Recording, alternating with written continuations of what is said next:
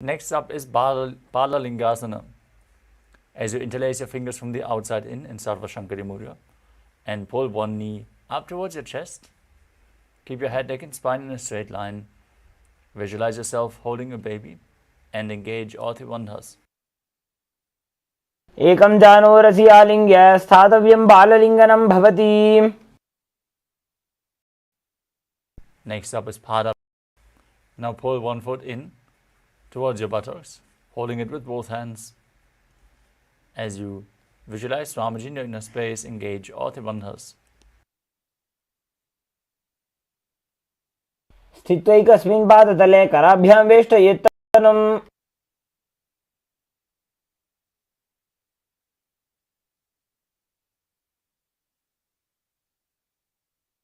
The next asana is Natarajasana. Now hold the sole of the foot from the inside. As you extend the leg back and up, lean forward with the hand in Bindu Mudra, extending the opposite hand forward as you visualize yourself as Lord Nataraja. उत्तानपादं क्रौञ्चं च मरीचिं वीरभद्रकम्.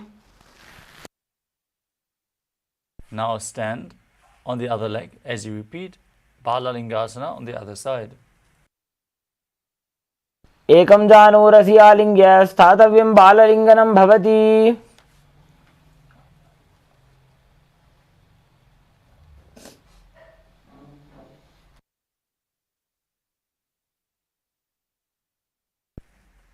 Now pull the other foot towards your buttocks. Repeat Padapidanasana on the other side. स्थित्वैकस्मिन् पादतले कराभ्यां वेष्टयेत्तनुम्.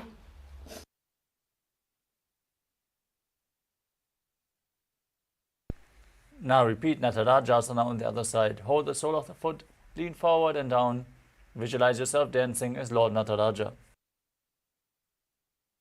उत्तानपादं क्रौञ्चं च मरीचिं वीरभद्रकं नटराजं त्रिकोणं च सुप्ताङ्गुष्ठप्रसारणे.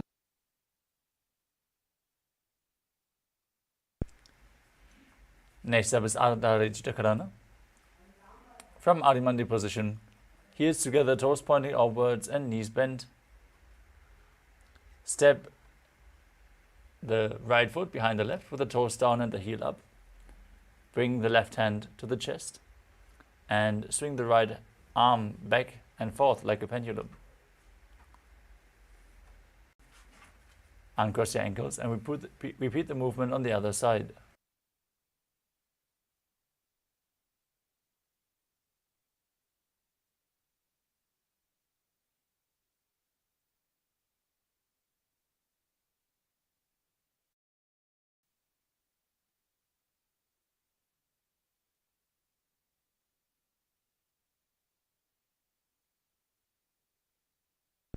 Next up is the skeleton dance. Now, hold the visualization of your bone structure as you shake your body intensely.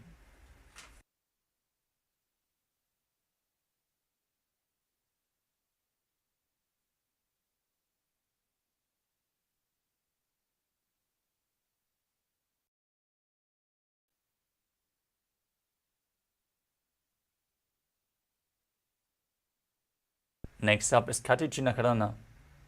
From position, heels together, toes pointing outwards and knees bent. Bring your arms over your head and cross them with the palms facing backwards. Open your arms wide over top as you turn from side to side, repeating the movement on both sides.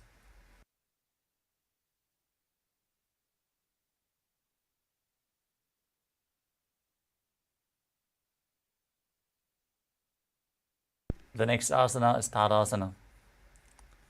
From a standing position, rise up onto the toes as you raise your hands up above your head. Visualize yourself as a palm tree as you engage all three bandhas and internally chant the new japa Shivoham. महामुद्राबद्ध कोनो ताड़ासन विभेदकान्. Next up is Uttanasana. From a standing position, lean forward and down, placing your hands flat on the mat if you can. Otherwise, lean down as low as you can. Bring your head towards the knees. as you visualize Swamiji in your inner space and engage all three bandhas, Mahamudra Bandha.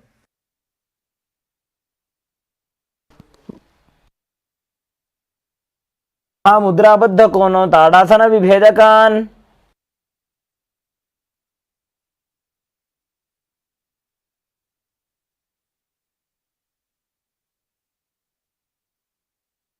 Now keep your hands flat on the mat and step your feet back into a tall plank position.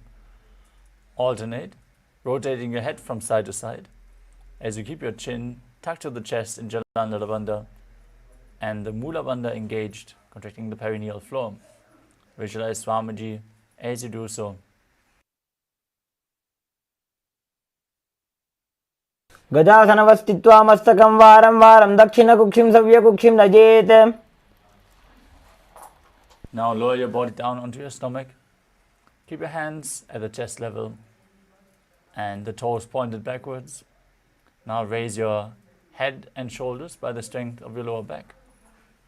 Open your mouth wide. Inhale through the hollow of your throat in Bhujangani Mudra as you visualize yourself as a cobra in Bhujangasana. अंगुष्ठनाभिपर्यन्तम् अधोभूमौ विनिन्यसेत्. Next up is Shashasana. Now push your body up into the plank position and alternate bringing the knee in to your chest, back and forth. Visualize Swamiji in your inner space. Breathe calmly through your nose in Sahadra Kumbhaka as you perform the Mula Bandha. गजासन संस्थितो जानुद्वयमाकुञ्च वारं वारं कर्तव्यं शशासनं भवति.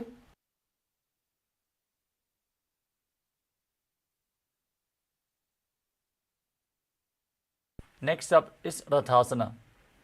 From the same position, step one foot in between the two hands, then jump the front foot back and exchange the position of your feet again and again. As you visualize yourself as a chariot, perform the Mula Bandha in Rathasana.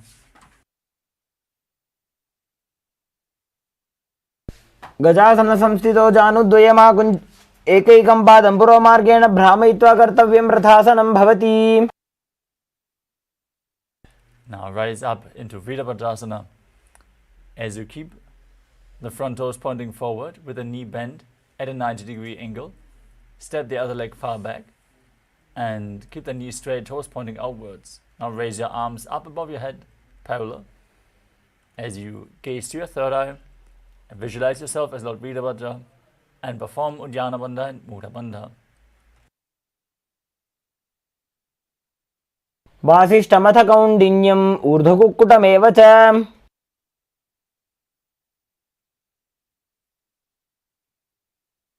Now exchange and repeat Virabhadrasana on the other side. वासिष्ठमथ कौण्डिन्यम् ऊर्ध्वकुक्कुटमेव च. Next up is a Vrikshasana, the tree posture. Now stand on one leg and bring the opposite foot towards the inner thigh. Join your hands in Anjali Mudra and raise them up above your head. Visualize yourself as a tree as you perform Uddiyana Bandha and Mudha Bandha. वामोरुमूलदेशे च याम्यं पादं निधायतु. Next up is Garudasana. Bring the raised foot to the opposite hip. Join your hands together in front of your heart in Namaskara Mudra as you visualize yourself as Lord Garuda.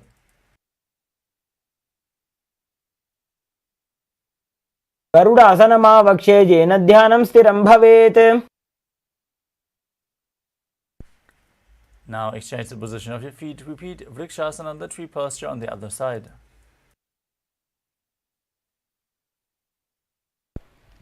गरुडासनमावक्ष्ये येन ध्यानं स्थिरं भवेत्. Now bring the foot to the opposite hip. Repeat Garudasana on the other side.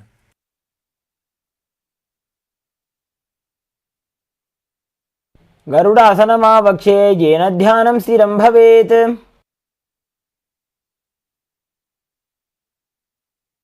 The next asana is Trigunasana. As you step one foot forward, and the other one far back.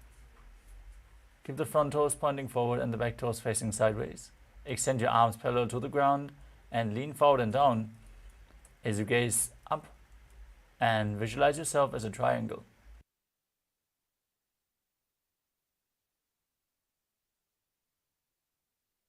उत्तानपादं क्रौञ्चं च मरीचिं वीरभद्रकम्.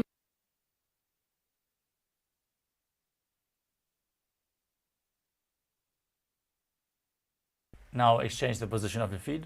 Repeat Trikonasana on the other side.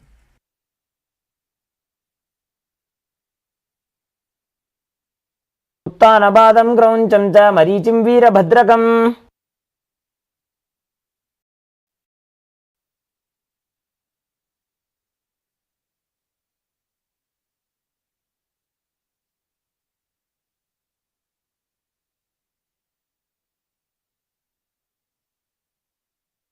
Next up is the Nikutaka Karana. From Arimandi position, heels together, toes pointing outwards, knees bent.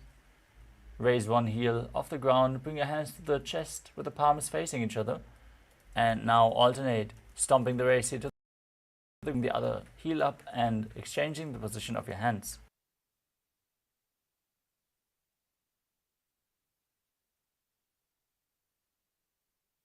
Now lower your body down into Angushtasana. Sit on the raised heels as you balance on your toes with the knees joined together off the mat. Bring your hands to the chest in Namaskara Mudra. Visualize Swamiji and start buzzing like a bee on the inhalation in Brahmari Kumbhaka as you internally chant the new japa Sadashivoham in Angushtasana.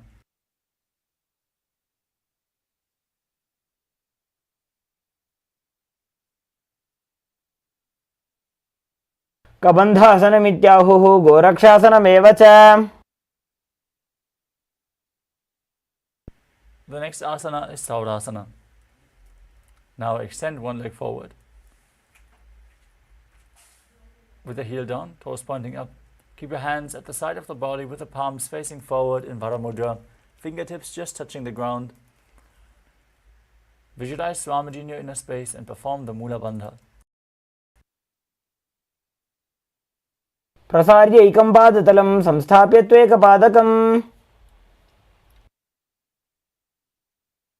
Forward and down. As you hold onto the big toes in Prana Mudra, try to hold the back heel as well. Balance in this position and visualize Swamiji in your inner space in Vidhunanasana. गुल्भस्थितो पादमेकं प्रसार्य तत्पादाग्रं संस्पृशेत् तत्करेण. Now exchange the position of your feet and repeat Saudasana on the other side. प्रसार्य एकं पादतलं संस्थाप्य त्वेकपादकम्. Now lean forward and down. Hold on to the big toe and the back heel. Repeat Vidhunanasana on the other side and don't forget to buzz like a bee in Brahmari Kumbhaka.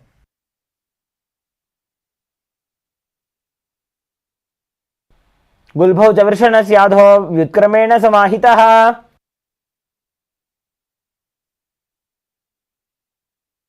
Next up is Brahmajlankushasana. Step your feet back and sit on the raised heels. As you keep a gap between the knees lifted off the ground, place the hands on top of the knees and perform Jalandhara Bandha, the throat lock, Mula Bandha, the root lock. Gaze in between the hands in Shambhavi Mudra, eyes open wide, unblinking, gazing eternally within as you visualize Swamiji in your inner space. दो फणा पाणी होय वैसे AD दो गुदानी वैसे. Next up is Kapilasana. Now place your knees on the ground and sit on the raised heels with the toes tucked. Gaze to your nose. Visualize yourself as Sage Kapila Muni, the founder of Mahanirvani Pita. As you perform Uddiyana Bandha, the stomach lock, and Mula Bandha, the root lock in Kapilasana. उभय पगतली समटारावे तिनकी माहिली core मिलावे. Next up is Patragodakasana. Maintain the same position with your hands on the thighs Shift your gaze to the third eye, visualize Swamiji in your inner space and perform the Mula Bandha.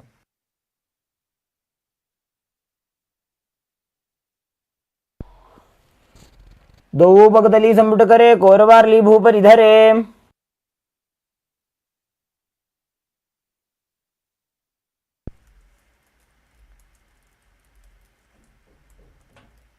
The next asana is Suryasana. Now sit with the toes tucked and the knees open wide. Bring your thumbs and little fingers together. Open up the palms resembling a lotus flower and Padma Mudra and raise your arms up above your head. Gaze through the gap in between the palms as you visualize Lord Surya in your inner space. Perform Uddiyana Bandha and Mula Bandha as you do so.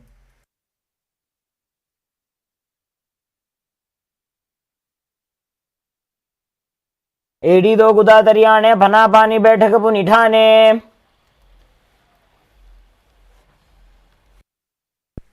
Next up is Mandukasana. Now sit with your feet flat on the mat, down on the heels. Gaze to your third eye. Keep your tongue pressed up against the palate of the mouth in Manduki Mudra, catching the nectar of immortality with your frog tongue as you visualize yourself as a frog. Perform the Mula Bandha and calmly breathe through your nose in Sahaja Kumbhaka.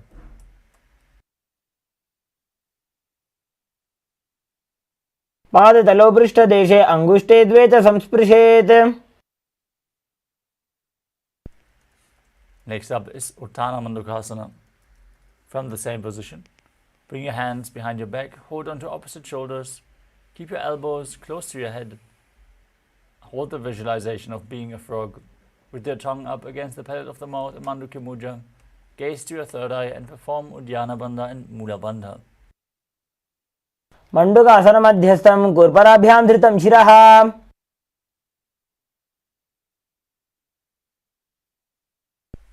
Next up is Simhasana. Now cross your ankles and sit on your feet. As you keep your hands on the knees, open your mouth wide, stick out your tongue, exhale forcefully as you visualize yourself as a lion and gaze to the tip of your nose. दक्षिणं सव्यगुल्फेन दक्षिणेन ततेतरम्. Now uncross your feet behind your back and bring the soles of the feet together, toes pointing backwards as you cross your hands behind your back and hold onto the big toes in Prana Mudra with index and middle fingers.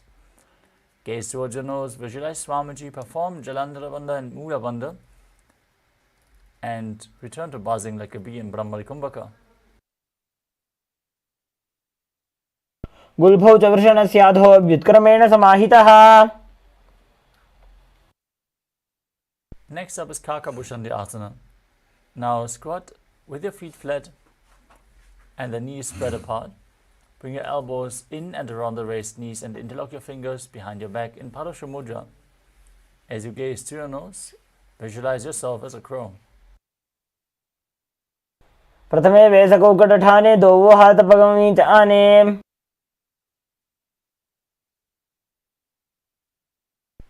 Next up is Kani Pavasana. As you place your palms on the floor, shoulder width apart, bring your knees onto the back of your arms towards your armpits. Lean forward, raise your hips as you lift your feet off the mat. Visualize Swamiji in your inner space and perform the Mula Bandha in Kani Pavasana. आसन को गुण आशी दुष्टा होई तो आछी होई. Next up is Kapali Asana, the first inverted posture of the sequence. If you have any upper back, neck injuries or high blood pressure, take it slow with this asana or any of the inverted postures. If you need support, you can lean against the wall, ask a partner if they can aid you. If you can, from Kapali Asana, from Kani Pavasana, you can place your head directly on the ground. As you place your hands shoulder width apart with the knees on your elbows, raise your hips above your shoulders and straighten your legs up. Gaze towards your nose. Visualize Swamiji in your inner space as you perform the Mula Bandha in Kapali Asana. शीशी शीशा धरती टेकी पगदो वो मिलीवा ऊंचा कुकरे.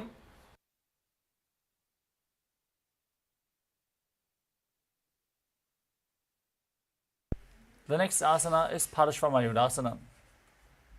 As you squat on the floor, keep your hands down to the mat and twist your body to one side. Bring your knee and hip onto your elbows as you lean forward and extend your legs to the side. Balance on your arms as you visualize yourself as a peacock. मजूरं दंडवत् कुर्यान् माजूरं दंडनामकम्.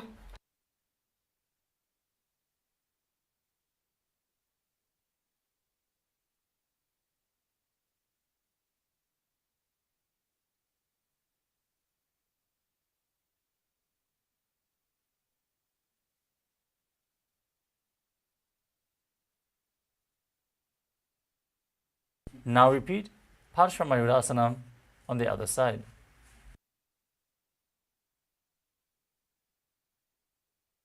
मजूरं दंडवत् कुर्यान् माजूरं दंडनामकम्. The next asana is Bhairaganathasana. As you keep your hands flat on the mat, shoulder width apart, step one foot outside the shoulder, in between the two hands. Gaze up towards your third eye. Visualize yourself as Lord Kala Bhairava. As you perform the Mula Bandha. And exhale fully in Rechaka Kumbhaka as you hold your breath.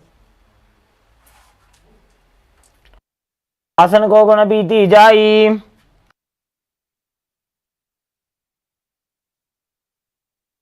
Now step the other foot in between the two hands. As you repeat Bhairaganathasana on the other side, visualizing yourself as Lord Kala Bhairava. आसन को गुण बीती जाई.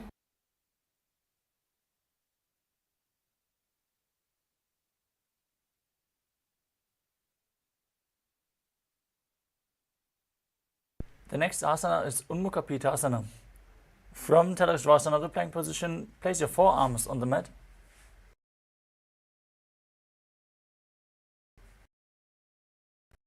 Slightly walk your feet forward to raise your hips to your third eye, and when you're in हस्तो चतुष्पदम वाङ्मुखम्. from Unmukha Pitasana, rise back up onto your hands and then rotate your body onto one hand and lift the other hand up towards the sky. Keep your core engaged, your body straight, gaze to the third eye, gaze up along the hand as you visualize yourself as Sage Vashishta. ऊर्ध्वकुक्कुटवासिष्ठ मरीचिहल मत्स्यकम्. Now rotate your body in the opposite direction as you repeat Vashishthasana on the other side. ऊर्ध्वकुक्कुटवासिष्ठ मरीचिहल मत्स्यकम्.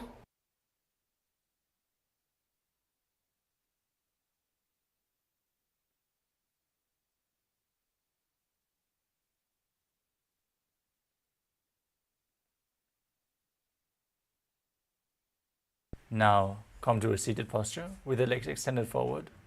Bring your hands beneath the buttocks with the palms facing up. Gaze to your nose. Visualize yourself as Lord Hanuman. Exhale deeply and hold your breath in the Rechaka Kumbhaka as you perform Jalandhara Bandha and Mula Bandha. And internally chant the new japa Mahasavashivoham in Anjani Asana. दोवु करगी उभय हथेली कोरवारेली मैले भेली.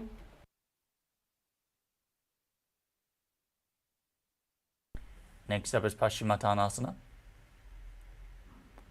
From the same position, bend from your waist forward and hold onto the big toes in Prana Mudra. Bring your head as close to the knees as you can as you visualize Samadi in your inner space and engage all three bandhas. जानो परिललाटन्तो पश्चिमं तानमुच्यते.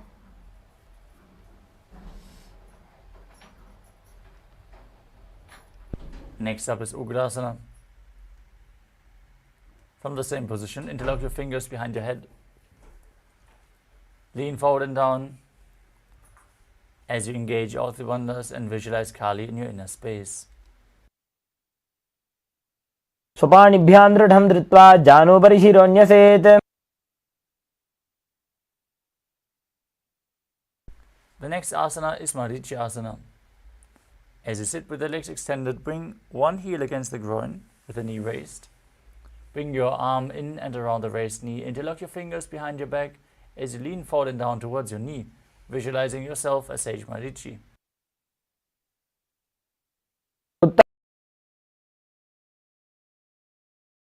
उत्तानपादं करोञ्च मरीचिं वीरभद्रकम्.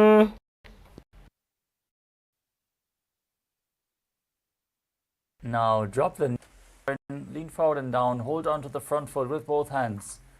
Exhale, gaze to your nose, visualize Swamiji and perform Mahamudra Bandha in Mahamudrasana.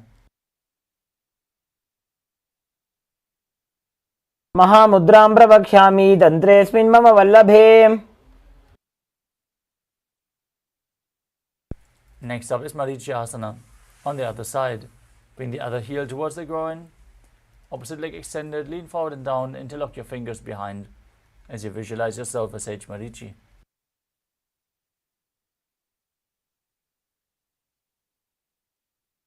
उत्तानपादं क्रौञ्चं च मरीचिं वीरभद्रकम्.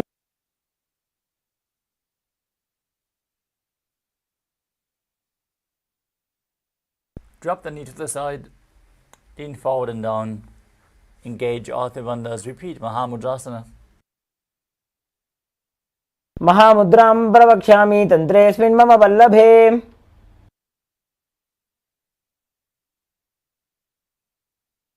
Now place the soles of the feet together in front of your body and hold the feet firmly with both hands as you push your knees down to the ground with the strength of your groin. Gaze to your third eye, visualize Swamiji in your inner space and perform the Mula Bandha in Padadasana too.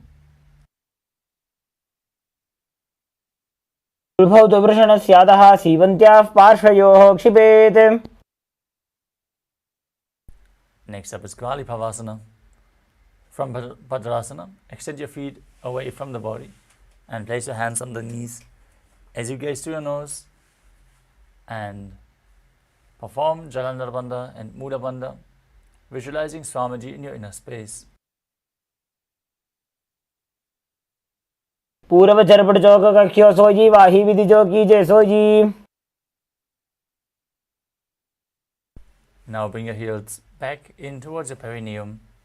Hold the feet and lean forward and down as you visualize Yoni Mandala, the visual representation of Devi Paramashiva Shakti, projected on the screen. Gaze to your nose and perform the Mula Bandha. Joni Asana. वो पगदली संपुट करे सोले मेढ आगा में धरे. Next up is Midaki Pavasana. As you sit and keep your heels together and the toes apart, feet extended away from the body. Extend your arms out to the side and lean forward and down as you place your forehead down to the ground behind your heels. Gaze through your nose and visualize Swamiji in your inner space as you perform the Mula Bandha. पूर्व विधि परिपगदली संपुट शोल एडी मिली राशे.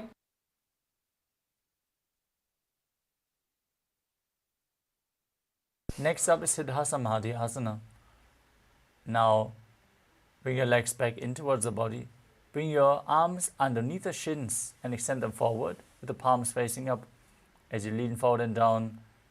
Bring your toes towards your throat if you can. Gaze to the nose and visualize Lord Surya in your inner space as you perform Mula Bandha in Siddha Samadhi Asana. वो पगदली संपुट करे सोले मेढ आगा में धरे. Next up is Chinaki Pavasana. Now keep the heels against the groin and hold the feet as you open them up like a book. Bring your elbows to your thighs. Gaze to your nose and visualize Swamiji in your inner space in Chinaki Pavasana. दो पगा की AD धरती मगिवा मेढ लगावे. Next up is Charapata Jokasana. As you keep your hands on top of the knees with the heels close to your groin, Gently push the knees down towards the mat.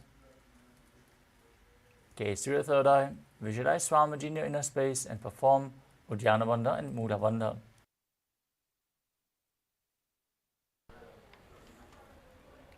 दोबू पगदली संपुट धारे आगाने कर जा रे पसारे. The next asana is Bhairavasana. With the soles of the feet together in front of your body, lift the heels up and bring the toes down. You can use the support of your hands if needed. Then place the hands on the respective knees, gaze to your third eye and visualize yourself as Lord Kala Bhairava as you perform Uddiyana Bandha and Mula Bandha.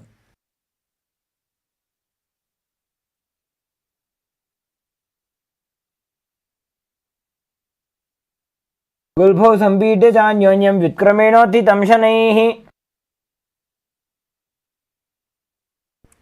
Next up is Samanasana.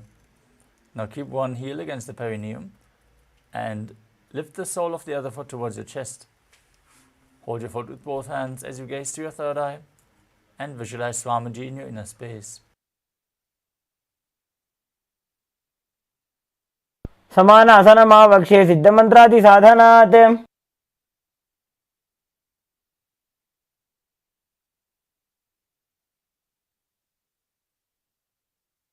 The next asana is Apanasana. Now bring the one foot over the respective shoulder as you extend the opposite leg forward, hands at the side of your body. Gaze up towards your third eye as you visualize Swamiji in your inner space. केवलं पादमेकं च स्कन्धे चारोपि यत्नतः.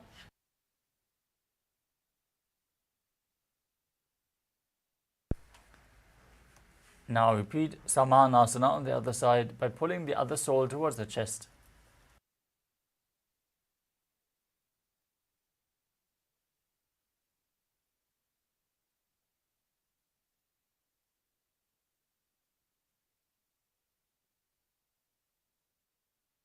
समानासनमावक्ष्ये सिद्धमन्त्रादिसाधनात्. Now repeat Apanasana on the other side. Bring the other foot over top of the respective shoulder with your opposite leg extended up. केवलं पादमेकं च स्कन्धे चारोपि यत्नतः. Next up is Gomukhasana. As you stack your knees in front of the body with the heels close to the hips, place your hands on top of the knees in Padusha Mudra. Gaze to your third eye, gaze to your nose, visualize the face of a cow. As you start breathing in Siddhkari Kumbhaka, hissing through your teeth as you keep your tongue up against the palate of your mouth without touching the teeth. Internally, chant the new japa, Om Nithyanandoham.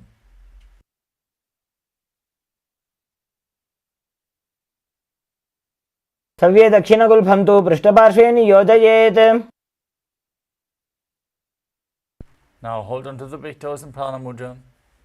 Perform Uddiyana Bandha and Mula Bandha, stomach lock and root lock, as you gaze to your nose and visualize yourself as a Rishika Anasuya in Anasuyasana.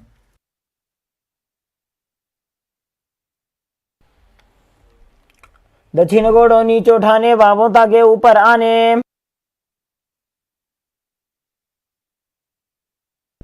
Now interlock your fingers behind your body and lean forward and down as you bring your chest down to the thighs, chin over the knee, nose to the ground. Gaze to your nose and visualize yourself as Rishika Anasuya in Anasuyasana too.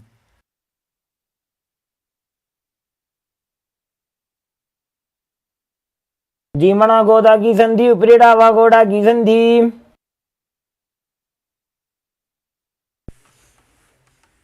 Next up is Garudasana too. Now bring your heel against the perineum and the other foot flat on the ground in front of you. Place your hands on the knees. Visualize yourself as Lord Garuda as you gaze to your nose and perform the Mula Bandha. डाबो पगमोडी एडी माहिलो गुल्फमूल द्वारनी चैदे.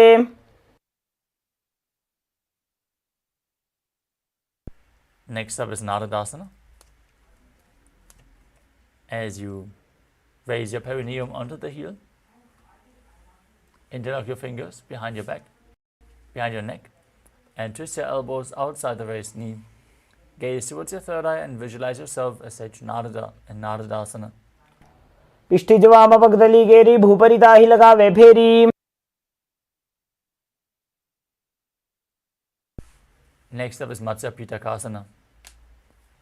Now place one foot on top of the opposite thigh as you bring your arm around, hold onto the shin and hold onto the big toe with the respective hand in Prana Mudra.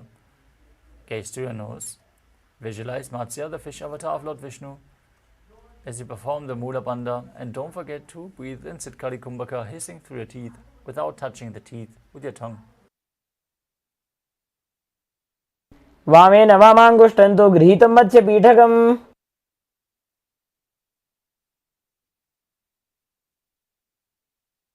Now repeat Gomukhasana on the other side. Stack your knees, put the other knee on top, interlacing your fingers on both knees, visualizing the face of a cow represented in the name of the asana, Gomukhasana. सव्ये दक्षिणगुल्फं तु पृष्ठपार्श्वे नियोजयेत्.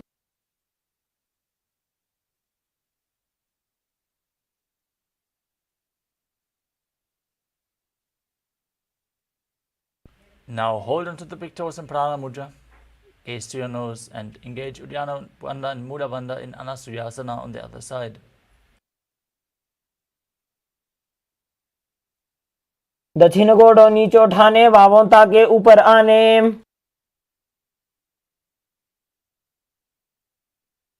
Interlace your fingers behind your back, lean forward and down. Bring your nose to the ground in Anasuyasana too. जीमणा गोदा की संधि, उपरीड़ा वा गोड़ा की संधि.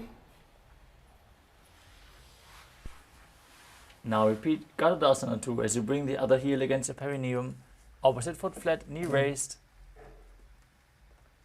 hands on the knees, and visualizing yourself as Lord Garuda with big wings on your back. అవోపకమోడి ఏడి మాహిలో గుల్భమూల ద్వార్ని చైదే.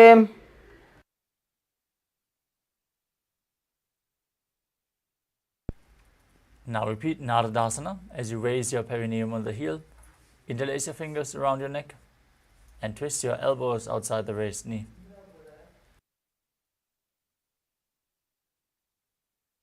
पिष्ठज वाम पगदली केरी भूपरिता ही लगावे फेरी.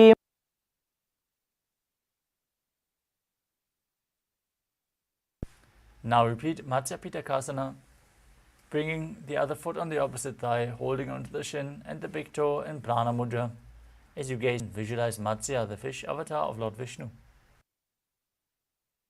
वामेन वामांगुष्टं तु गृहीतं मत्स्य पीठकम्.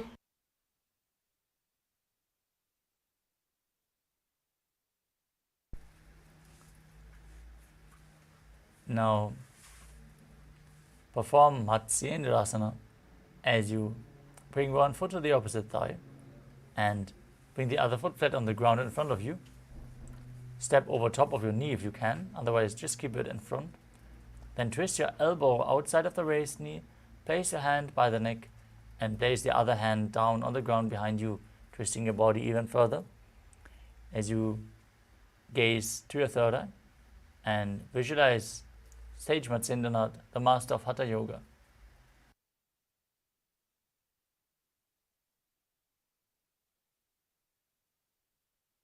तरं पश्चिमाभासं कृत्वा तिष्ठति यत्नतः. From Matsyendrasana, extend your arm down towards the foot. Hold on to the big toe in Prana Mudra as you hold your other ear with your hand. Gaze to your third eye and visualize yourself as a camel in Kubasana. आसन को गुण झोलो जाए.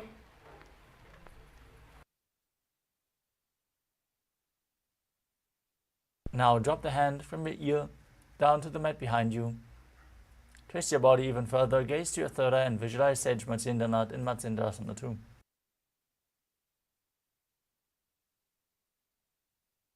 मत्स्येन्द्रपीठं जठर प्रदीप्तिं प्रचण्ड रुक्मण्डल खण्डनास्त्रम्.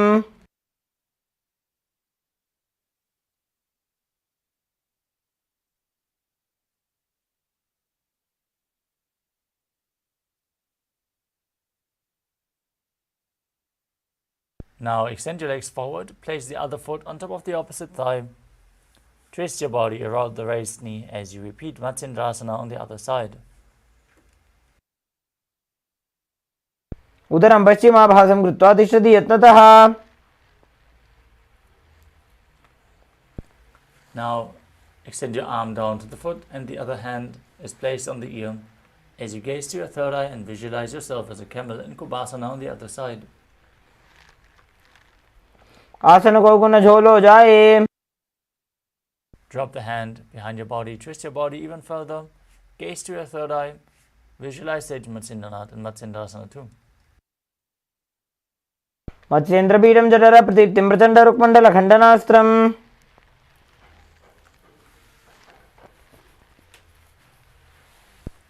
Next up is Padmasana too. Padmasana. Place your feet on top of opposite thighs and place your hands on the knees. As you gaze to your nose, visualize yourself as Lord Shiva and perform all three bandhas as you start hissing through your teeth with your tongue pressed against the teeth. Internally chant the new japa Om Nithyananda Mahasavashivoham in Paramasana. उत्तानो चरणौ कृत्वा ऊरु संस्थो प्रयत्नतः.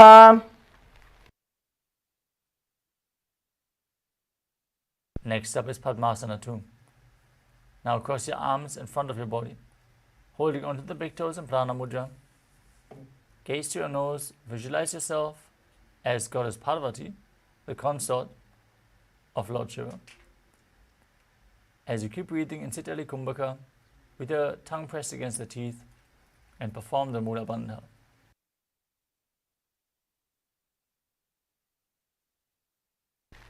उत्तानो चरणौ कृत्वा ऊरु संस्थो प्रयत्नतः.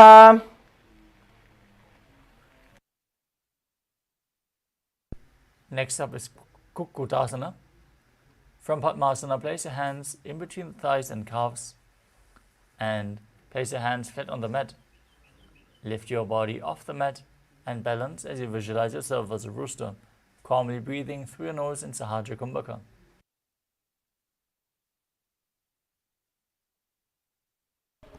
पद्मासनं सुसंस्थाप्य नान्वोरोरन्तरे करौ. Still in Padmasana, rise up onto your knees. Place your hands in front of you with the fingers pointing backwards. Lean onto your elbows. Find balance and lift your knees off the mat as you visualize Swamiji in Badhakiki asana. धरामोष्टभ्यकरद्वयेन तत्कोर्परि स्थापितानाभिपार्श्वः. Next up is Mayurasana. Similarly, with your hands on the mat in front of you, fingers pointing backwards, lean onto your elbows and extend your legs straight and up as you find balance on your arms in Mayurasana, visualizing yourself as a peacock. अथ पक्षे Mahadev मयूरासनमुत्तमम्. Now lay your body flat on the mat. As you bring your forehead to the mat, interlock your fingers behind your neck and keep your toes pointing outwards as you visualize yourself as a crocodile and perform the Mula Bandha in Makarasana. अध्यासशेते हृदयं निधाय भूमौ च पादौ च प्रसार्यमानो.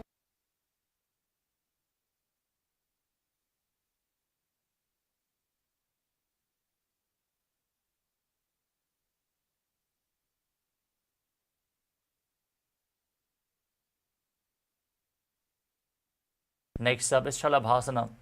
As you lay down on your stomach and place your hands next to your chest, raise your entire legs off the mat by the strength of your lower back. Visualize yourself as a locust and breathe calmly through your nose in Sahajra Kumbhakam in Shalabhasana. अध्यासशेते करयुग्मवक्षो भूमिमौष्टभ्यकरयोस्तलाभ्याम्. Now hold onto the feet and pull them outside the hip. Pull them as close to the ground as you can as you visualize yourself Ustrasana. अध्यासशेते पदयुग्मव्यस्तं पृष्ठे निधायापि धृतं कराभ्याम्. Next up is Dhanurasana. As you lay on your stomach, holding onto the feet, backing up as you lift your shoulders and head. Gaze up towards your third eye as you visualize yourself as Pinaka, Lord Shiva's bow. Perform the Mula Bandha as you do so. प्रसार्य पादौ भुजदण्डरूपौ करौ च पृष्ठे धृतपादयुग्मम्.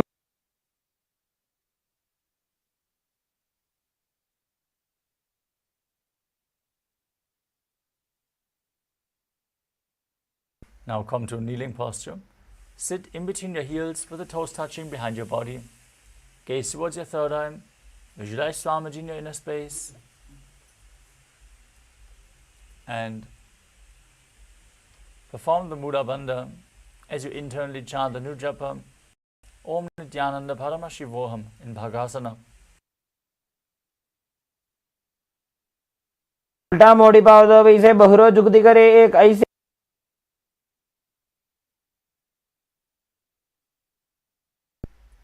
Next up is Gohi Asana, the next inverted posture of the sequence. Set yourself up in front of a wall if needed. Now place your forearms on the mat, elbows shoulder width apart. Interlock your fingers in Padasana Mudra. Place the crown of your head to the mat. Hold your head with your hands, walk your feet forward, raise your hips. As you gaze to the nose and visualize Swamiji in your inner space. And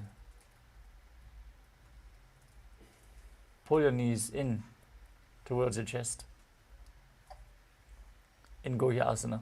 दो हाथ की कहुनी जोई पुनः कलाई जाने दोई. From Gohi Asana, extend your legs up straight into Shirshasana. Gaze to your nose. Visualize Swamiji in your inner space and perform the Mula Bandha. विपरीतं मण्डलं च द्विधैव विदितं हिनः. Gently lower down your legs. Come to a seated posture with the legs forward. Have a sequence of rapid exhalations through the nose in Bhastrika Kumbhaka as you contract your stomach and push the air out again and again. Now lift your legs behind the calves, extend it forward and up. Bring your head in towards the knees as you bring your legs vertical. Visualize Swamiji in your inner space in Podhyasana. दो हाथ पग बाहर आने घोड़ा तरे काकसी ठाने. Keep rapidly exhaling in Bhastrika Kumbhaka as you extend your legs forward and up at a 45-degree angle. Bring your hands behind your back, hold onto opposite shoulders, and gaze to your third eye as you visualize yourself as a mace in Padikasana.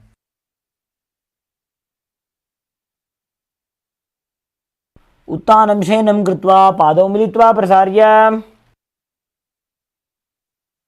With your legs extended forward and up, extend your arms parallel to the ground. Gaze to yourself as a boat in Naukasana.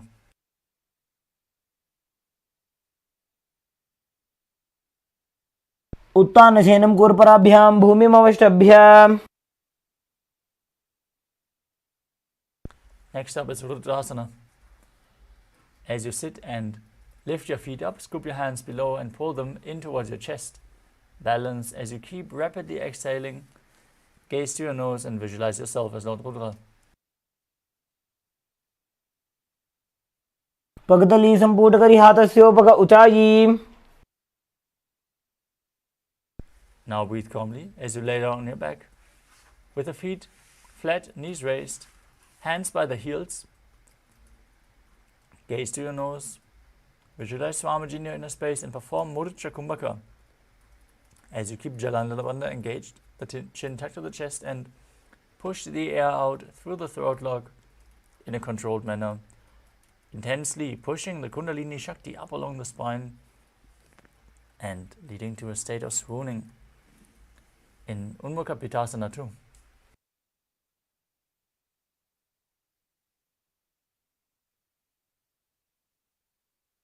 ऊर्ध्वे च जानुनी कृत्वा शवित्वोर्ध्वमुखं तथा उत्थाप्य हस्तौ तिष्ठेत्तु पीठ उन्मुख नामके.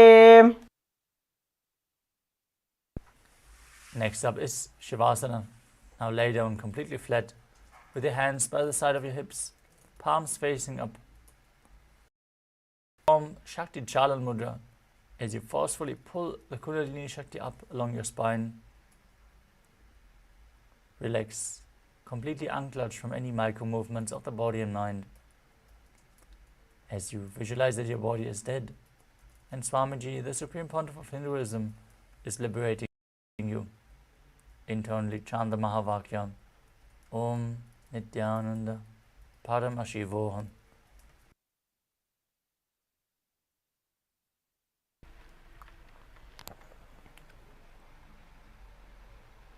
उत्तानं शववद्भूमौ शयनं तु शवासनं शवासनं शान्तिहरं चित्तविश्रान्तिकारकम्.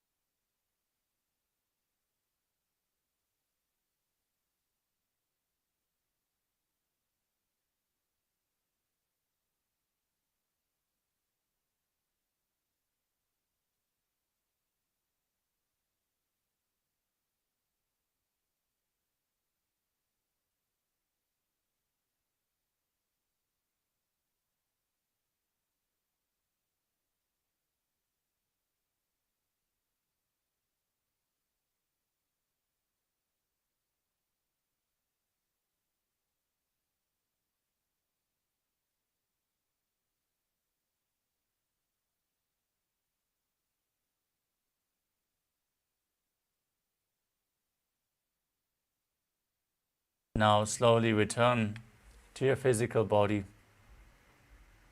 Start to wiggle your fingers and toes, your wrists and your ankles, your elbows and your knees. Pull your knees up towards your chest. Start to rock your body from side to side and sit up.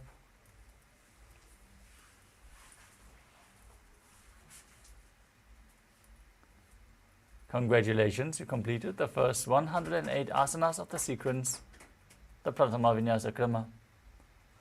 We're now going to move on to the next asana of the sequence. Before that, we would like to request all the participants to please keep your camera switched on. Make sure you're visible on camera with your room properly lit. This is a security measure, so please follow along with the guidelines. As we move on to the next asana of the sequence, Yathasanishthasana. Sit in a posture that brings ease to your physical and mental space. Any position is fine. As you place your hands on the knees in Bindu Mudra, visualize Swamiji in your inner space. Perform Samana Kumbhaka. Inhale into your stomach, hold your breath, and visualize a flame rising up your spine. As you perform the Mula Bandha and internally chant the Mahavakya, Om Nithyananda Paramashivoham. पर्यङ्कं तत्समाख्यातं यतिः. Next up is Samasana. As you sit in a cross-legged position with your hands on the knees in Bindu Mudra, inhale deeply, hold your breath, then exhale deeply, inhale deeply again and again. As you visualize Swamiji in your inner space.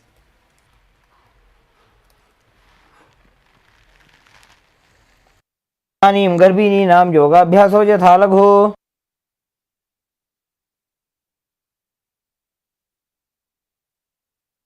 Next up is Muktasana. Now place the left foot against the genital region and the right foot over top of the left. Keep your hands flat on the knees, gaze towards your nose, and visualize yourself as a sage liberated by the Supreme Pontiff of Hinduism.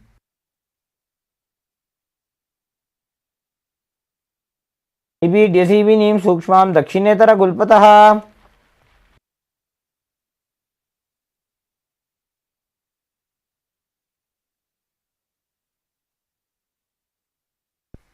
Next up is Siddhasana. Now maintain your feet in the same position and shift your gaze to the third eye as you visualize Swamiji in your inner space. स्थानुसंयमितेन्द्रियोचलदृशा पश्यन् भ्रुवोरन्तरं चैतन्मोक्षकपातभेदजनकं सिद्धासनं प्रोच्यते. Next up is Siddhi Asana. As you maintain the same position as in Siddhasana, switch your gaze to the ground in front of you. Engage all three bandhas. As you visualize Swamiji in your inner space, keep breathing in Samana Kumbhaka.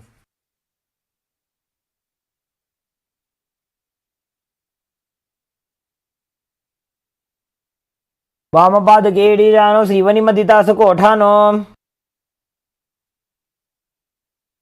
Next up is Rudrasana 2. Rotate your hands on top of the knees into Bindu Mudra.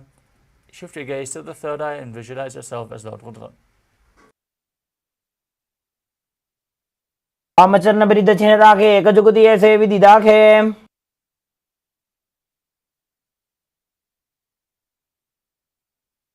Next up is Sandha Dhurnasana. Maintain the same position. Shift your gaze to the nose as you embody tranquility and an unshakable nature. आसन की गुण मन की चंचलता meet.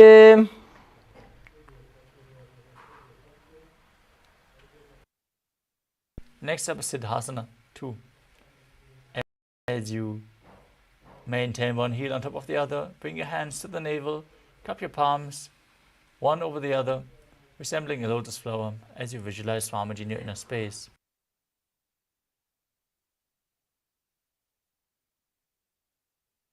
ऋजुकाय समासीन सिद्धासनमुदीरितम्. The next asana is Bandha Yoni Asana. Maintaining your legs in the same position. Set the sankalpa to manifest the womb of creation and get ready to enter Shanmukha Mudra. Exhale deeply, perform the Mula Bandha.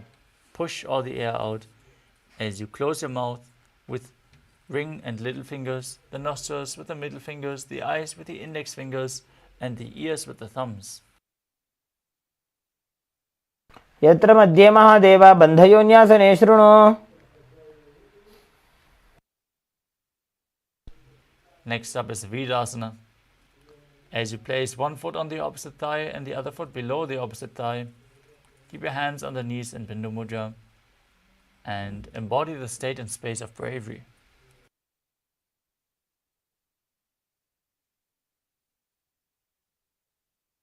एकं पादमथैकस्मिन् विन्यस्योरुणि संस्थितः.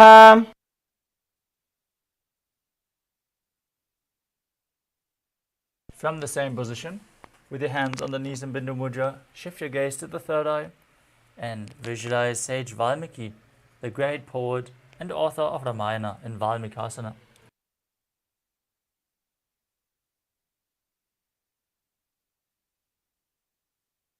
डावा पग की पगतली पुनिएड़ी है Zoya. Next up is Joni Mudra. From the same position, rotate your hands on top of the knees, keep them flat on the knees as you gaze to your nose and visualize Yoni Mandala, the visual representation of Devi Paramashiva Shakti.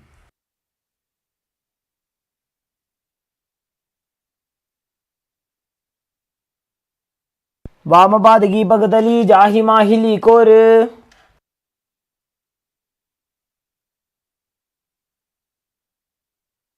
Next up is Yoni Asana. Maintain the same sitting posture as you shift your gaze to the third eye. Keep visualizing Yoni Mandala. योन्यासनं पर्वतेन योगं योगफले निलम्. Next up is Vajrasana 3. As you bring the soles of your feet together, heels close to your perineum, hold your feet with both hands, push the knees down, gaze to your nose and visualize yourself as Lord Veerabhadra as you perform Uddiyana Bandha and Mula Bandha. गुल्भौ च वृषणस्यादः सीवन्त्याः पार्श्वयोः क्षिपेत्.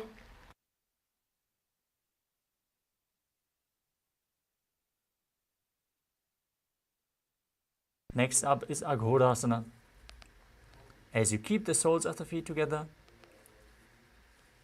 heels at the perineum, press your tongue up towards the palate of the mouth, or even higher along the nasal tract all the way to the third eye.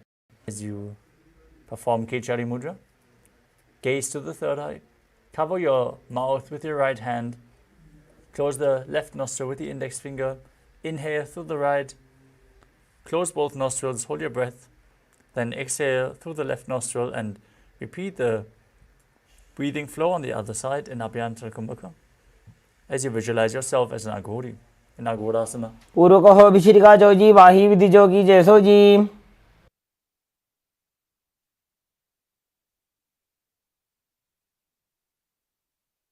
Next up is Karana. As you bring the feet together in front with the toes together and the heels apart, place your elbows on the heels and hold your chin with both hands. As you lean forward and down, perform Uddiyana Bandha and Mula Bandha. Exhale fully, gaze to your nose and visualize yourself as a female elephant drinking water. ग्वाली पावा आसन कक्ष्यो है जैसे जाहू में जाने विधि तैसे. Next up is Padasana. As you sit with your knees raised, arms between the thighs and calves, interlace your fingers in Padasana Mudra and lift your feet off the mat. Gaze towards your nose as you visualize Samadi in your inner space in Padasana. तदोर्ध्वम्रे च यद्वायुं मृदुनिश्वास संयुतम्. Next up is Gopi Chandasana. As you interlace your fingers around the feet with the soles together, toes at the groove of your throat, keep your chin on the hands and gaze to your nose. Embody the state and space of a king. पूर्व विधि पका का अंगूठा कंठ को पराशे. Next up is Uddarasana. Now, insert your hands underneath the legs and hold the feet with interlocked fingers as you bring your feet up to the chest and the head down with the chin touching the soles of the feet. Gaze to your nose and visualize your body free from any defects. दो भगदली संपुटटाने उभय हस्त करी उरद हिताने.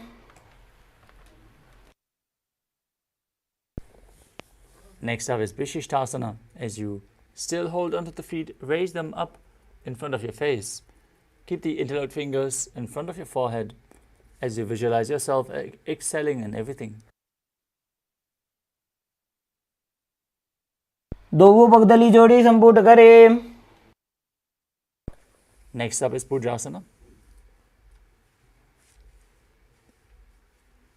As you sit with both legs raised over top of the respective shoulders, bring your arms underneath the legs and up, interlacing your fingers around the back of your neck. Now visualize yourself as a cobra as you perform the Mula Bandha. शिरासनं तु विज्ञेयं कक्षासनम् अतः परम्. Next up is Kalyanasana. As you maintain a seated posture, raise your legs up and bring your elbows under the knees and wrap them around behind your back, holding on to the opposite hands. Gaze to your nose as you visualize yourself as a beautiful, auspicious goddess. दो हाथ भगवी च आने तिनको गोड़ानी चेठाने. Next up is Sankadasana. As you sit with the top of the left foot on the mat, sit down on the left heel. Stack the right leg over top, the knees stacked at the front. As you place your hands on opposite knees, visualize yourself as an elegant swan and gaze outwards in Vaishnavi Mudra without focusing any external objects, only focusing the object within. Visualize yourself as an elegant swan as you breathe in Ujjayi Pranayama, making an ocean-like sound with your mouth. पादं चितेर मूलं संन्यस्य धरणीतले. Next up is Dhenukasana. As you slide the heel outside the hip, sit down on the ground, place both hands on the top knee, visualize a cow in your inner space and perform Uddiyana Bandha and Mula Bandha. अनुषागी Nagar पंचडम वृषीलिंदकल्यम Neem. Next up is Machandrasana. As you place the right foot on the left thigh and the left foot on the right knee, bring the left hand behind your back, twist your body to hold onto the opposite thighs with your hands. Once you catch hold, twist your body even further. Shift your gaze to the third eye and visualize Swamiji in your inner space. वामजंगपरदक्षिणटाने वामहस्तपिष्टीदिशाने.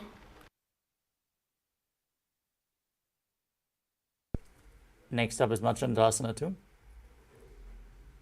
As you keep your legs in the same position, untwist your body, hold onto the big toes in Prana Mudra, and lean forward and down, placing your forehead down on the ground as you visualize Swamiji in your inner space in Machandrasana 2. प्रथम जी मनो चरण जोजी वामजंगपरि राखे सोई. Next up is Guru Asana. Now interlock your fingers and place them on the top knee. Perform Mahamudra Bandha. All three bandhas engaged as you visualize Swamiji, your Guru, in your inner space in Guru Asana.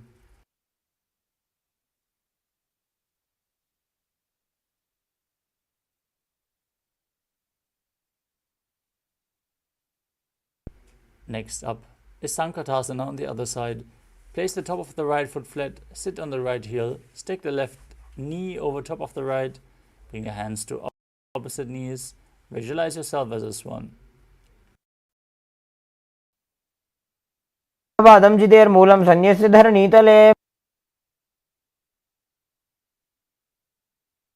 Now repeat Dhenukasana on the other side. As you bring the heel outside the hip, sit down on the ground and visualize yourself as a cow.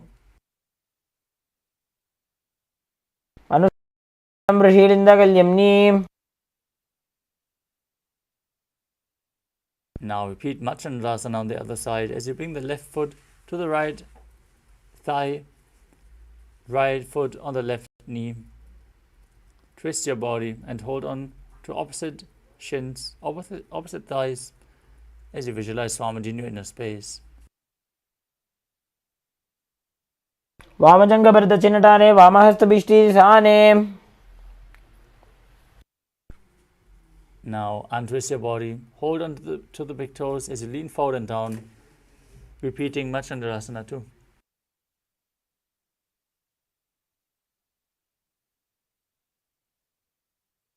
प्रथम जी मनो चरण जोजी वामजंगपरि राखे सोई.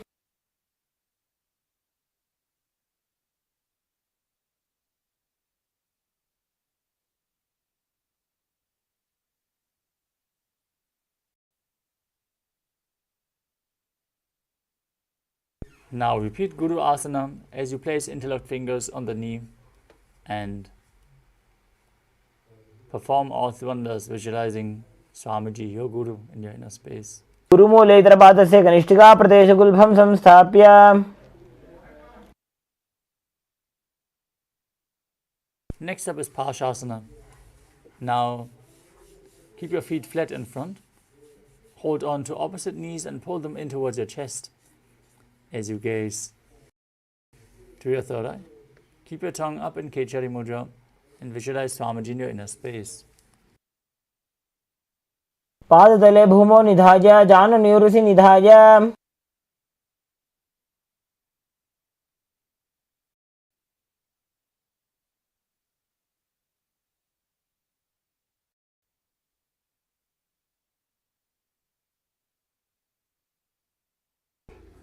Next up is Bodha Shukasana.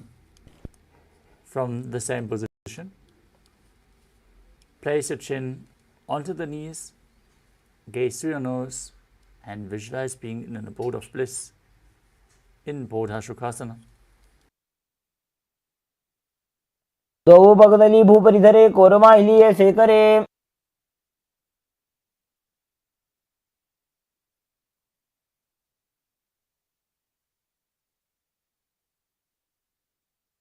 Next up is Kurakatasana. From the same position, bring your arms underneath the knees and hold on to opposite elbows. Gaze towards your nose as you visualize Swamiji in your inner space.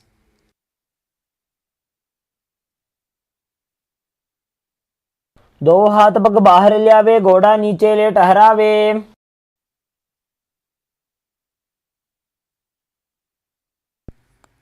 From Kurakadasana, cross your ankles with the right foot over top and the toes pointing up. Visualize the great sage of Maharishi Sumati as you gaze through your nose in Sumati.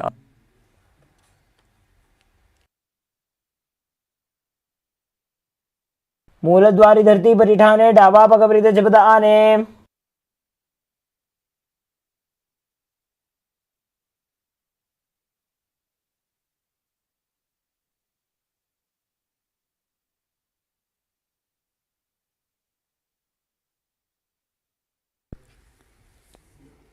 Next up is Dandasana. Now extend your feet straight out in front of you as you extend your arms up. Interlock your fingers with the wrists pointed outwards. Perform all three bandhas, gaze to your nose and visualize Swamiji in your inner space.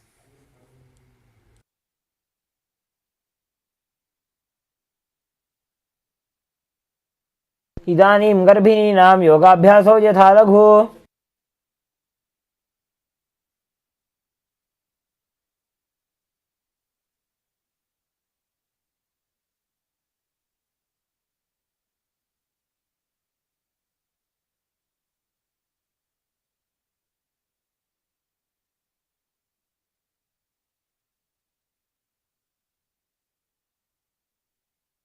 Next up is Arambhasana. As you sit with your legs straight, hold the big toes with index and middle fingers and lean your chest forward and down. Bring your head to the knees as you inhale through one nostril, exhale through the right alternately.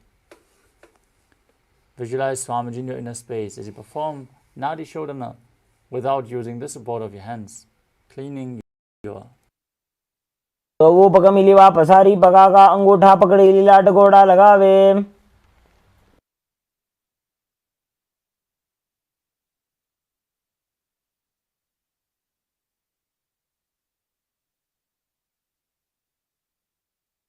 Next up is Bidukasana. As you sit with the legs straight, extend your knees slightly up. Keep one hand distance between the heels. As you lean forward, bring the arms in and around the legs as you hold the soles of the feet from the outside. Gaze to your third eye and visualize Swamiji in your inner space. मैं बैसी दो पाव पसारी कछुक उर्द को crore उड़ारे. Next up is Jalandharibhasana.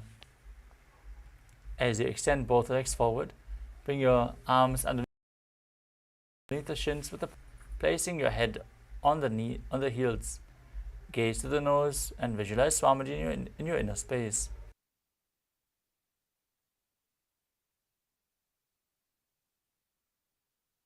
दो एड़ी मेली के दीजिए हाथ पसारी.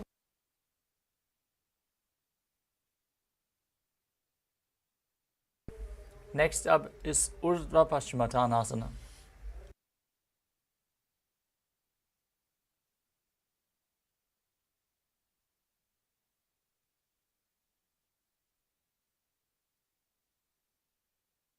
As you sit with your both legs extended forward, bring one leg behind your neck and visualize Swamiji in your inner space as you lean forward and down and hold the front. Perform the Mula Bandha and breathe in Pratyahara Kumbhaka.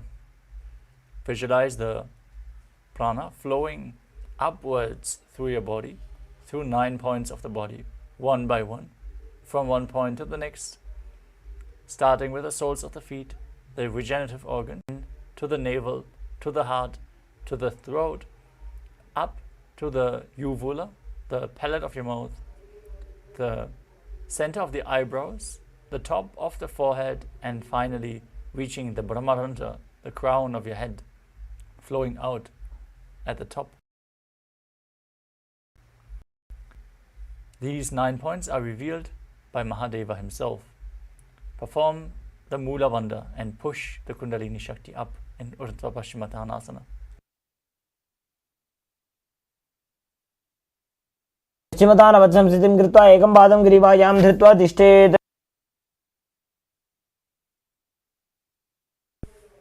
From the same position, with your leg behind your neck, lean straight backwards, lay down with the leg behind your neck and hold onto the foot with the other hand.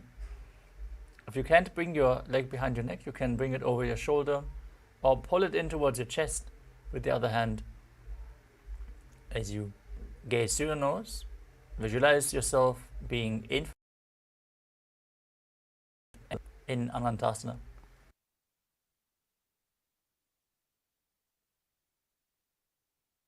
एकैकं पायिग्रीवायां विन्यस्य.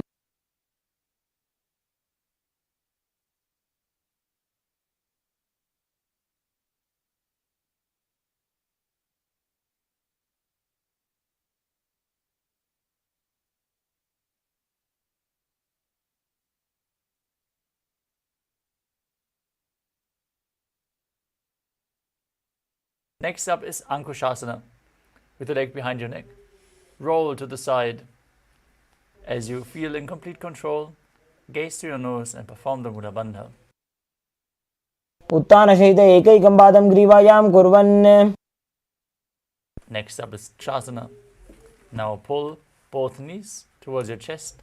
Hold them with opposite hands and pull them close to your chest as you roll your body from side to side and visualize Swamiji in your inner space. उत्तानशयनं जानुनि हृदयेऽवष्टम्भ.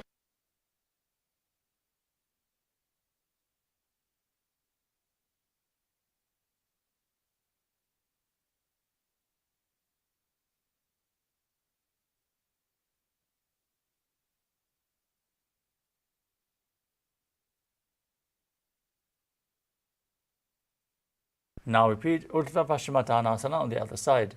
Bring the other leg behind your neck. Lean forward and down. Hold the front foot and visualize the prana flowing up along your body. पश्चिमतानवत् स्थितिं कृत्वा एकं पादं ग्रीवायां धृत्वा तिष्ठेत्. Now lean back with the foot behind your neck. Hold onto the foot with the opposite hand as you straighten your spine and lay down, visualizing yourself as being unending in Anantasana.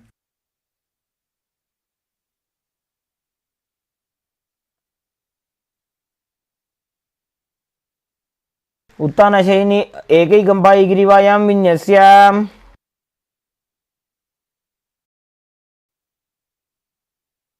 Now roll onto the side, feeling complete control in Ankushasana. उत्तानसहित एकैकं पादं ग्रीवायां कुर्वन्.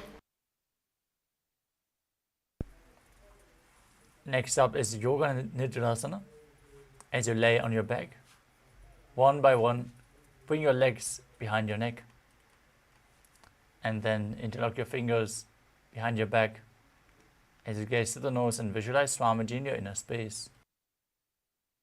अभ्यां वेष्टयेत् कण्ठं हस्ताभ्यां पृष्ठबन्धनम्.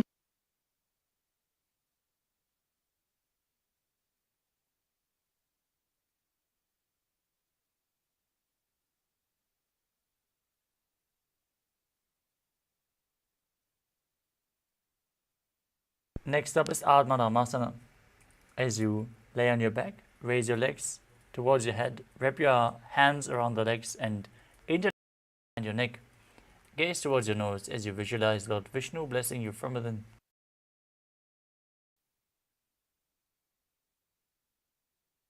राम आसन प्रथमसु धोसोबे.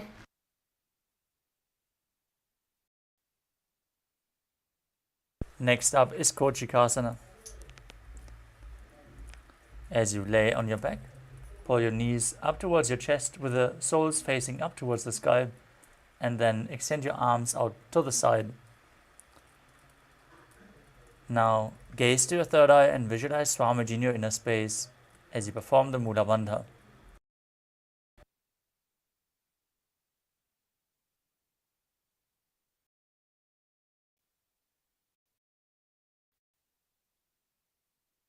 दो हाथ सीधा सा करे, 300 बेसपा करे.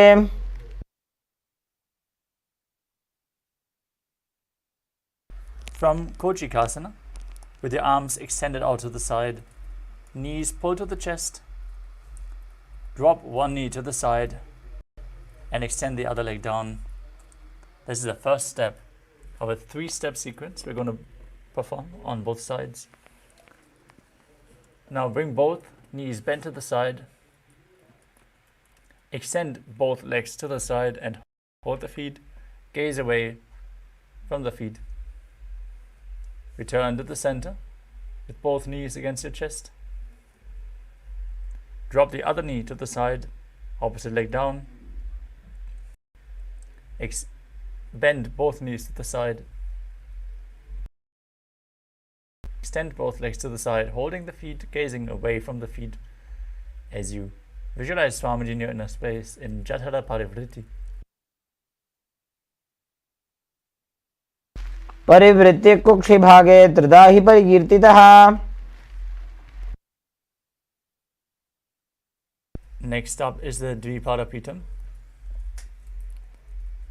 As you lay on your back, hold your ankles with your hands and push your hips up. Gaze to your nose as you visualize yourself as sturdy as a bridge. Perform Murcha Kumbhaka, engaging Jalandhara Bandha and exhaling fully as you keep Jalandhara Bandha engaged. प्रतिक्रियायुतं द्वन्द्वपीठः सर्वबलप्रदम्. Next up is Paryankasana. With your feet flat on the mat, bring your hands over top of your head to bring them on the mat as well, with the fingers pointing towards your feet. Now push your entire body off the mat as you visualize yourself as sturdy as stone furniture, breathing calmly through your nose in Sahaja Kumbhaka.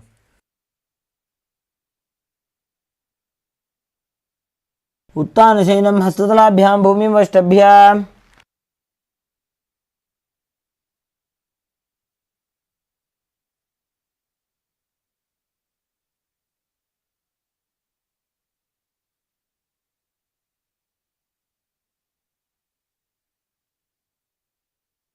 Next up is Shrotanasana. As you pull your knees in towards your chest and place your hands on the shoulders. As you move your hips in a circular motion, visualize yourself as a dog playfully rolling around on its back.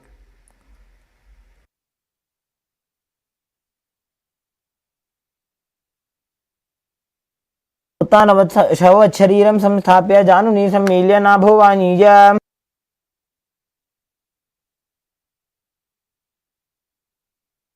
Next up is the Viparita Karani. As you lie supine and raise your hips and legs up with the legs extended straight on the mat below, helping you balance. Move your legs in a circular motion and visualize Swamiji in your inner space.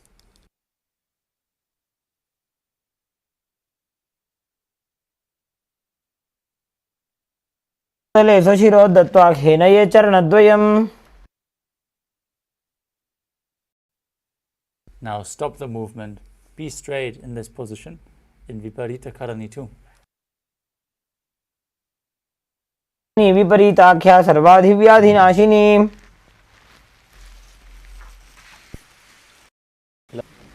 And then bring your hips up, the legs up and the feet over top of your head as you push your hands down on the mat behind you, interlocking the fingers behind your back as you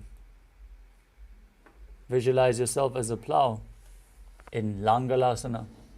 Perform Jalandhara Bandha and Mula Bandha.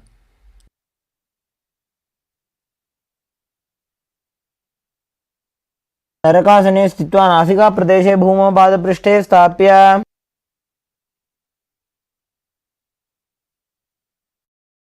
Next up is Shaita Paschimottanasana. From the same position, hold on to the feet. Keep your arms and legs straight. This is one of the 84 asanas revealed directly by Lord Paramashiva himself. Visualize Paramashiva in your inner space as you internally chant Om Nithyananda Paramashivoham. आनं शयित्वात् कुर्वीत शयितपश्चिमतानकम्. Next up is Supta Konasana. From the same position, bring your hips over the shoulders as you spread your legs wide. Visualize Samadi in your inner space as you perform Jalandhara Bandha and Mudha Bandha.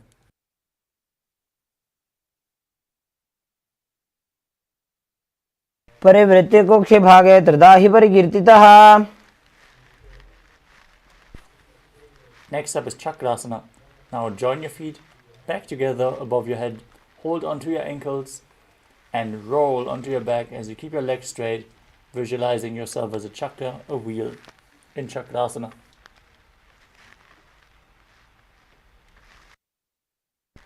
शवासनस्तद्वौ पादौ कुर्यान्मस्तकतः परौ. Next up is Supta Prasarita Parangushtasana. As you lay on your back, keep your legs straight above your body and hold onto the big toes in Prana Mudra. Then perform the Mula Bandha and breathe in Ujjayi Pranayama. Make an ocean-like sound with your mouth as you inhale, as you visualize Swamiji in your inner space.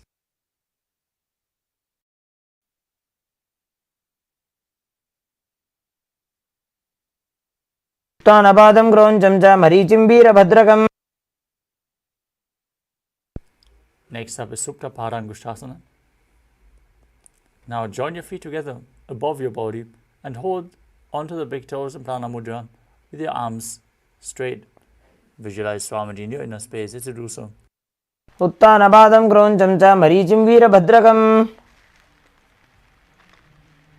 Next up is Matsyasana. From the same position, cross your legs into Padmasana. Bring your legs flat down to the mat and hold on to opposite elbows over top of your head. Relax in this posture as you gaze through your nose and visualize Matsya, the fish avatar of Lord Vishnu in Matsyasana. मुक्तपद्मासनं कृत्वा उत्तानशयनं चरेत्.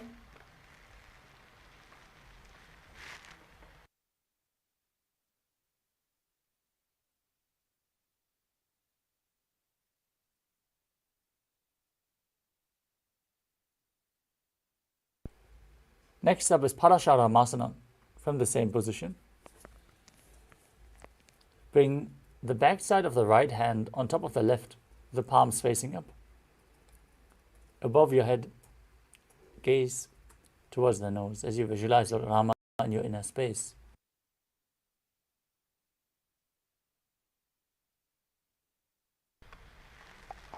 प्रथमकरे पद्मासन आचे सुदोषो वे भूपरि पाछे.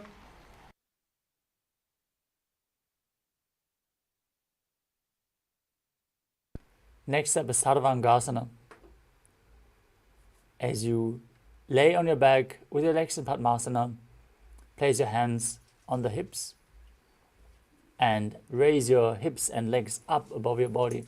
Keep your elbows on the ground for support. Gaze to the nose and visualize Swamiji in your inner space as you perform Jalandhara Bandha and Mudha Bandha. वक्षेत्र संक्षेपात् सर्वांगासनमुत्तमम्.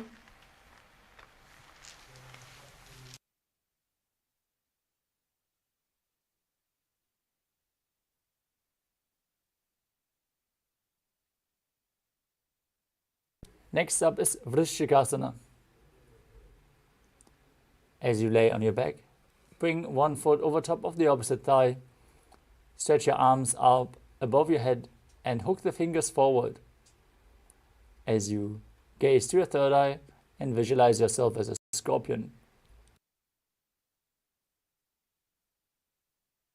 प्रथमशयन सुधो शीशिकेशिके सन्धि सुदाखे.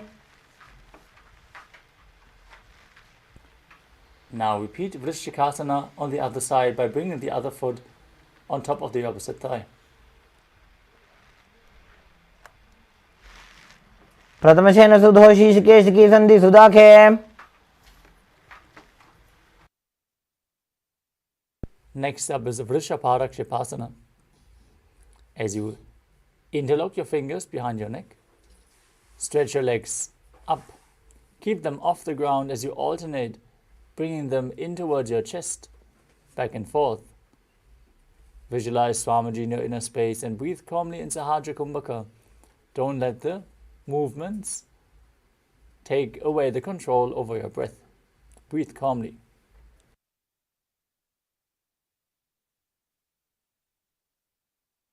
उत्तानशयनं जानूनि हृदयेवष्टम्भ. Now bring your arms outside of the hip with the palms facing up as you alternate, touching your ears with the knees again and again, visualizing Swamiji in Maruttanasana.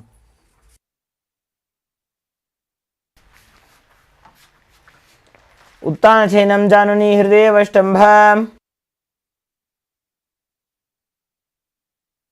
Next up is Vriksasana. As you lay on your back, place your feet flat on the ground and then stand up and sit back down again and again as you visualize yourself as a wolf. उत्तानशयनं कृत्वा पादतलाभ्यां भूमिं धृत्वा.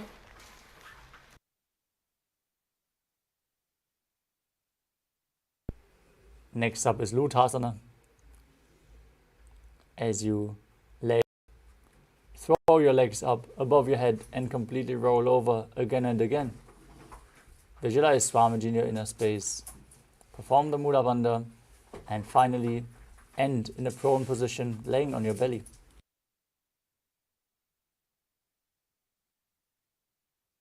उत्तानशयनं पादौ शिरौ उल्लङ्घ्य.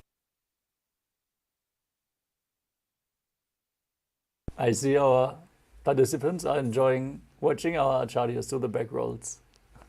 The next asana is Sadatasana. As you lay on your stomach, keep the hands by the shoulders and contract your lips as you make a whistling sound like a flute. As you inhale, visualize yourself as a chariot, carrying warriors into a battle for Dharma on your chariot back.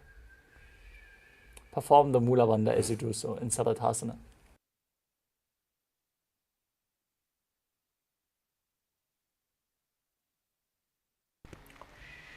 नुब्जशयनं कृत्वा नाभिं भूमौ निधाय. Next up is Dehalyulanganasana. As you push your body up into a plank position, Tadakshasana, jump your feet forward and back in between the hands, back and forth. Visualize yourself transcend body and mind.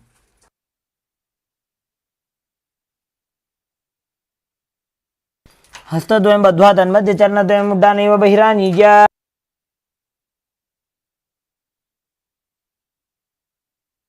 Next up is Jatyasana. Stand up and place your hand on the mat towards your feet. Start walking around on all fours as you visualize yourself as a wise 60-year-old elephant. अथ जात्यासनं वक्षे येन जातिस्मरो भवेत्. Next up is the Lolitika Karana.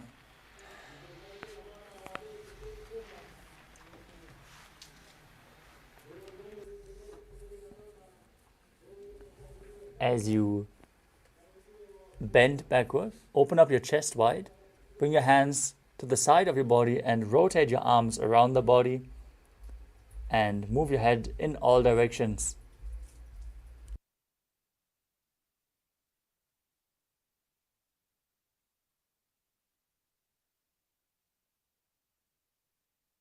Next up is Sarapasana. Now tie your feet with a rope if you have a rope available, and then stand erect like a rod. Keep your hands at the side of your body, elbows close to the body, hands on the respective thighs. As you contract the perineal region firmly, push the Kundalini up. Visualize your Kundalini Devi is rising and curling upwards around your body. as you breathe calmly through your nose in Sahasrara Kumbhaka. अथ सर्पासनं वक्षे वायुपाणाय केवलम्. The next asana is Ushtra Sadhanasana. While standing, place all fingers on the mat and then stand on your hands. Hold the toes from the front. As you walk around on the mat, visualizing yourself as a camel. Nishka प्रदेशेन भूमौ निधाय उपरि पादतले संस्थाप्य. Next up is Ashvasana. From the same position, hold the feet from the outside and walk around on the mat, visualizing yourself as a horse. मुष्टिकनिष्का प्रदेशेन भूमौ निधाय उपरि पादतले संस्थाप्य. Next up is Kapota Nitakasana. As you bring your hands behind, interlock the fingers in Parasha Mudra and pull the hands down towards your calves as you open up your chest widely, visualizing yourself as a soaring bird diving rapid speed head first. Perform the Mula Bandha as you do so. पादतले भूमौ निधाय पृष्ठभागेन हस्तौ जङ्घापर्यन्तं नीत्वा. Next up is Tala Pushpa Putam Karana. Now stand tall with the palms together in Namaskara Mudra. Gently bend to one side, bow down as you open up your palms. Lift the knee and the heel of the respective side as you visualize yourself holding a bouquet of flowers and offering it to Paramashiva.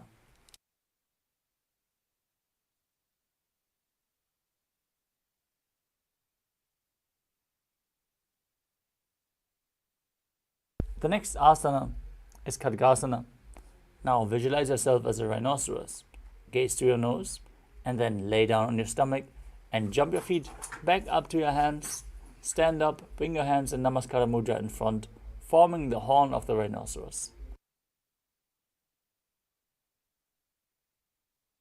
नुजसर्तमासनं कृत्वा पादतलाभ्यां भूमिं धृत्वा.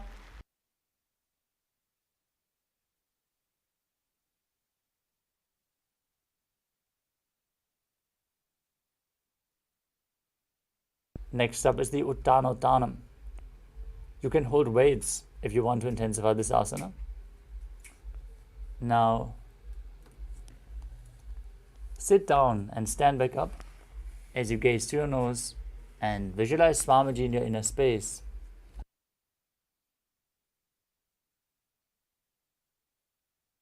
पुनः पुनः उत्थातव्यम् असितव्यम् इति उत्थानोत्थानं भवति. Next up is Musalasana. As you stand straight on the mat, raise your arms up above your head and jump repeatedly, visualizing yourself as a mace. सरलं स्थित्वा ऊर्ध्वं बाहु नयेत्.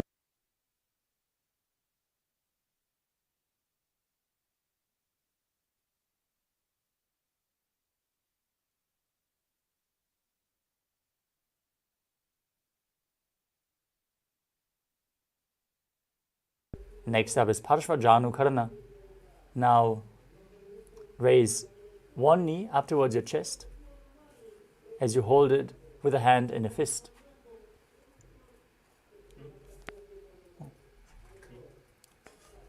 Excuse me. The next asana is Uchirshakasana. Now take one foot and pull it up towards your chest.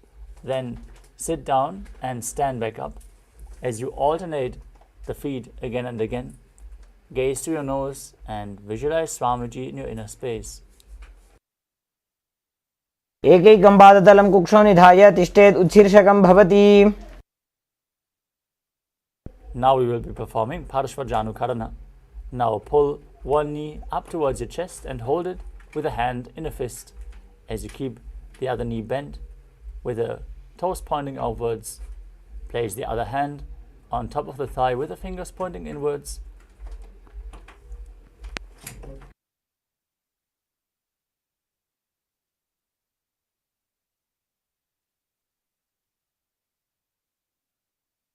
Next up is Tandavasana.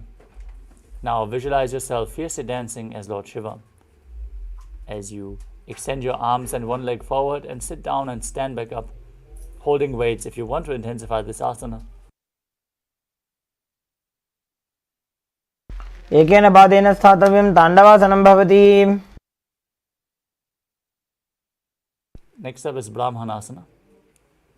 Now stand on one leg and bring the sole of one foot towards the opposite inner thigh.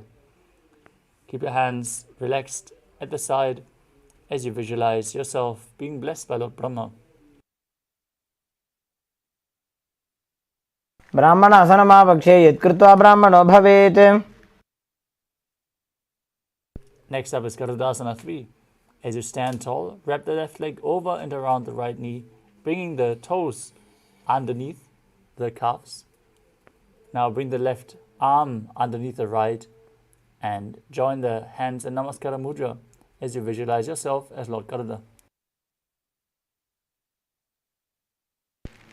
उत्तानकूर्मपीठं च सिंहस्गारुडमेव च.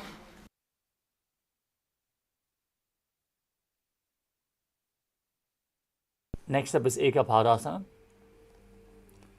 As you bring the foot on top of the opposite thigh, visualize Swamiji in your inner space and keep the hands hanging down by the knees. Performing the Mudra Bandha, calmly breathing through your nose in Sahajra Kumbhaka in Ekapadasana.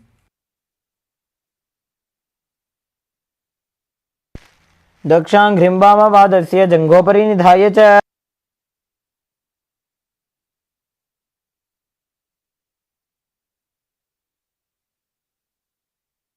Next up is Dhruvasana, the pole star posture. Now visualize yourself as the North Pole Star as you hold on to the big toe of one foot and extend it out to the side, quickly rotating on the standing leg. एकेन हस्तेन दण्डरूपस्य एकस्य पादस्य अग्रं धृत्वा.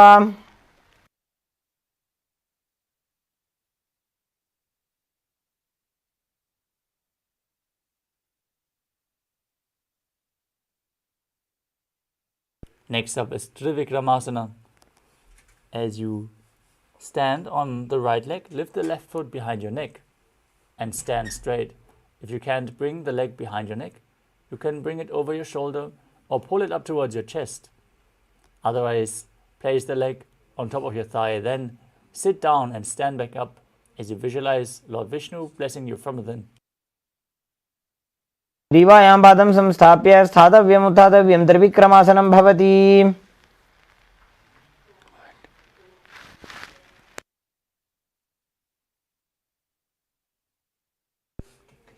Now repeat Parshvajanu Karana on the other side. Pull the other knee up towards your chest. Hold it with a hand in a fist.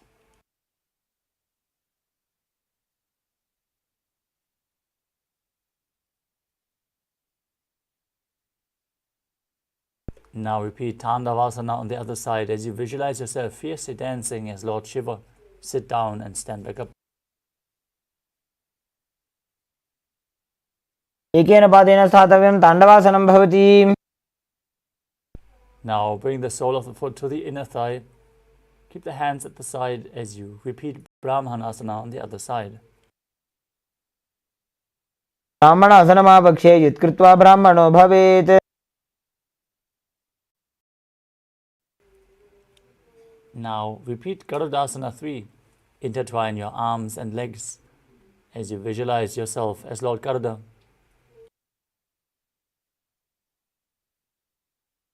उत्तानकूर्मपीठं च सिंहस्गारुडमेव च. Now repeat Ekapadasana on the other side. Bring the foot to the opposite thigh, hands at the sides. Visualize Swamiji in your inner space.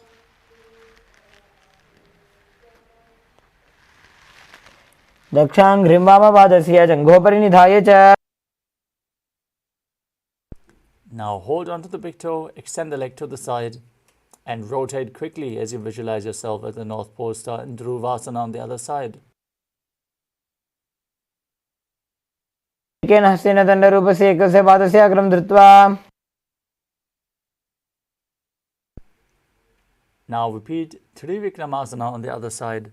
You can hold on to a solid object to help you balance in this position for your safety measures. Then sit down and stand back up as you visualize Lord Vishnu blessing you from within. ग्रीवायां पादं संस्थाप्य स्थातव्यम् उत्थातव्यं त्रिविक्रमासनं भवति.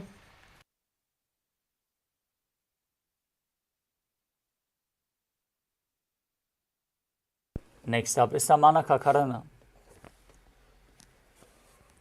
Now stand with your heels touching, toes pointing outwards, and the hands slightly extended away from the body, fingers pointing one by one in a natural, relaxed position.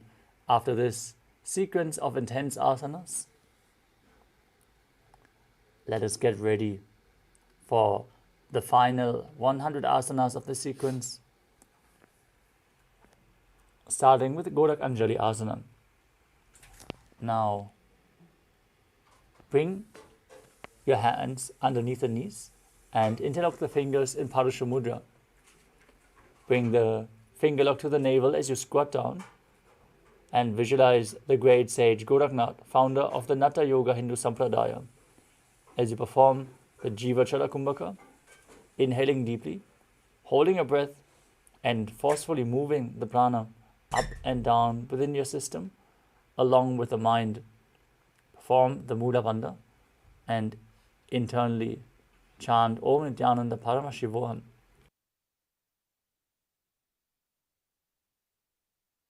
प्रथम हि वो होए बाहुरी नीचो पुनि होवे. Next up is Kanchi Asana. As you insert your hands between the thighs and calves and then wrap them around behind your butt, interlace your fingers in Padusha Mudra, visualize Swamiji in your inner space and perform the Mula Bandha.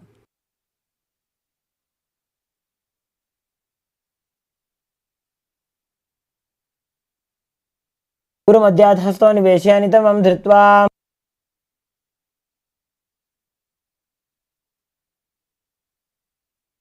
Next up is Bhaidu Asana.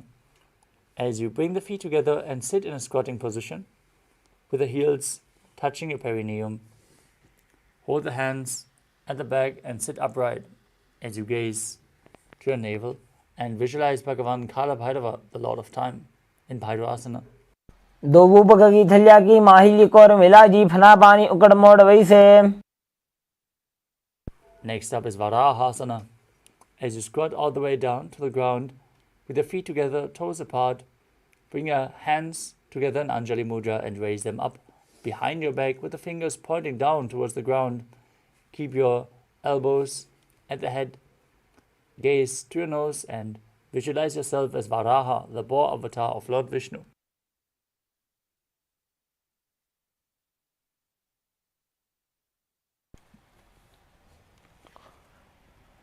पागदली की माहिली core मिला जी फना पानी उकड़ मोड़ वैसे.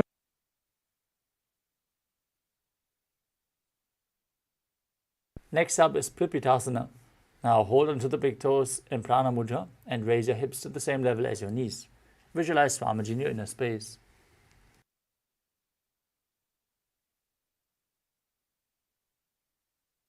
पार्श्वद्वय सम्मील्य स्थित्वा नितमं जानप्रदेश आनीय. Next up is Pakasana. Now place your hands shoulder width apart on the ground in front of you. Place your knees onto your arms towards your armpits as you lean forward and raise your feet off the mat, visualizing yourself as a crow. हस्ताभ्याम अवनिमविष्टभ्याम. Now with your hands flat, place your head onto the mat and raise your body up onto your head as you stretch the legs up straight and cross your legs into Padmasana. Gaze to your nose and visualize Swamiji in Sushtanga Kapali Asana. आसन को गुण कपाल आछो होई. Lower your legs down, come to a kneeling posture. As you sit in between the heels with the toes touching behind your body, gaze to your nose and visualize you are sitting in the secret seat with Paramashiva and Guru in Guptasana. जानोर्वोरन्तरे पादौ कृत्वा पादौ च गोपयेत्. Next up is Vrikshasana too. Now place your hands on the ground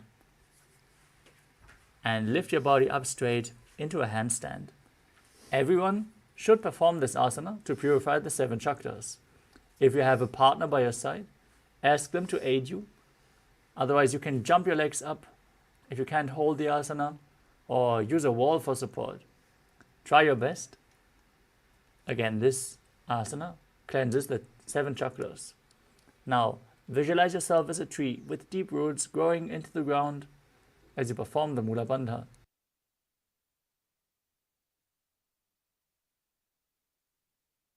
चक्रक्षालनाय vrikshasana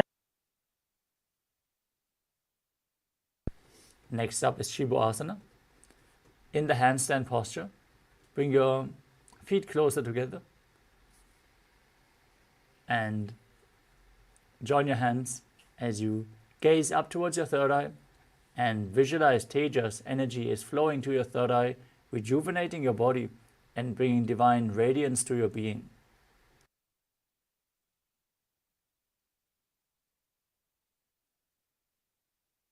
जोड़ी माही Gulf मिलाए.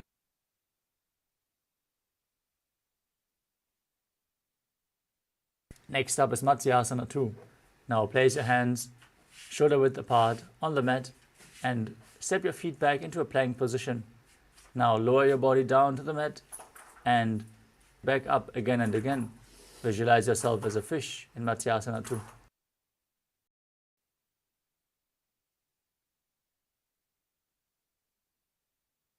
शयनं कोर्पर पार्श्वभागायां मूर्धकृत्य.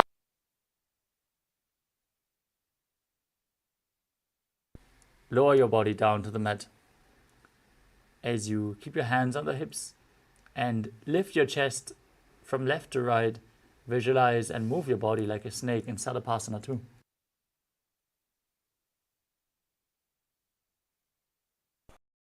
युज्यं शयनं कृत्वा हस्तौ नितम्बं संस्थाप्य. Next up is Nidhalambanasana.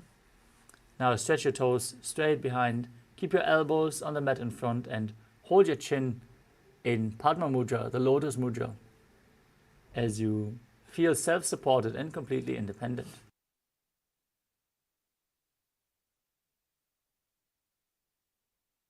कराभ्यां पङ्कजं कृत्वा तिष्ठेत् कूर्पया सुधीः. Next up is Chaturasana. As you lay on your stomach, place your hands flat on the mat in front, straighten your arms and bend your knees. As you bring your feet towards your upper back, lift up your head and chest. See yourself as an umbrella protecting your guru from the sun rays.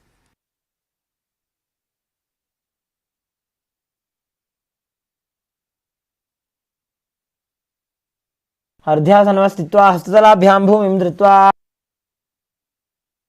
Next up is Vajrasana.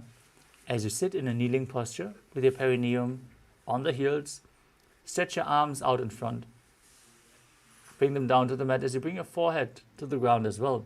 Gaze to your nose and visualize yourself as Vajra, the weapon of Indra, symbolizing your indestructibility in Vajrasana.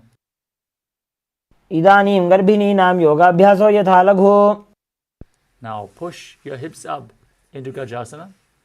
As you alternate striking the ground with your hands, experience yourself as a powerful ram in Meshasana. गजासन संस्थितो एकैकं बाहुं भूमौ ताडयेत्.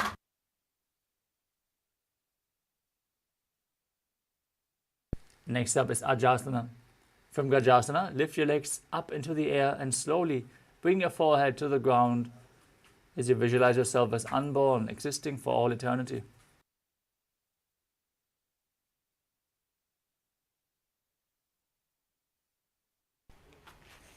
गजासन संस्थितौ पादद्वयमन्तराळे कृत्य.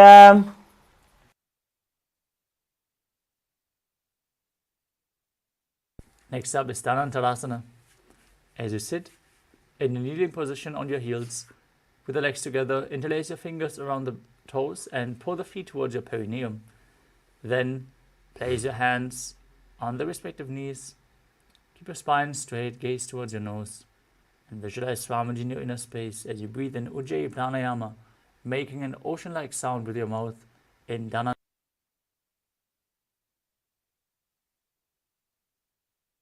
पूर्व विधि परिहाता की काकसी से फणा शरा मोड़ी.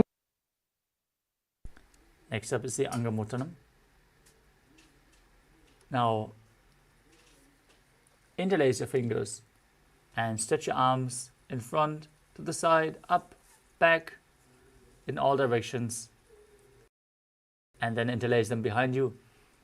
Repeat the same as you give massage to various different joints and muscles of your body. Visualize Swamiji in your inner space and perform the Mula Bandha in the Angamuttanam. हस्तयोः अङ्गुलीर्बद्ध्वा हस्तयोर्मध्यात् सर्वमङ्गं निष्कासयित्वा. Next up is Garudasana 4. Now sit on your heels in Vajrasana, then turn the feet outwards. Keep the toes pointing away from the body. As you keep your spine straight, hands on the knees, and visualize yourself as Lord Garuda, flying Lord Vishnu and Lakshmi on his back.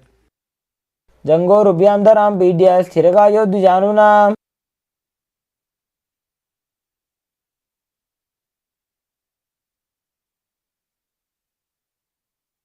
Next up is Ananda Mandirasana. As you sit with your legs folded back, toes pointing backwards, knees open wide, holding onto your ankles, place the front of your buttocks on the ground and gaze to your third eye as you visualize yourself residing in the blissful space of a temple.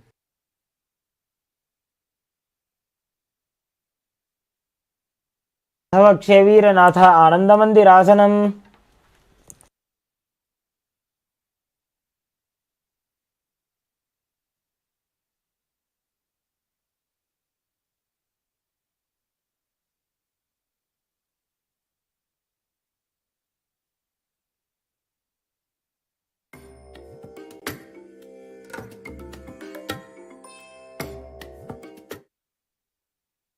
Sorry for the technical glitch.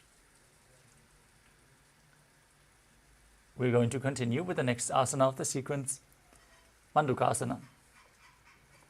Now sit with your knees wide, feet overlapping on your ankles. Keep your hands under the knees and gaze to your nose. As you visualize yourself as a frog, keep your tongue up against the palate of the mouth in Mandukya Mudra, catching the nectar of immortality. As you perform Uddiyana Bandha and Mula Bandha in Mandukasana too.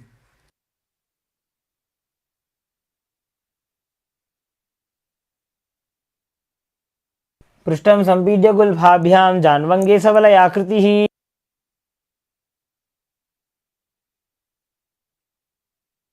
Next up is Narasimhasana. As you keep your toes on the mat, heels up and together, place your perineum on the heels, place your palms on the ground, fingers spread wide, thumbs touching, and the base of your hands should touch your toes. As you gaze through your nose and visualize Narasimha, one of the 10 avatars of Lord Vishnu, as you stick tail forcefully, like a lion.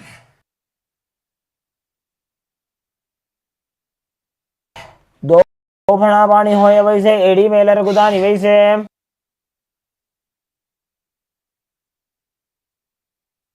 Next up is Vishrakasana. As you sit on your toes and place your perineum on the heels, make a hollow of your palms and place it over your mouth. Keep your thumbs under the teeth and close your lips as you inhale through the right nostril and exhale through your mouth as per your capacity in Vishraka Pranayama. Gaze to your nose and visualize yourself as Devi, victorious over all your fears. दो बगां की एड़ी जोई गोड़ा फनवान अपनी होई. Next, as you keep the soles of the feet together and place the top of your feet on the ground, sitting on your heels, bring your fingers towards your armpits and imitate as if you were a monkey scratching itself. As you visualize yourself as a playful monkey, gaze up towards your third eye in Makarasana. दो बगदली संपुट आने तिनकी पृष्ठी भूमि पर इठाने.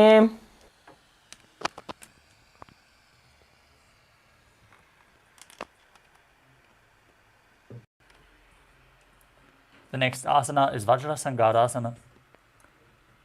Now, stand on your toes with your perineum on the heels. Keep your knees wide. Bring your hands behind the back and hold on to opposite elbows. As you gaze through your nose, and embody diamond-like strength for you and your Sangha, your spiritual community.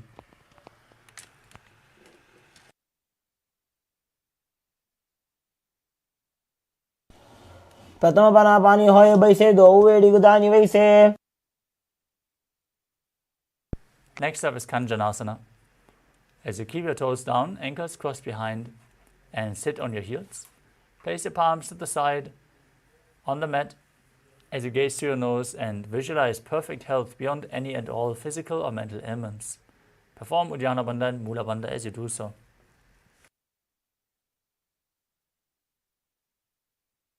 खञ्जनासनमावक्ष्य यत्कृत्वा सुस्थिरो भवेत्. Next up is Kurmasana. From the same position, bring your hands on top of the knees and make your upper body stiff like the shell of a turtle as you visualize yourself as a turtle with a stable body in mind to live for centuries. Gaze to your nose.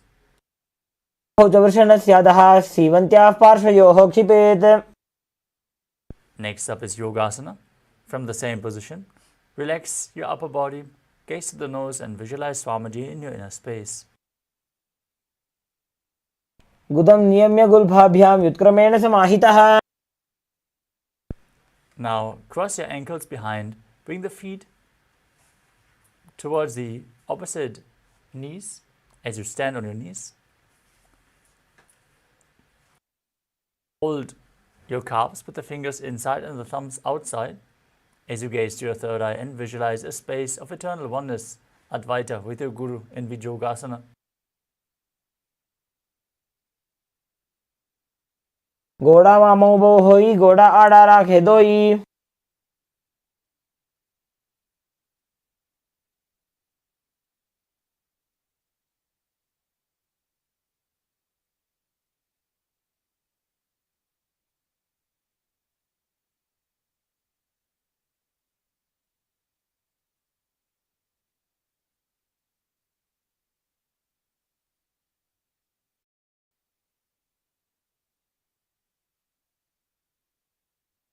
Next up is Ushtrasana 2. In a kneeling position, bend backward and hold your ankles with your hands. Keep your arms straight, push your hips forward and tilt your head back as you visualize yourself as a camel. Next up is Jatyasana 2. As you keep your heels together, place your hands on the soles of the feet and slowly lean backwards as you bring your elbows to the mat and then the back of your head. Gaze to your nose and visualize yourself as a lotus blooming. दो एड़ी संपुट करे सोले मूलद्वारि धरे. Next up is Viratasana. As you sit on the knees with the thighs and calves together, lean back to touch your back to the ground and then rise back up again and again. You can use the support of your hands if needed. Gaze to your nose and visualize the healing and liberation of all causal, subtle forms of the body. जंगा पृष्ठभूमो निधाय जंगोदरयोः ऊरुनी संस्थाप्य. Next up is Kapotasana. From Viratasana, raise your hips even higher. Bring your forearms to the mat and hold onto the feet. As you bring your head in between the feet, visualize yourself as a beautiful dove. मेरुदण्डग्रन्थिदाढ्य संविवादयिषु पुमान्. Next up is Varasana. As you stand upright on the knees with the toes tucked, hold your arms with opposite hands. Gaze to your nose, perform the Mula Bandha. This is the boon-fulfilling posture. Receive your boon from Paramashiva as you internally chant the Mahavakya, Om Nithyananda Paramashivoham. जानुनी भूमौ संस्थाप्य हस्ताभ्यां बाहु परस्परं धृत्वा. Next up is Varahasana 2. As you keep your knees together with the toes tucked, lean forward and down, bring your elbows to the mat and hold your head with your hands as you place your perineum down on the raised heels. Visualize yourself as Varaha, the boar avatar of Lord Vishnu.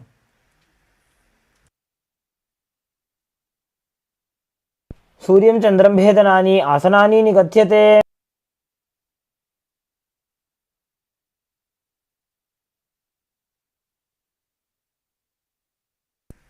Next up is Andhasana. Mundasana. Sorry. Now kneel down and place your forearms on the mat, elbows shoulder width apart. Interlace your fingers and place the crown of your head to the mat. As you hold your head with your hands, walk your feet forward, raise your hips, and then straighten your legs up. Gaze through your nose and visualize yourself as a lopped tree. मुण्डासनं वक्ष्ये सर्वेषां प्राणिनां सुखम्.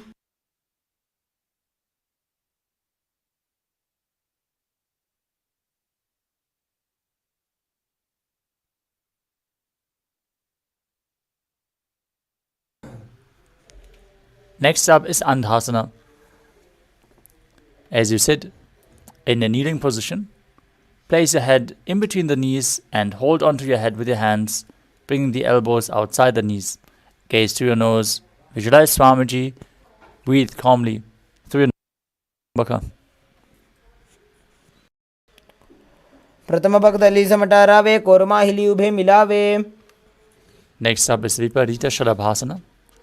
You can hold weights if you want to intensify this asana.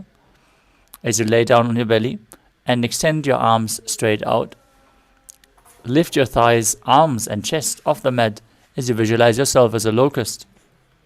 Shalabhasana ಭೇದಾಶ್ಚ ನಟಭೇರ್. Now place your forehead on the ground, your palms flat on the mat beside your hips. As you lift up your legs, join together, visualizing yourself as a skull, representing the mind with purified thoughts and the strong will to attain enlightenment in Kapalasana. ಕಪಾಲಂ ಭೂಮೋ ನಿಧಾಯ. Next up is Akasha Kapodasana.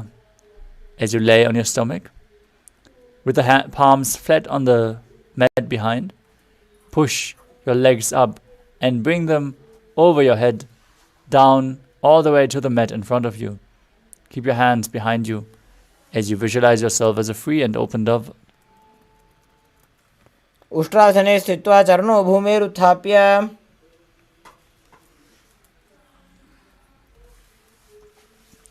Next up is Chatakasana.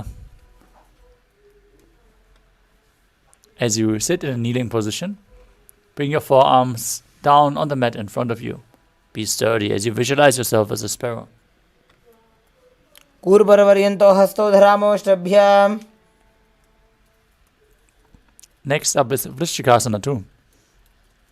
As you kneel down with your forearms on the ground in front of you, raise your feet over and up. Touch your feet to the head as you visualize yourself as a scorpion. विच्छेव पुच्छ प्रतिमांग्रिभाषणी धृत्वा स्वशीर्षे चिबुकं विधार्यकौ. Next up is Vrishasana. As you sit in a kneeling position, bring the left foot outside the hip with the toes pointing to the side. Sit on the right heel. As you place your hands in front, visualize yourself as a bull. Forcefully inhale through the nose, then hold your breath and slowly exhale through the nose again in Antaranga Kumbhaka.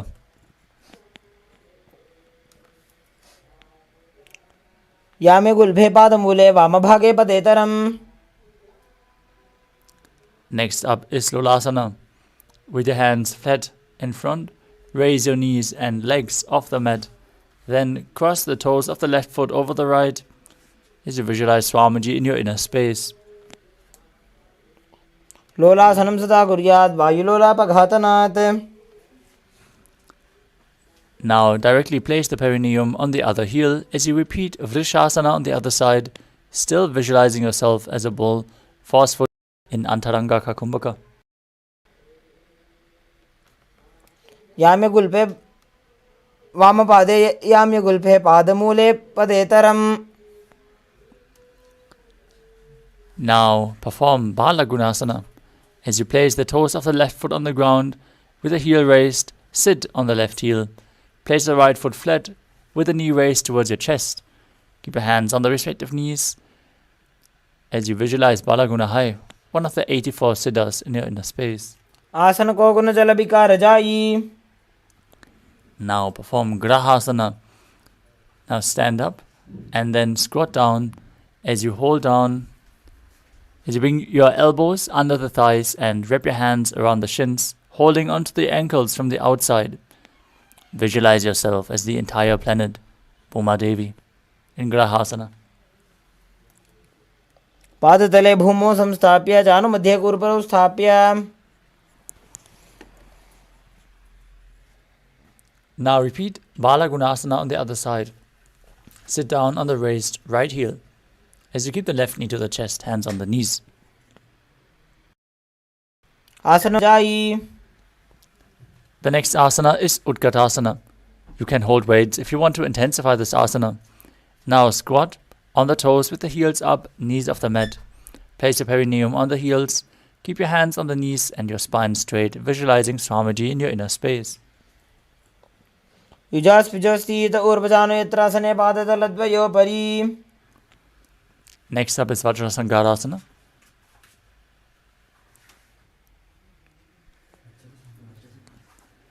As you sit on the toes with the perineum on top of the heels, keep your knees wide apart and hold on to opposite elbows behind your back. Visualize Swamiji in your inner space. Keep breathing in Antarangaka Kumbhaka.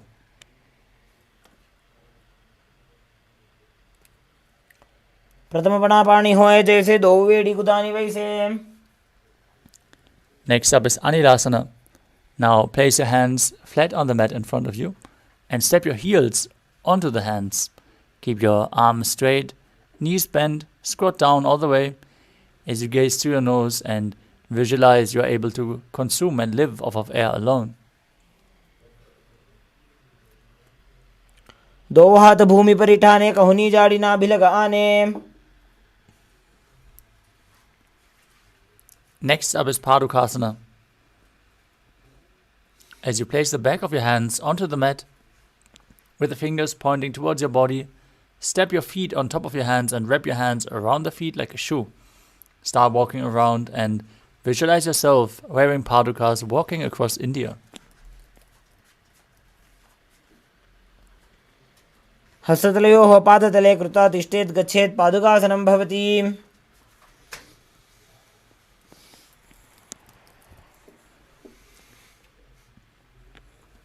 Next up is Kukkutoranasana.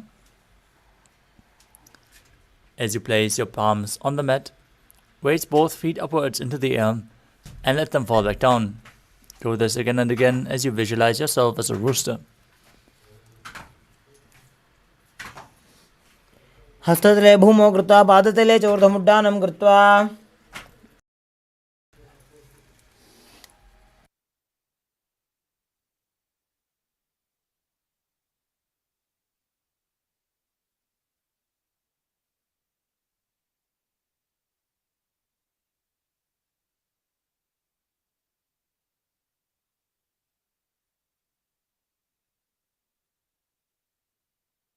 Next up is Viparita Nrityasana.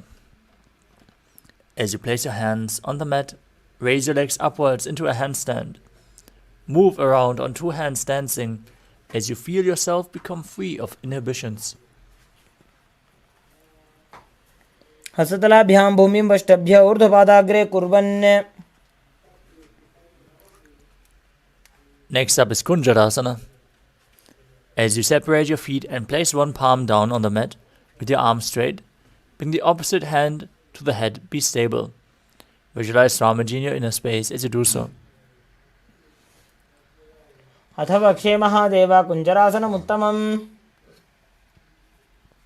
Place the other hand down, repeat Kunjarasana on the other side.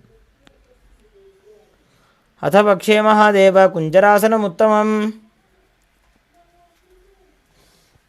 Next up is Kadambasana. As you sit on the ground with your feet flat, heels close to your body, hold onto the respective ankles with your hands and lift your feet off the ground, visualizing yourself as a Kadamba tree, a pious tree that promotes a long life. पार्श्वभ्यां भूमिं वष्टभ्य. Next up is Pavana Muktasana. As you sit with your heels at the perineum, hold your opposite knees and pull them in towards your chest with your hands. As you visualize any excess vata being released from or balanced within your system. द्वयोस्तु पादयोः पाणिं लात्वा तम्बके. Next up is Chakrasana. As you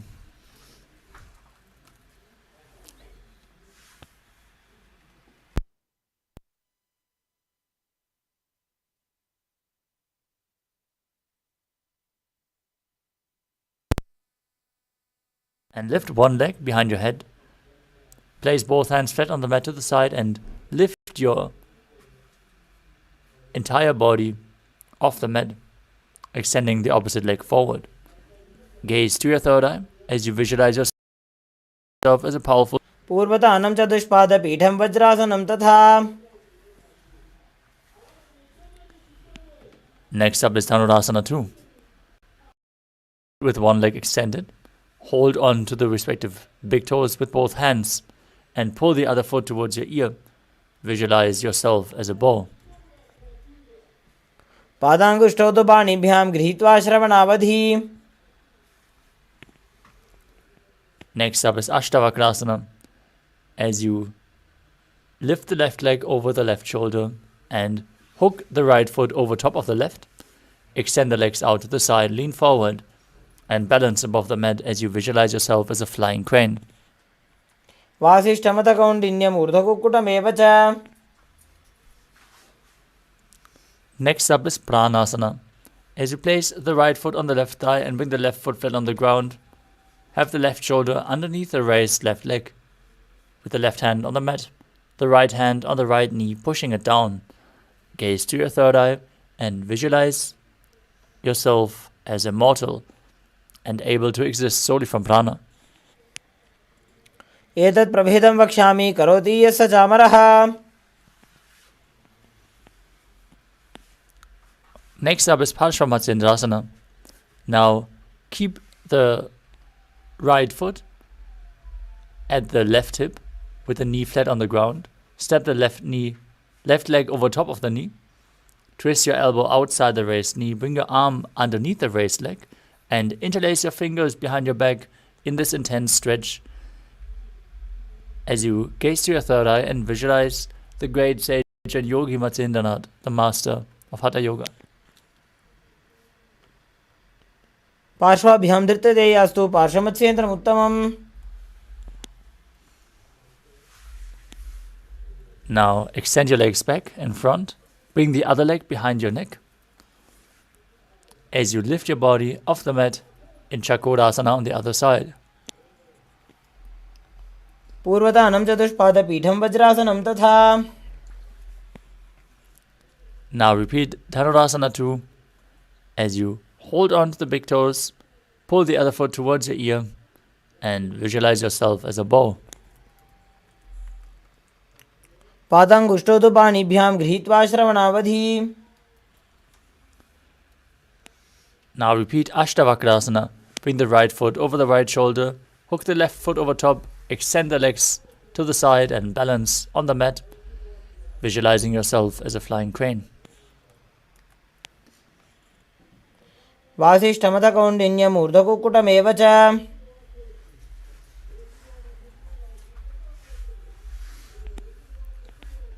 Now repeat Pranasana on the other side. Bring the other foot on the opposite thigh, the respective shoulder under the raised knee. Push the other knee down to the mat as you gaze to your third eye and visualize yourself being immortal, able to exist solely from prana. एतत् प्रभेदं वक्ष्यामि करोति यस्य चामरः. Next up is Parshvamatyendrasana on the other side. Now bring the right heel to the left heel to the right hip. Step the right foot over top of the left knee. Twist your elbow outside the raised knee. Bring the hand underneath the knee. Interlock your fingers behind your back. Gaze to your third eye and visualize Sage Matsyendranath, the master of Hatha Yoga. वामोरुमूलार्पितदक्षपादौ जान्वो बहिर्वेशितदक्षदोष्णा. The next asana is Ardha Paschimottanasana. Now bring one heel towards the perineum. and lean forward and down as you hold onto the front foot with both hands. Bring the head towards the knee as you visualize Swamiji in your inner space. एकं पादं प्रसार्य एकं पादस्य पार्श्वनासीवनी संपीड्य. Next up is Crown Shasana. Now bring the left foot outside the hip and hold the right foot with both hands, lifting it up in front of your face with the knee straight. Visualize yourself as a crane. उत्तानपादं क्रौञ्चं च मरीचिं वीरभद्रकम्.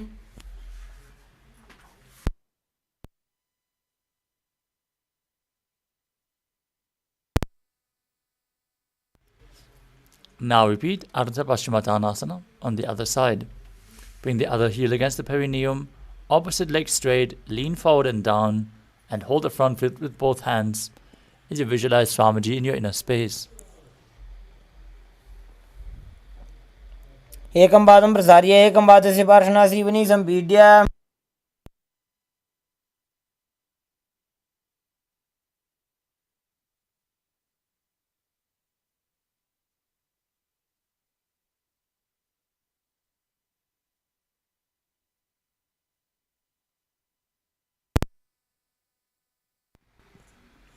Next up is Crown Shasana on the other side. Bring the right foot outside the hip, hold the sole of the left foot and extend the leg forward and up as you visualize yourself as a crane. उत्तानपादं क्रौञ्चं च मरीचिं वीरभद्रकम्. Next up is Swastikasana. Now bring the soles of the feet between the thighs and calves. As you keep your hands on the knees, gaze towards your nose and visualize the swastika as you embody peace, well-being, good fortune and prosperity in Swastikasana.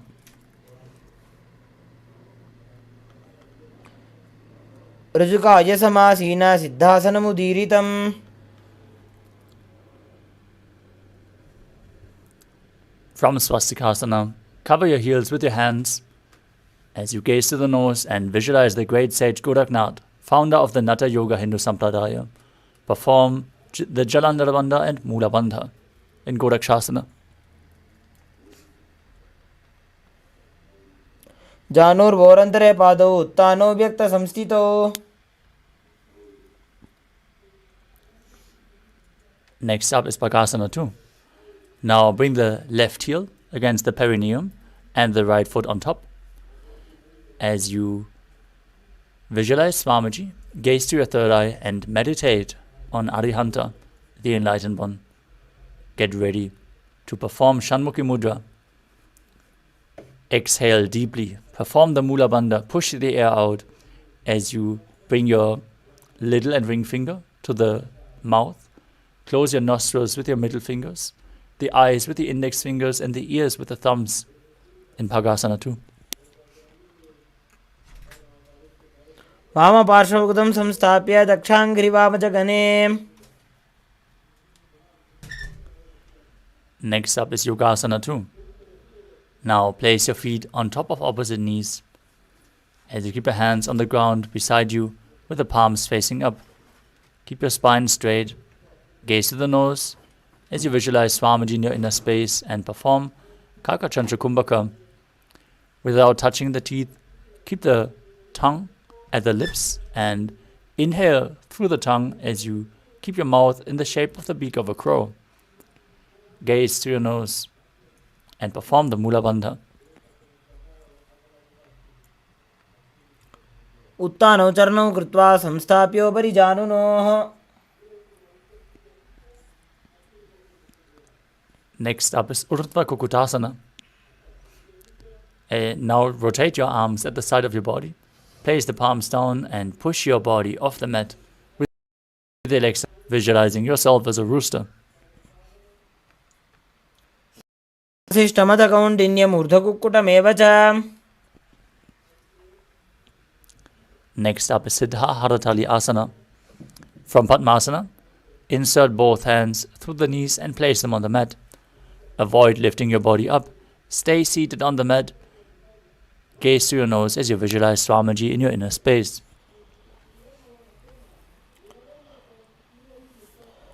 प्रथम पद्मासन को करे हस्तुदो वो गोडासन धरे. Now push your hands into the mat and lift your body up as you gaze through your nose and visualize yourself as an elegant swan in Hamsasana. Kukkutasana स्थित्वा स्कंदपर्यन्तमूरूनि नीत्वा.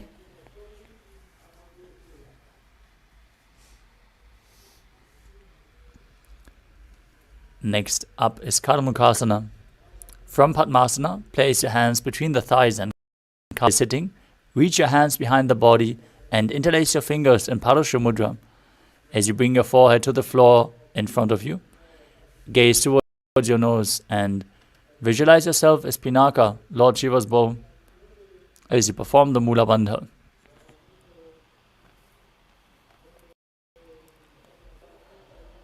प्रथम पद्मासन को करे गोडासन दिमाही करी धरे.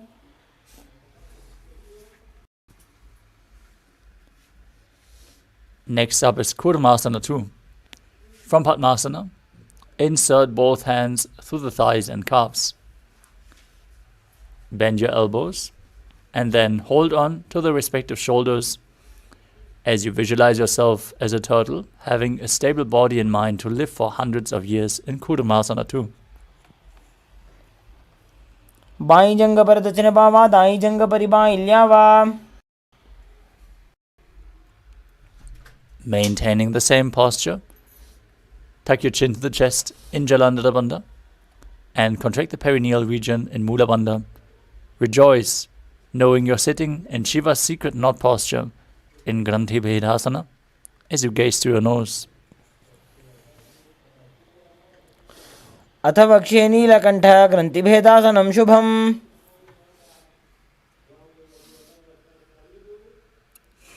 From the same position, roll onto your back. As you lay on your back, legs in Padmasana, holding onto the opposite shoulders, the respective shoulders. Gaze through your nose and embody a turtle laying on its back. कुक्कुटासनबन्धस्थं कराभ्यां धृत.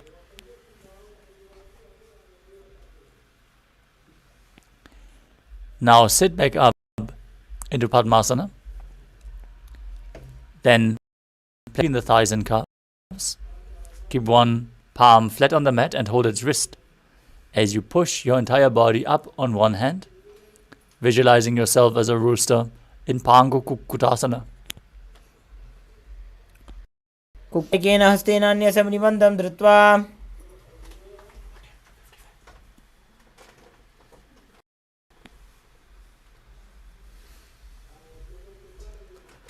Now place the other palm flat on the mat and raise your body up. As you repeat Pangu Kukkutasana on the other side. Perform Kakachanchuk, breathing through your rolled up tongue as you do so.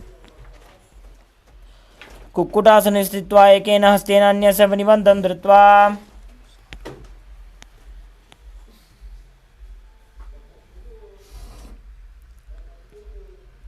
Now from Padmasana, place your elbows and interlace your fingers in Parusha Mudra. Rest your chin on the knuckles, press your thumbs to the throat as you visualize you have gone beyond all greed and covetous. In Gridasana. जानोर्भोरन्तरे पादौ उत्तानो व्यक्तसंस्थितौ. Next up is Padmasana 3. From Padmasana, hold one hand over the other with the palms facing upwards. Keep your spine straight, gaze to your nose. Visualize Swamiji. Perform all three bandhas. उत्तानौ चरणौ विधाय विधिवत् शक्ति स्थितौ योगिरात्. Now place your hands on the knees, gaze through your nose and visualize Paramashiva as you perform the Mula Bandha in Padmasana form. एतत् पद्मासनं कुर्यात् प्राणवायु प्रसिद्धये. With one hand on the respective knee, the other hand around the big toe. Move the toe round and round as you visualize yourself as Paramashiva's bow and then repeat the movement on the other side in. अथान्यासनमावक्ष्ये योगपूरकरक्षणात्. Now cross your arms behind your back and hold on to the opposite big toes as you keep your legs in Padmasana.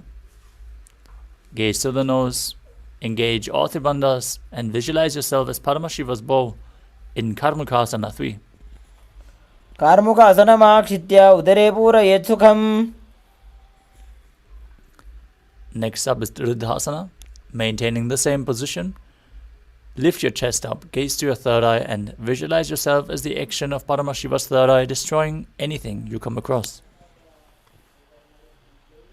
ऊरुभ्यामुपरि स्थाप्य पादयुग्मं प्रयत्नतः. Maintaining the same position, roll onto your back. If you can't hold onto the big toes, that's fine. Keep your arms crossed behind. Gaze to the nose and visualize yourself as a snake in Nagarasana.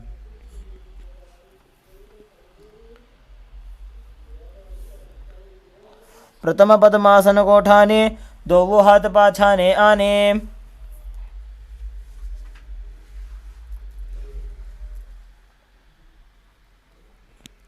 Next up is Kandukasana. As you lay on your back, free your legs and arms, and then pull your knees in towards your chest. Raise your feet, tuck your chin to the knees as you squeeze your body into a ball in Kandukasana. Breathe calmly through your nose as you do so. वेत्रासने स्थित्वा हस्तपादान् निष्कुष्य. Next up is Urdhva Bhavanasana. Place your feet flat on the mat with a knee raised. Interlace your fingers behind your neck. Breathe calmly through your nose as you visualize Samadi in your inner space. Gaze at the tip of your nose as you do so. प्रथमे सूधो सही न करावे घोड़ा उभा राशि मिलावे. From the same position, place your upturned palms underneath the heels. Push your hips up. Perform Jalandhara Bandha and Mula Bandha. Breathe in Murcha Kumbhaka as you visualize yourself as a powerful alpha ape in Marakata Pitasana. उत्तानशयनं पादतले उत्तानहस्तयोः स्थापयेत्. Next up is Uttana Shikibhitakasana. As you lay supine, raise your hips up and support your hips with your hands placed at the waist. Keep the elbows down, bearing the weight of your body. As you gaze to the nose, visualize Swamiji in your inner space and perform Jalandhara Bandha and Mula Bandha. जङ्घोरुबलहीनश्चेत् उत्तानशिखिपीठकम्.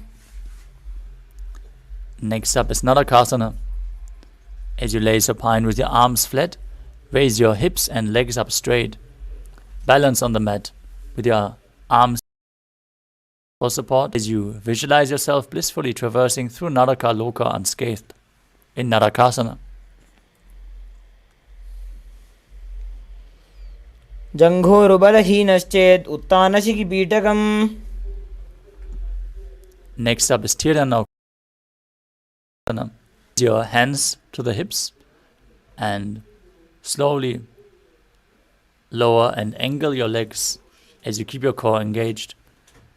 Visualizing yourself as a boat crossing the ocean of samsara. Kasana. नौकावत् स्थित्वात् ऊर्ध्वपादाग्रद्वयं नयेत्. Next up is Dajasana. Place your hands back on the mat and keep your legs straight. Be stable like a flagpole as you visualize yourself as the Kailasa flag, respected across all nations in Dajasana. तिर्यन्नौकावत् ग्रीवापृष्ठकूर्परैः भूमिं वष्टभ्य. Now gently lower your legs down and lay down on the mat in the final position, the final asana of this sequence, with the hands by the sides of your hips, palms facing up. Asana. Pull the of your spine forward. Shakti Chakra.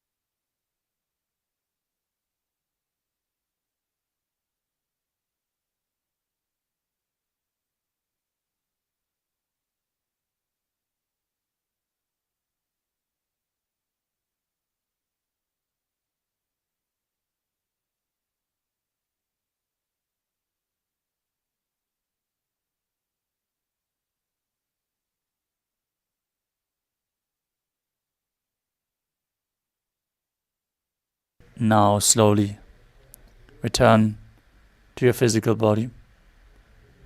Start to wiggle your fingers and toes, your wrists and your ankles, your elbows, knees.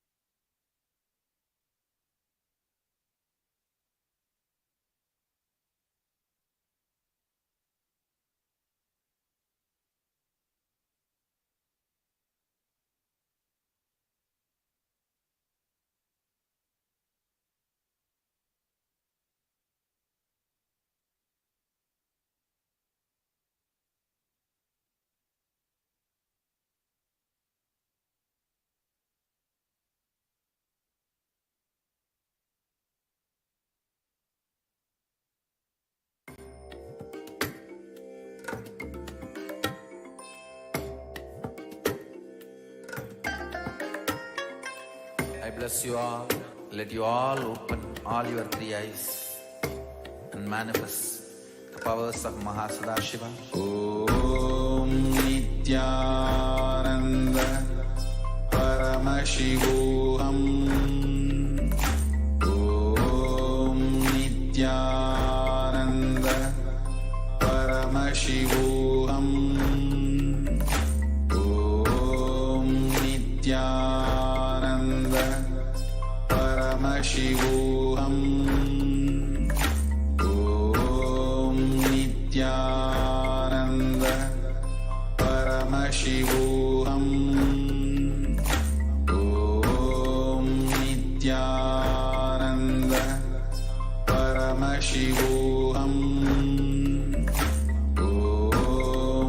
Nithyananda Paramashivoham. Om Nithyananda Paramashivoham. Om Nithyananda Paramashivoham. Om Nithyananda Paramashivoham. Om Nithyananda Paramashivoham. Yes, Nithyanandam. Om Nithyananda Let all the participants quickly settle down. Om Yes, Nithyanandam. I request all the participants to quickly settle down.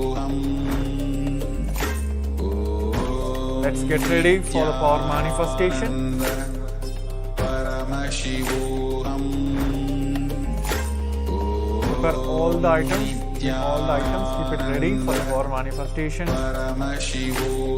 Atmalinga, Jnananjana, Krishna Shila, all the alchemy products Paramashivoham. have blessed all of us. Members, powers, bring your actions, book and pen. Let's bring everything. Let's settle down in a place. We're going to start a power manifestation in a couple of minutes. So let's get ready now.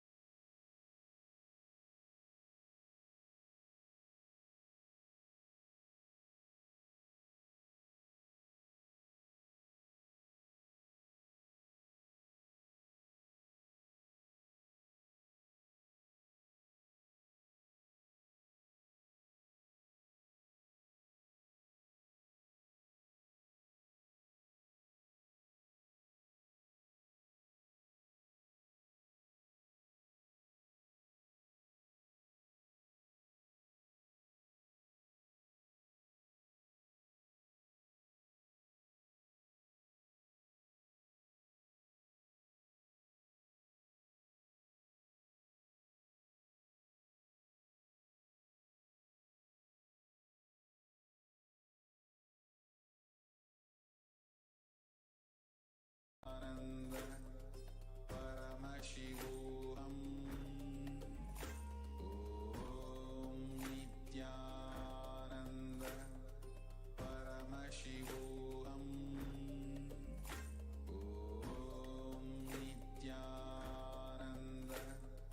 Paramashivoham. Om Nithyananda. Paramashivoham. Om Nithyananda. Paramashivoham. Yes, Nithyanandam. Sorry for the technical glitch. So let's quickly get ready for the power side manifestation segment. Now all of us will be manifesting the power of third eye. We'll be leading to the blindfolds. So let's get ready. I request all the participants to quickly put your blindfolds.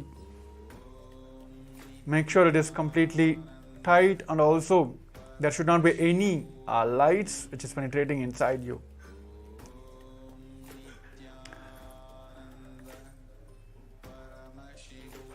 Yes. So this is going to be the intense power manifestation segment, the first segment of the today, immediately after the yoga segment. So which gives a tremendous possibility for all of us, because our entire body is aligned with the cosmic geometry. So it is the best time to manifest the powers. So yes, let us enter into the first round of the power manifestation. So now I will be projecting the images for you to manifest the power of the third eye. So let us start the first. Let's hit next spine. Just visualize with 25 heads, 50 hands and 75 eyes, manifesting as Paramashiva himself, just with that space of complete completion. Let the oneness be overflow in all of us. With that space, let's chant the Mahavakya intensely. Om Nithyananda Paramashivoham. Om Nithyananda Paramashivoham. Om Nithyananda Paramashivoham. Om Nithyananda Paramashivoham. Om Nithyananda Paramashivoham. Om Nithyananda Paramashivoham.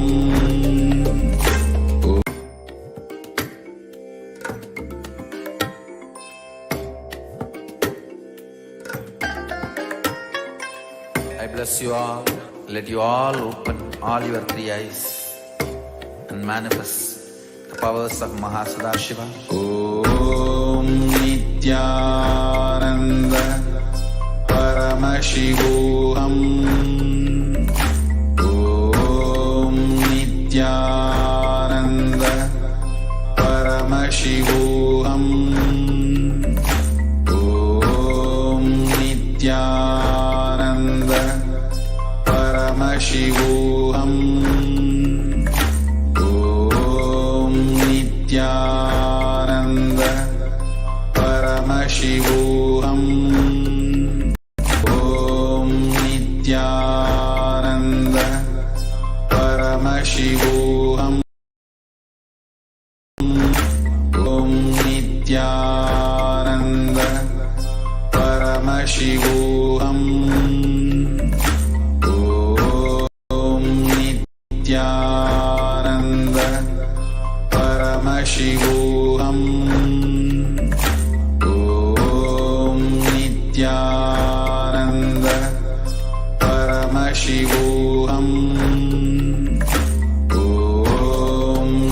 Nithyananda Paramashivoham.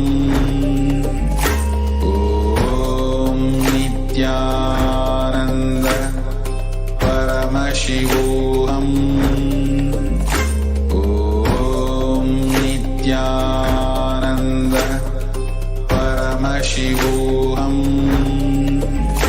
Om Nithyananda Paramashivoham. Om Nithyananda Paramashivoham. Om Nithyananda Paramashivoham.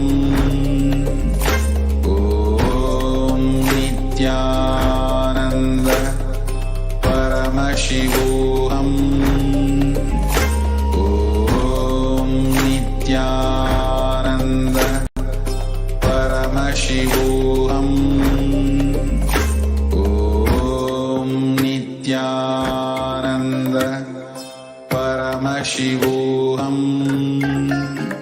Om Nithyananda Paramashivoham. Om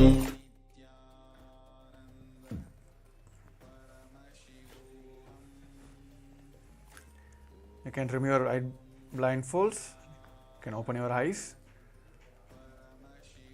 Yes. So before verifying the answers, let us hear from all of you. I request all the participants to take a moment to pen down what Paramashiva, what Swamiji himself have showed you during this power manifestation segment. Whether it's a color, shapes, or image, or any scenes, whatever it may be, whatever Swamiji have revealed to you through your third eye during this segment, please pen it down. And I'm still seeing few participants, the cameras are off. I request all the participants to please follow the protocols of the Paramashivoham segment. So please turn on all your cameras and be present in front of the camera. So let us quickly, before verifying the answers, I request all the participants to pen down and also post in the Zoom chats. And during this power manifestation segment, if you are facing any obstacles, please post that as well. So all the acharyas or the initiated third eye power manifestors, so you'll be able to scan the obstacle you are facing and you'll be able to give the solutions from our third eye. So yes, let us verify our answers now. So here is the image of a camera which is taking a picture of a beach. It is a beach scene, which is that a camera is mounted on your tripod, which is focused to take a picture. So this is, it has so many colors in the sense, starting from the white, grey to black, and it does have a camera picture, and there's a beach over there. So if any of you have seen any such, there can be a color or a scene, many people, like, they may not able to directly see as a camera standing there. They may get a visualization of, like, they get the remembrance of they spending times in their beach. They might have gone to beach a couple of days ago or even years ago. That scene might have popped up in their third eye when during this power manifestation segment. Or somebody they might very much keen about buying a camera. So like this, it is not that always direct revelations. While as we are in the progress, as manifesting level by level, so these are the ways Paramashiva, Swamiji himself, will start revealing the answers to all of us.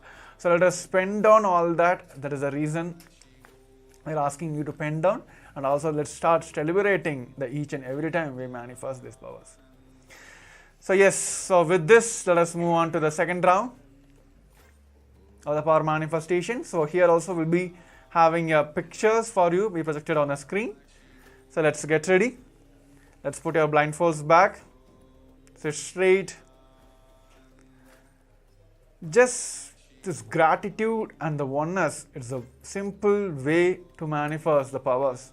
Let's surrender everything at his feet and just merge and just float in the oneness with Swamiji. That is the key factor for this power manifestation. So yes, let's sit straight. Make sure your blindfolds are proper. Just visualize third eye and remember all the oneness moments, the Swami Onnada moments you had with the Swamiji. With that complete restful awareness space, let's chant the Mahavakya. Om Nithyananda Paramashivoham.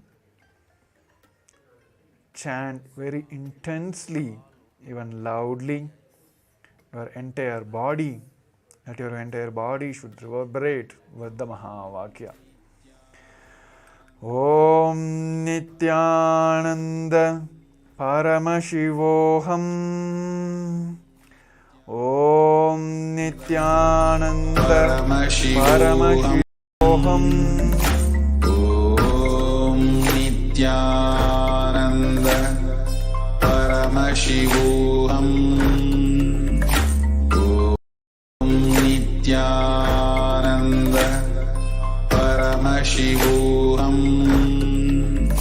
Om Nithyananda Paramashivoham. Om Nithyananda Paramashivoham.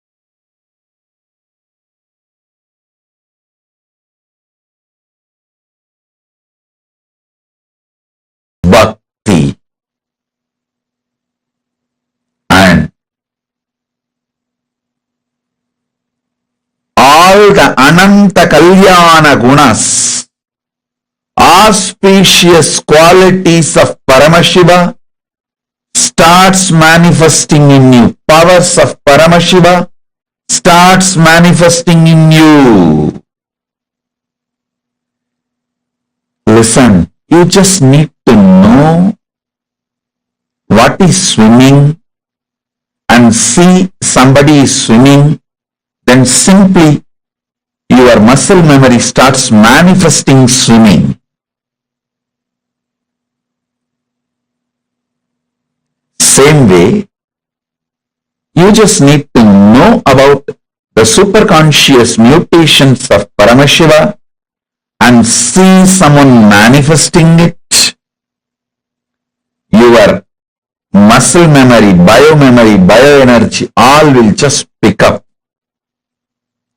And simply you will enjoy superconscious mutation of Paramashiva.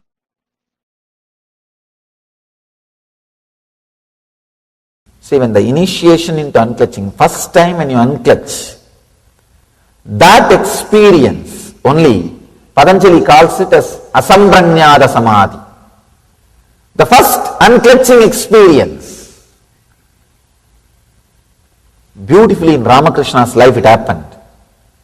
Let me describe how Ramakrishna moved from sampranyada samadhi to asampranyada samadhi.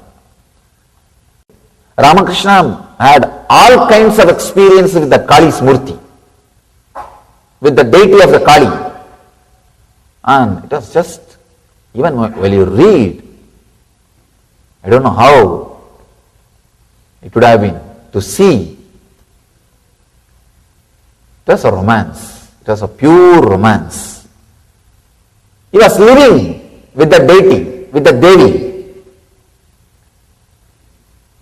Very powerful connection. He used to keep a small thread near her nose just to check whether she is really breathing. And he says she always used to breathe. And he always saw the thread waving. The thread will be moving with that air, with the prana, with the breathing. Not only this, so many things. Can give you one example of him putting the conch bangle. The bangle is made out of conch. If you are from Bengal, you can understand. They will make bangles out of conch. And the Devi is holding the left hand, the head, the severed head of the demon, without breaking the deity, without breaking, damaging the deity or the conch or the bangle. He put the bangle for the deity. And the other people asked, how it happened? How can you put it? This bangle cannot go into the hand. Because she is holding the sira, the head of the demon. He says, no, I just told her, drop it. She gave it in my hand and I put the bangle. I told her again, please hold it, and she is holding. That's all. The power over the matter, the mind over the matter. The power of his mind over the matter. He was connected to Kali that deeply. He was living in sampranyada samadhi. He was constantly living in sampranyada samadhi.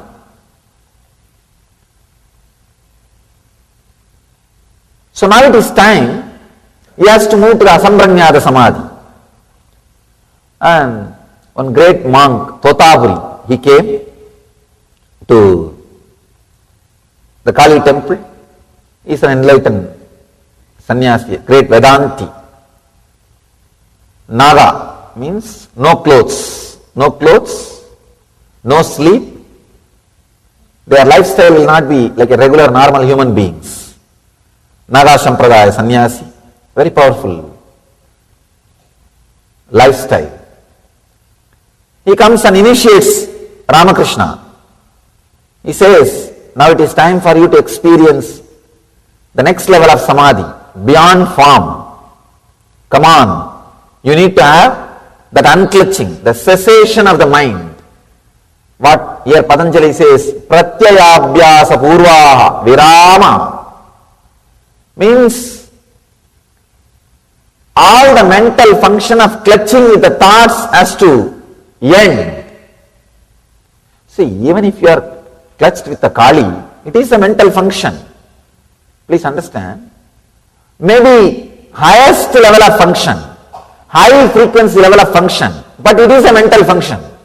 You can experience in your life sometime, early morning when you are out of dream state, but you are not completely fully awake. That those few seconds you can see, you want to possess your body, but you can't move your body.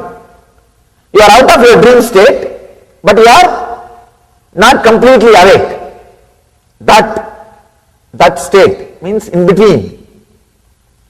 You can see those few moments only, suddenly you will try to move your body with force.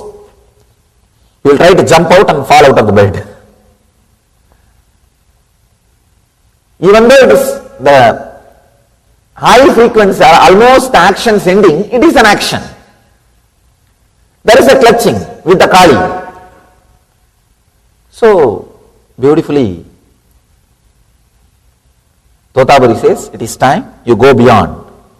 You have to be initiated into Vedanta.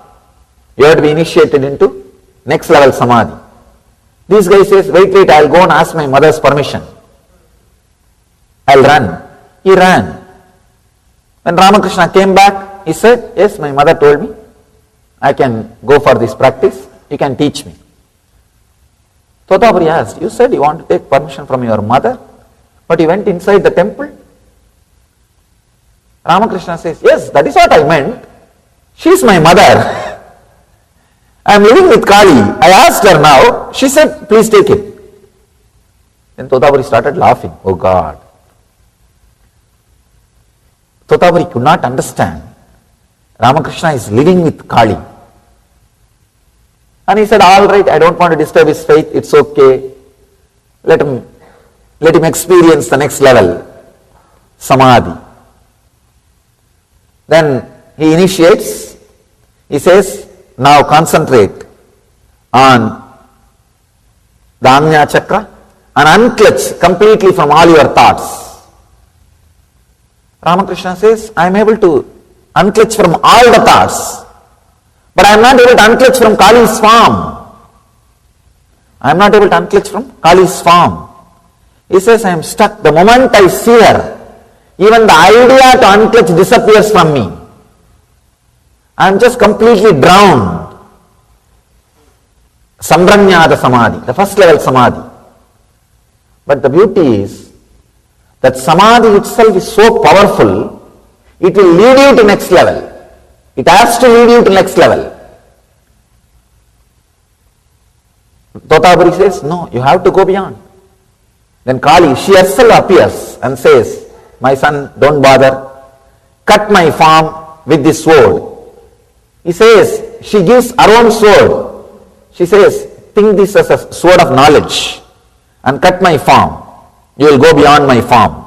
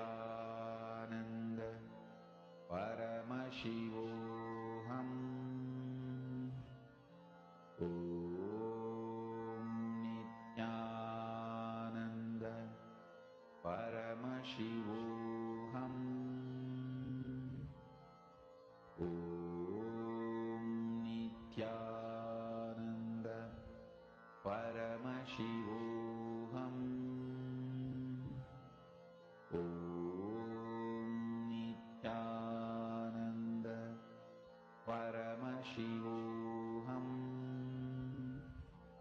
Om Nithyananda Paramashivoham. Om Nithyananda Paramashivoham.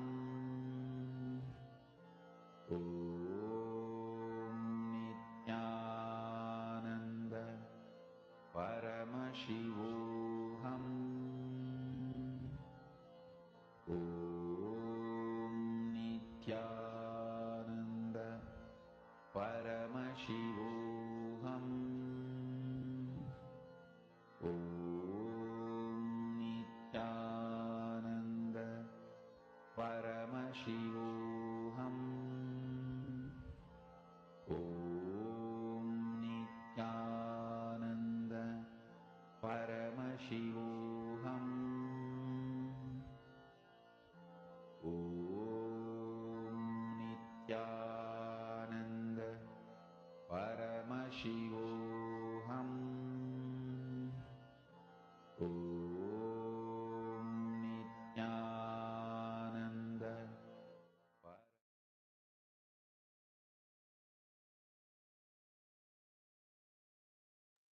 3, 2, 1.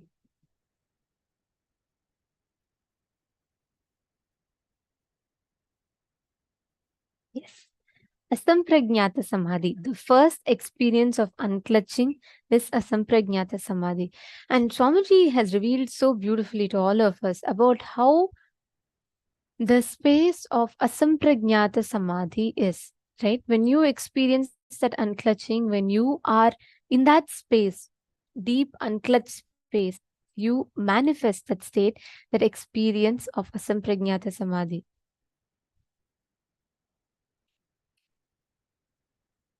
Constantly you think about your life.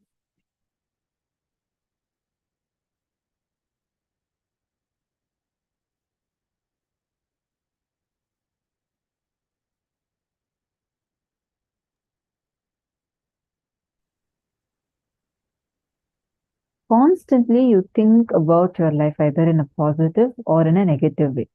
You think your life is a chain of beautiful incidents, or you think of your life as a chain of many sufferings. Usually all of us think on it only as a chain of suffering. Whether we think of it as a chain of suffering or as a chain of beautiful incidents, both of these are just expressing ignorance. Because this shaft that we try to create actually does not exist. The experience of Asampragnata Samadhi. Can I request all the participants to take a few minutes and type out what did you understand as Asampragnata Samadhi? What is Asampragnata Samadhi? Whatever you have understood so far, please type and post. Yes, I see so many of you, you're posting your clicks. Wonderful. Now, please post the answer to this question. What is Asampragnata Samadhi? Come on. What exactly is Asampragnata Samadhi? Please take a few minutes and post the answers.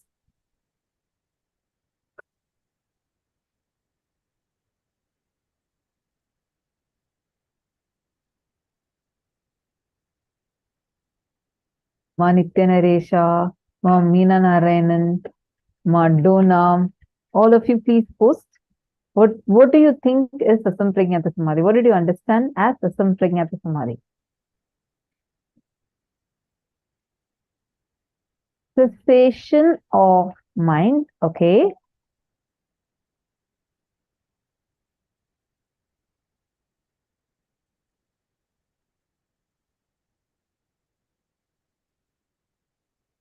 Yes, I see someone named Priya. Nithyanandam. Can I request all of you to please come on camera? Actually, for you to the best experience of the program, it is not just listening to the videos. It is you interacting, asking questions, and that is the way learning happens. there are some of you here who have been very, very sincere. Like I can tell Ma Donna and Ma Goygjali, and we have Ma Candice, Ma Prithvi Prasad, and Ma Jia Song, Ma Chetana Patel. There are a number of you who have been here very, very sincerely, sitting throughout the day, like Ma Diana. There are a lot of you, of course, it will be difficult for me to call out everyone's names. And I'm sure all of you, those who are sitting here and who are interacting, who are asking your questions and learning, the experience that you will get will be completely different from a person who has not been interacting, who has not been learning much at all. So I encourage every one of you here, stay throughout the day, don't miss sessions, and plus ask questions And I and also share your clicks understand. and experiences. Yeah, and I also understand that some of you want to ask in an anonymous way. You can post it as a direct message to the ID through which you're seeing us, the PSM Tech team. You can send your messages as a direct message to this ID so that we will not read out your name and we'll just address your question or the clicks that you're posting. So if any of you want that, kindly let us know by posting it as a direct message to this ID. All right. Listen carefully. The question is, we all listen. Swamiji explained in detail. Swamiji started with explaining to us about conscious sovereignty. And Swamiji explained to us why Samadhi. And then explained to us what is Asampragnata Samadhi. Yes, my Alexandra Kastrik, as you beautifully posted, it is related to that incident Swamiji shared about Ramakrishna, how Ramakrishna Paramahamsa had experienced Asampragnata Samadhi. But come on, all of you post, what is Asampragnata Samadhi?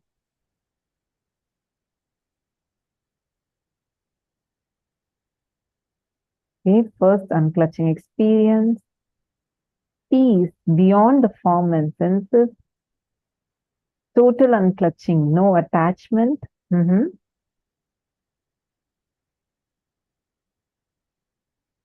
State of superconsciousness with the triad of mediator, meditation, meditator, meditation, and the meditative.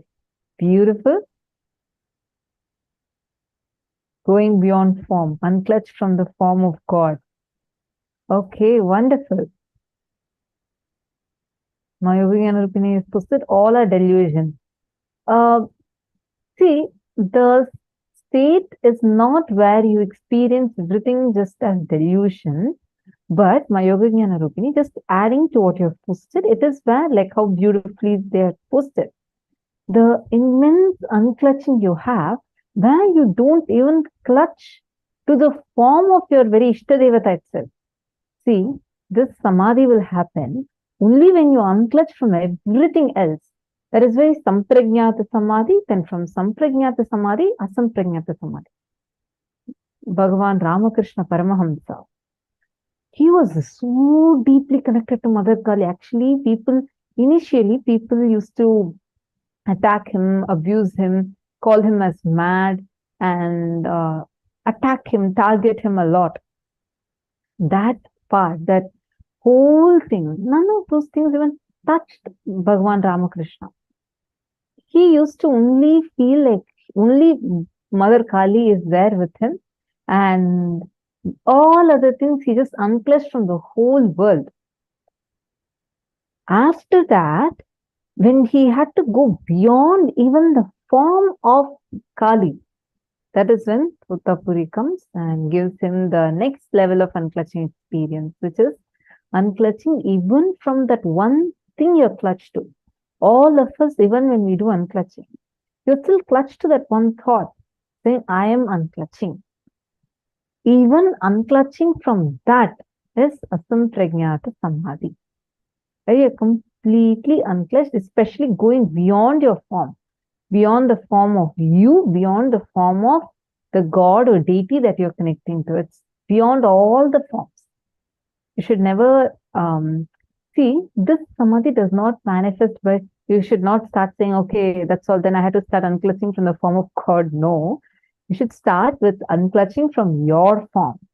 As long as you're clutched to your form, you will have to do the physically connecting to the deity. Only after you go beyond your form, Bhagavan Ramakrishna was able to connect with Mother Kali like so beautifully. Literally from a stone deity, he was able to make her open her hand, remove the head from, actually if you have seen the Kali deity, you will know what Swamiji is mentioning about. And he was able to put the conch bangles and able to make the deity stand back again. That phenomenal experience, he was in that state already. Intense unclutching will lead you to a sampragnata samadhi. First, you'll experience sampragnata samadhi. You'll feel like intensely, you'll feel only you and Swamiji exist, or only Swamiji exists. It'll be like such a deep feeling connection for you. And from there, you'll experience asampragnata samadhi, experiencing how the formlessness is existing. Today is the day where we experience Lingodbhava, the formless, in form is Bhagavan Lingodbhava. And that's what all of us are going to be experiencing today.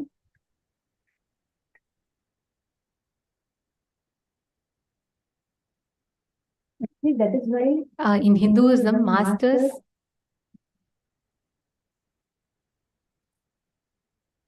Sorry, yes. That is why in Hinduism, masters are called as the Simha Swapna, because that form comes and wakes you up from the form to the formlessness. That last form that you connect to reach the formlessness is Guru. So that is why even Guru is called as a Simha Swapna. Like that, sometimes there are nightmares which come, which wakes you up from the whole sleep, right? Similarly, master is like that. That Simha Swapna who comes and wakes you up from the dream or the delusion that you are stuck in. All right. Now, the space of Asampragnata Samadhi that we all exist in, that's our true nature in, we experience that every time you unclutch. So whenever you want to experience it, just unclutch. You are experiencing, you're awakened to the state of Asampragnata Samadhi. Now, all of us are going to be entering into the next session.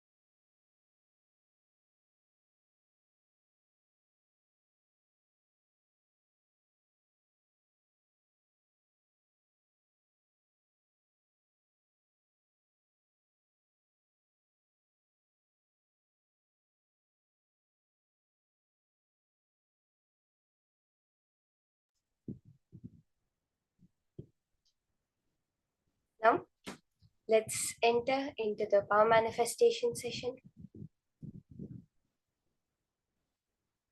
Today we're having very beautiful power that we're going to be manifesting, starting with the power of clairvoyance. Now, what exactly is this power? Let's understand it. See, clairvoyance is the ability to see beyond the eyesight. That is basically what the power of clairvoyance is. The Dura Drishti, being able to see a distance, it's like remote vision, mind reading.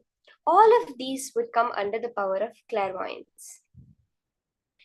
Clairvoyance is a science that many institutions have been working on, including the US CIA, DARPA, all these kinds of things all these kinds of organizations have also published a lot of reports where they have been working on the power of clairvoyance. It is only Swamiji who has been able to make it as a science for anyone to be able to manifest. So are we ready to enter into this phenomenal power of clairvoyance?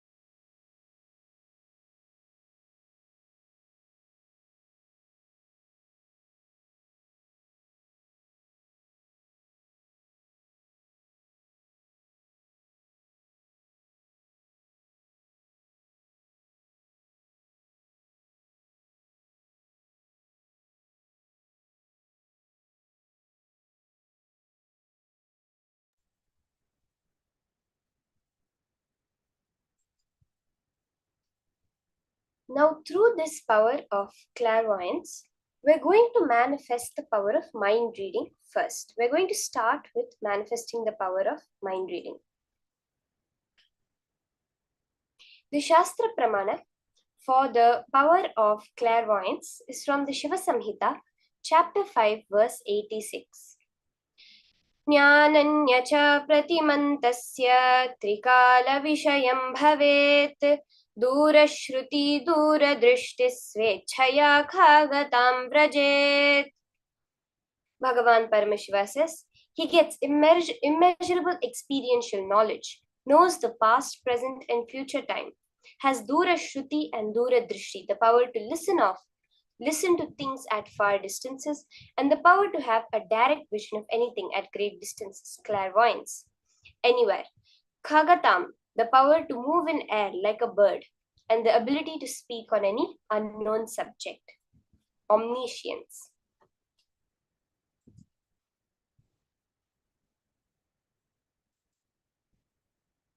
The Apta Pramana for this power is very beautifully demonstrated in the life of Sangha Siddhar. who was born in the mid-19th century to a Brahmin family. He was very intelligent as a child. He was a adept siddhar by 14. He had mastered all the texts. He lived a very regular life, actually. If you see his life, he did not live a sadhu's life or a sannyasi's life. He lived the life of a regular grihastha, where he got married and had 2 children. So this was during the time of the British occupation of India, and he was working for a British employer named Simpson. There are many incidents from the life of Sangasiddhar of how he assisted his boss. He helped his boss in many ways. Couple of such incidents is what I'm going to share with you now. The first one is where one day Sangasiddhar told Simpson not to sleep in his bedroom that night. He very clearly went and told Simpson, do not sleep in your room tonight. But Simpson didn't listen to him without any idea of the greatness of Sangasiddhar. He refused to listen to him and went and slept. In the night, Sangasiddhar got a couple of people, and when Simpson was sleeping, moved Simpson's bed out of the room while Simpson was sleeping in it. And immediately, as soon as he moved the bed out of the room, the entire room collapsed on top over there. So this is one incident from Sangasiddhar's life where he was able to demonstrate the power of clairvoyance. He was able to see what's going to happen is it's not safe, don't sleep there. And even though his boss didn't listen to him, he got the boss out of the danger in time. And another very funny incident is where there was a lizard on the wall in the room of Simpson, and he was going to have it removed from there.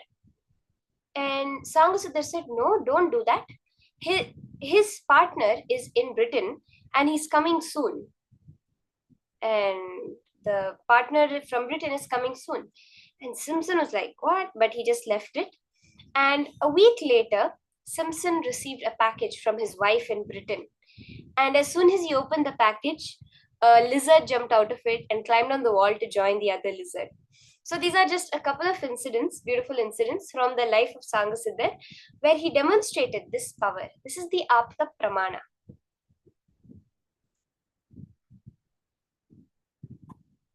Swamiji's own life, we would have heard in the past sessions, where Swamiji has beautifully shared, where he was able to get the answer about the temple, the Ardhanarishwara temple.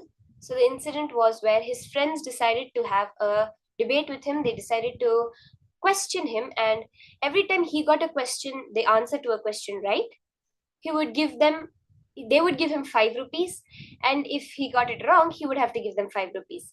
And he was answering, and finally a tricky question came up, where a boy who was a son of a priest in a temple asked that temple was what deity's temple. That whole temple was famous in Tiruvannamalai in Swamiji's birth town for being a Muruga temple.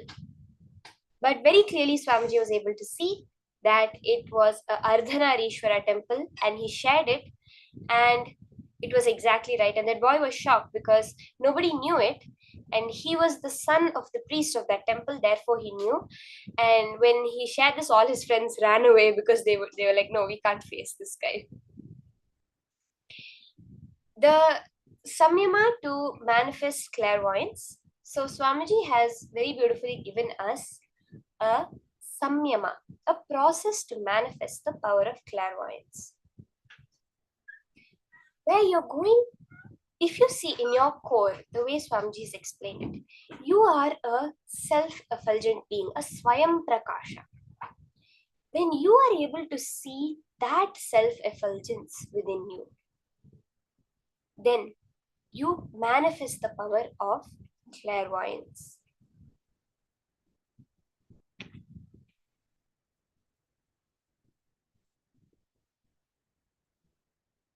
So let's go through the steps of the samyama very quickly.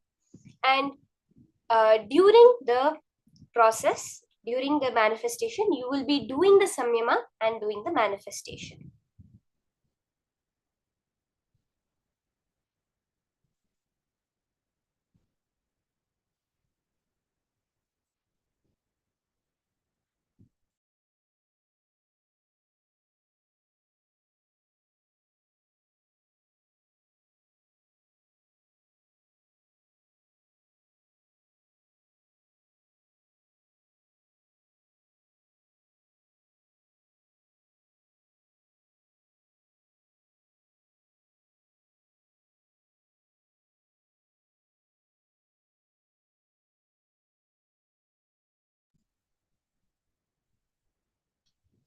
So we can start the process. I'll quickly guide you through the steps, and as we're doing the manifestation, ensure that you are doing this process. Okay. So first, sit in front of a mirror and gaze at your own reflection. After some time, you will see the reflection losing its dimensions and parts. It will become like a lump of light. Just a lump of light. Where you will gaze at your mirror through your three eyes very intensely. You will see a light in the shape of an egg. This is the Swayam Prakasha, the Linga, the Angushta Matra Purusha, which is there within your being. Then all the attributes will melt down and you will see just a light ball in the mirror. So this is the first step.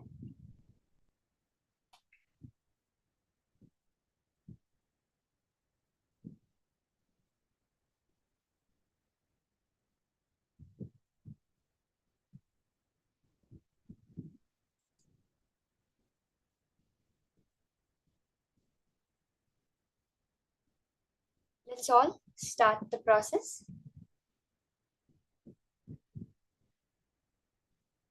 Sit in front of a mirror. Can I request everyone to get a clear, plain mirror?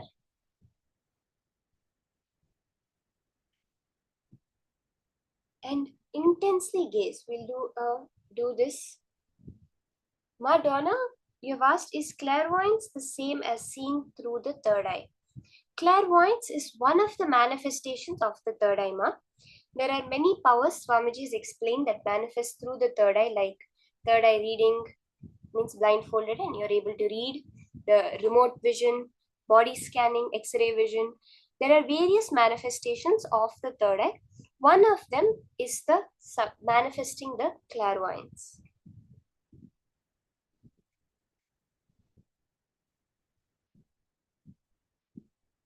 Let's all take a few minutes. Sit and gaze intensely in the mirror.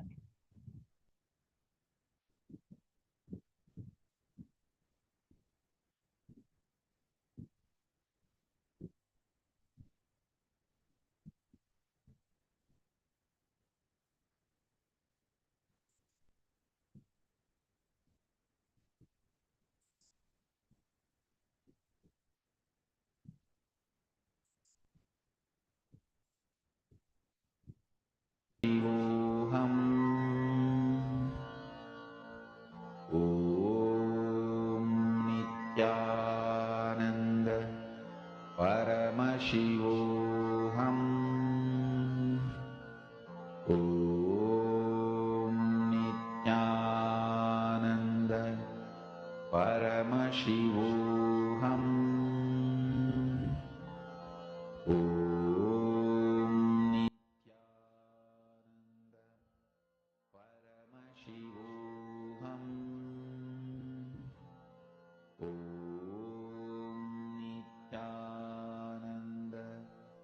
Paramashivoham Gaze at your own reflection intensely. Your reflection will lose its separate dimensions and parts. Without any clear hands, legs, head, no clear picture. It will become almost like an egg-shaped ball of light.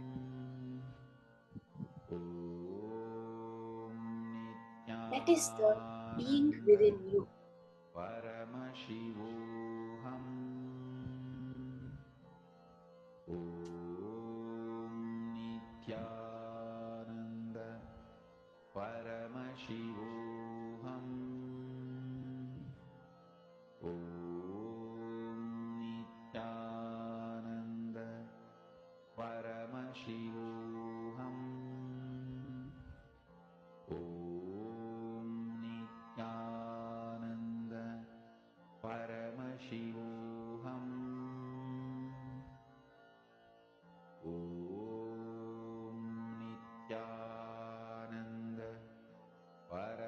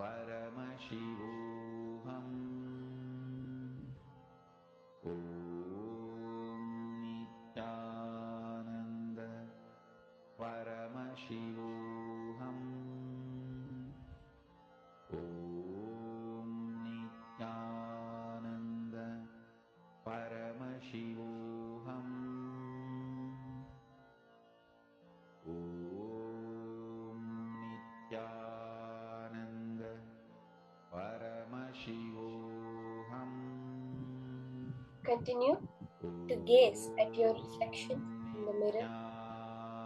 With that intense gaze on it, you will see the whole picture disappearing.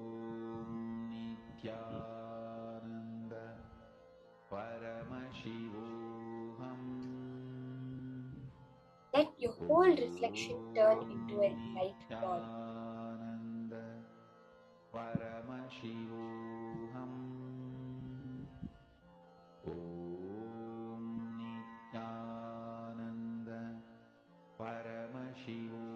Now, let's enter into the next step of this samyama. Once you're able to see your reflection as a pure light ball in the mirror, do samyama on that light in your inner space. Do samyama, put your intense awareness, all your being. Don't look any other way, just look only at the light ball. Contemplate on it, internalize it. The first thing you will see, the subtlest thoughts and moods and happenings in your own system you will understand. Even physical changes you will be able to know at a molecular level. Let's take a few minutes to do an intense samyama on that light in your inner space. See the light in the mirror reflected in your inner space and intensely put your awareness on it.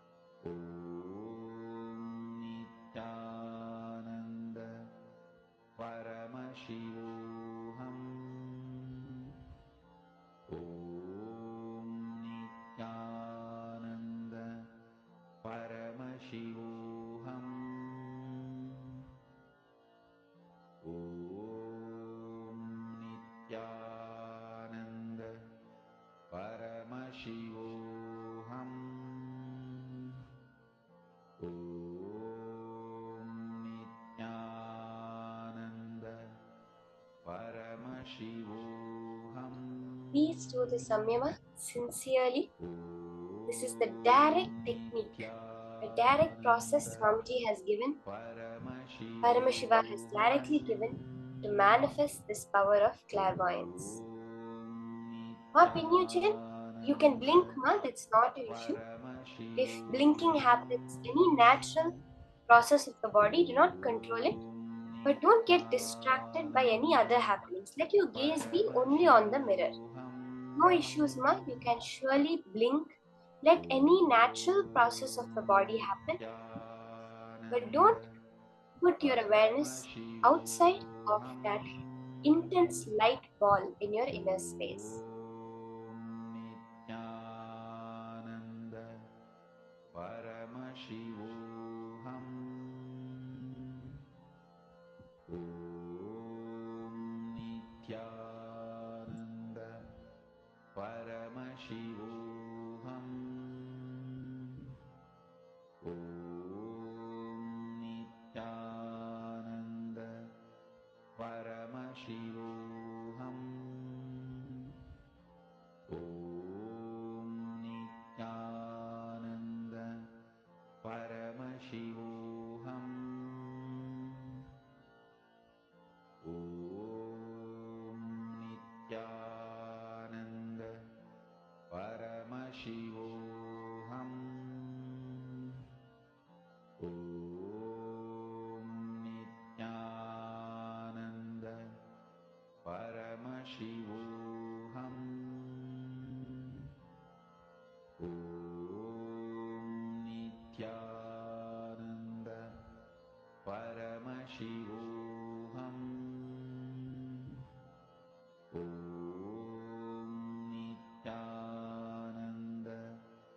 Om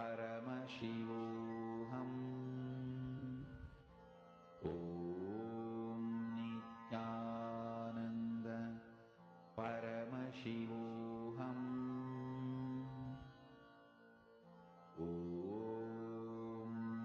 Nithyananda Paramashivoham.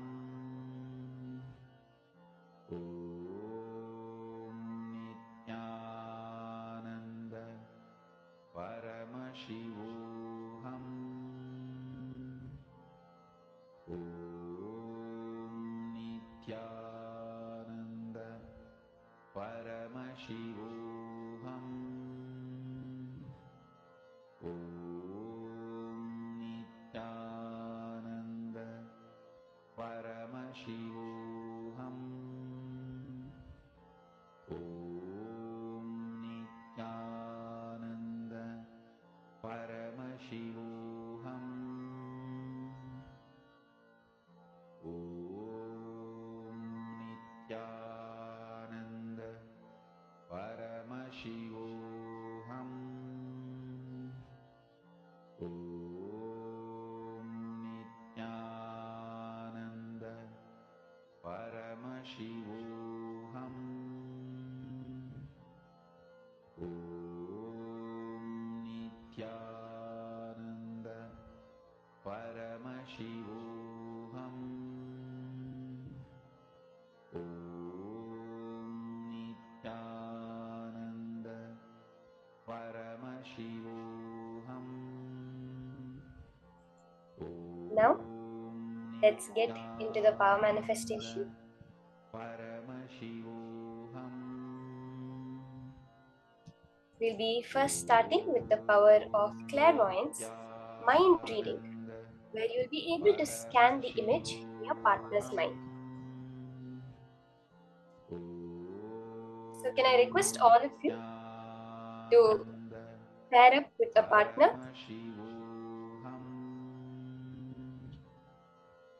Can I request all the participants, Ma Yan Yan Wang, Ma Mo Tao,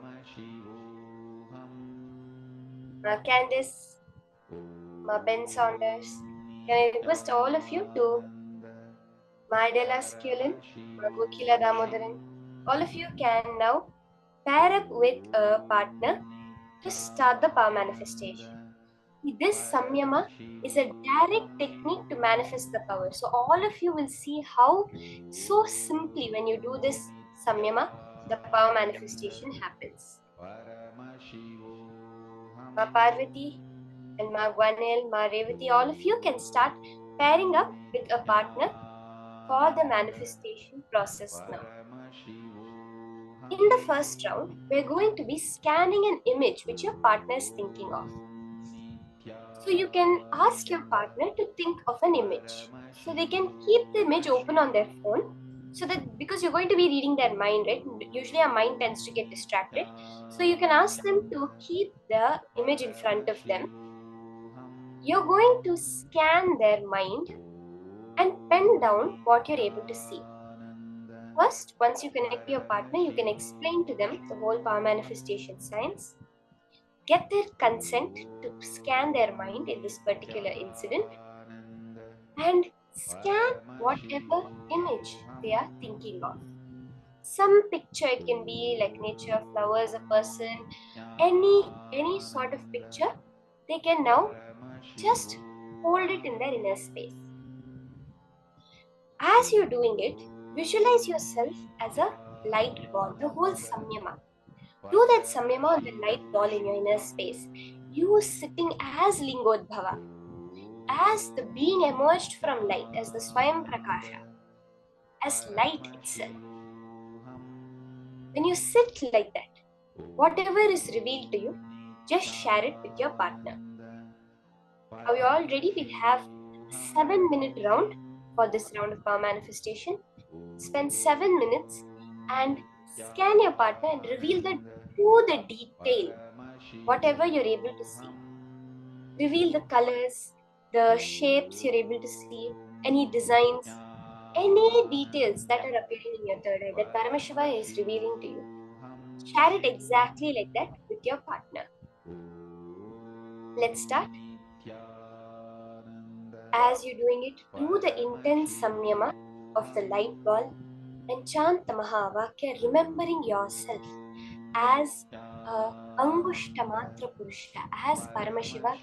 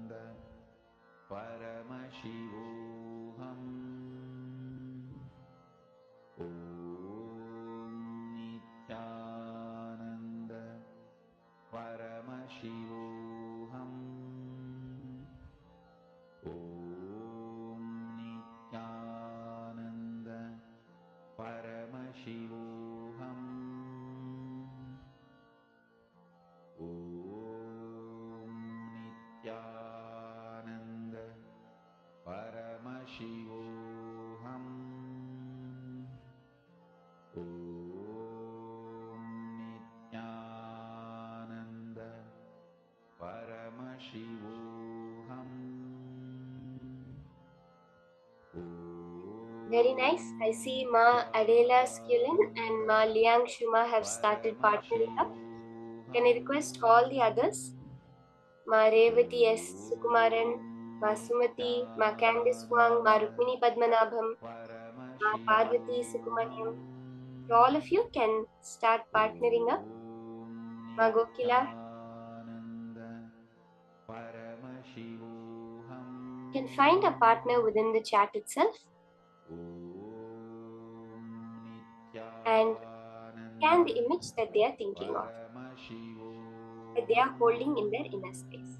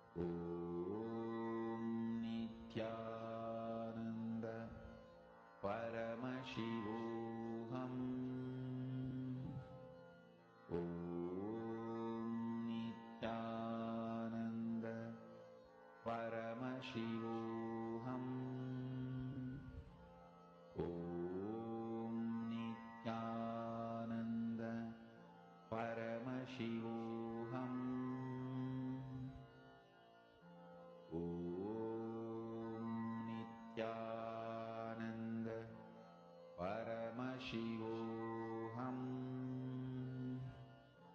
Om Nithyananda Paramashivoham. Om Nithyananda Paramashivoham. Om Nithyananda Paramashivoham. Om Nithyananda Paramashivoham. Om Nithyananda Paramashivoham. Om Nithyananda Paramashivoham. Om Nithyananda Paramashivoham. Om Nithyananda Paramashivoham. Om Nithyananda Paramashivoham. Om Nithyananda Paramashivoham. Om Nithyananda Paramashivoham. Mahamahavagya, spiritual lullaby for Samadi, and Suprabhatam, wake up call, wake up song for Paramashiva. This Mahamahavagya is spiritual lullaby for you to fall into Samadhi. Suprabhatam, wake up song for Paramashiva to wake up in you. Just remember this one powerful cognition. This Mahamahavagya puts me in Samadhi. This is spiritual lullaby for Samadhi. And Suprabhatam, wake up song for Paramashiva in me. For Paramashiva to manifest. With this one spiritual powerful cognition, chant this Mahamahavagya.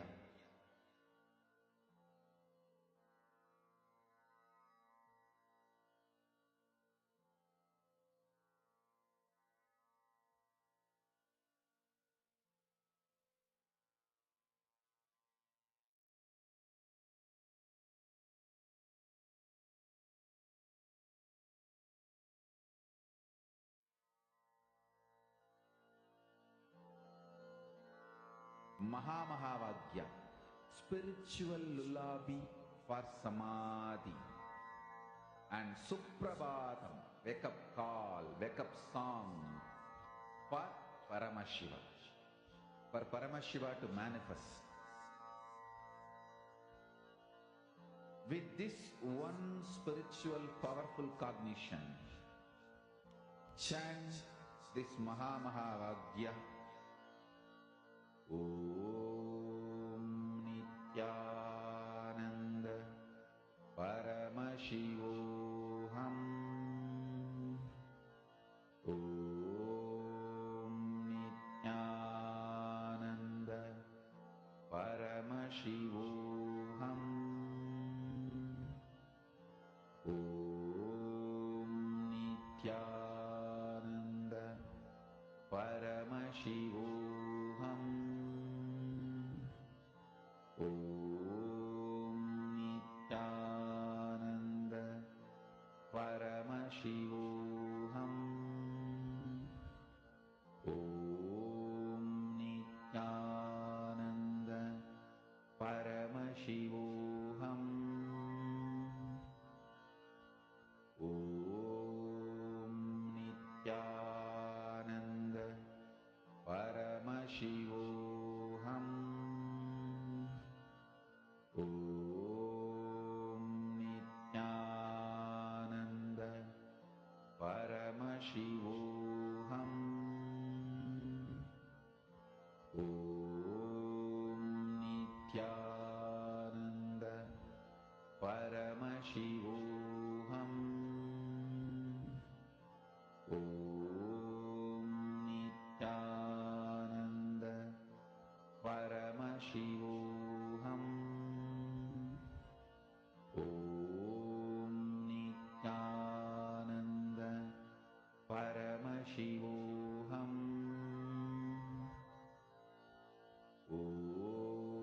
Ma Parvati, you have said that you got it correct. That's awesome, Ma.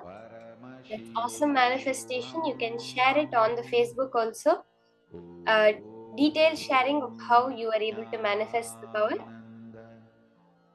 That's all now. Verify and verify with our partner whatever we were able to see through our third eye, whatever Paramashiva showed. You can share it and verify. Finish up the round of power manifestation.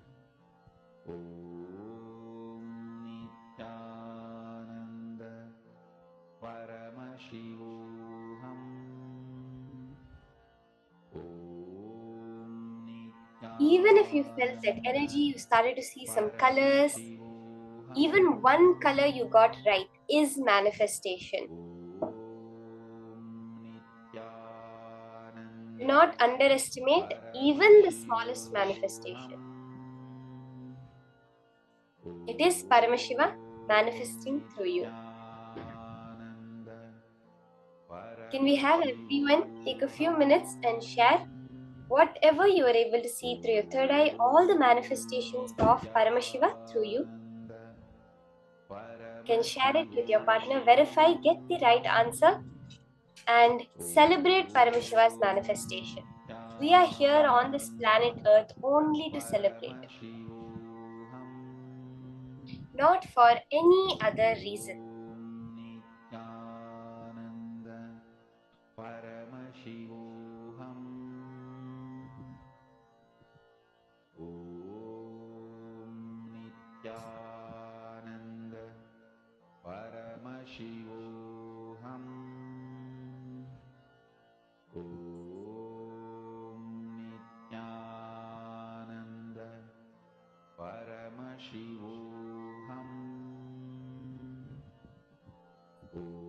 Let's have a few more minutes for everyone to share.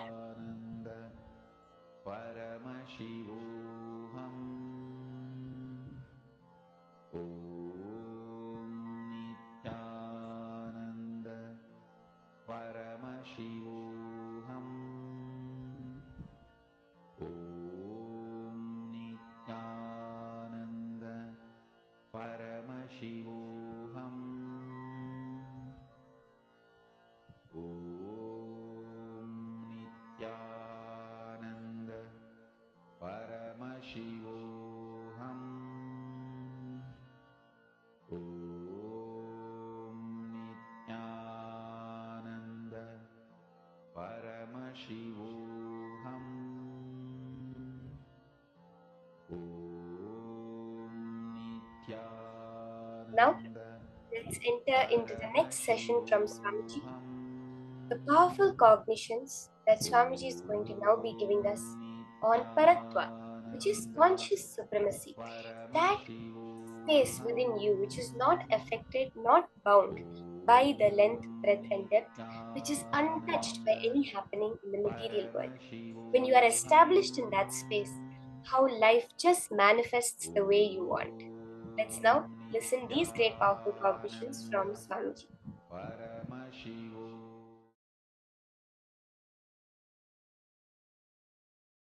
Super conscious sovereignty.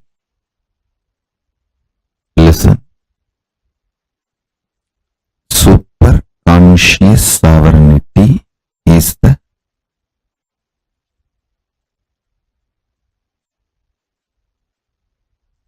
principle, superconscious DNA of Paramashiva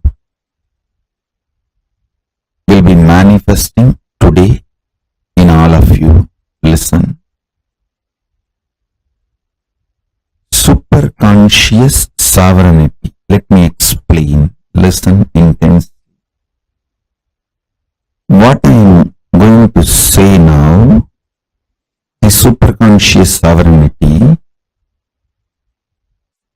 You don't need to practice. I'm just going to put this like a golden light ball inside you. It will just start manifesting. Listen to this. Your super consciousness is the most supreme supreme, and your superconsciousness makes all the patterns, the self-doubt, hatred, denials, or anything restrictive in you, makes all of that irrelevant. Your superconscious sovereignty does not fight with your problems. It just makes your problems irrelevant.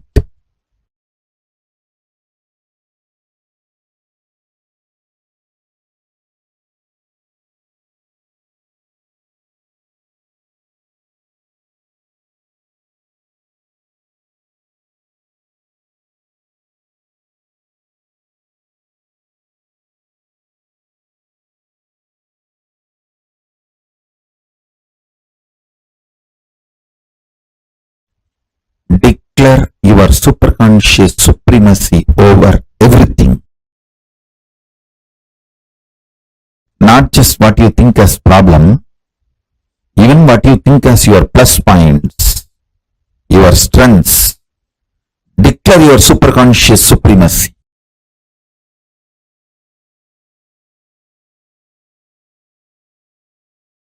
As Paramavatara of Paramashiva, I'll make it happen for all of you. You just declare. Understand?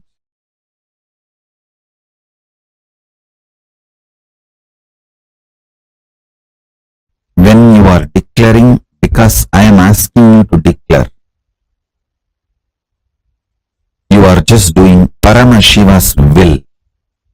You will simply manifest it. I ask you to declare your superconscious sovereignty, your superconscious supremacy over everything.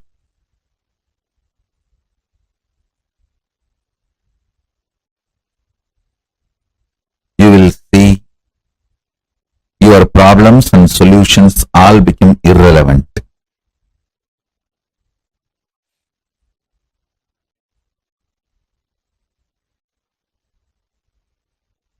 Understand?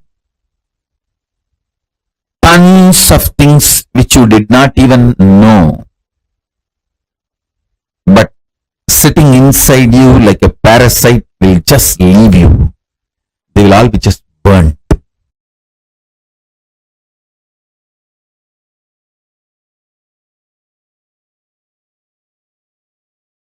There is a beautiful verse in Vaishnavic tradition.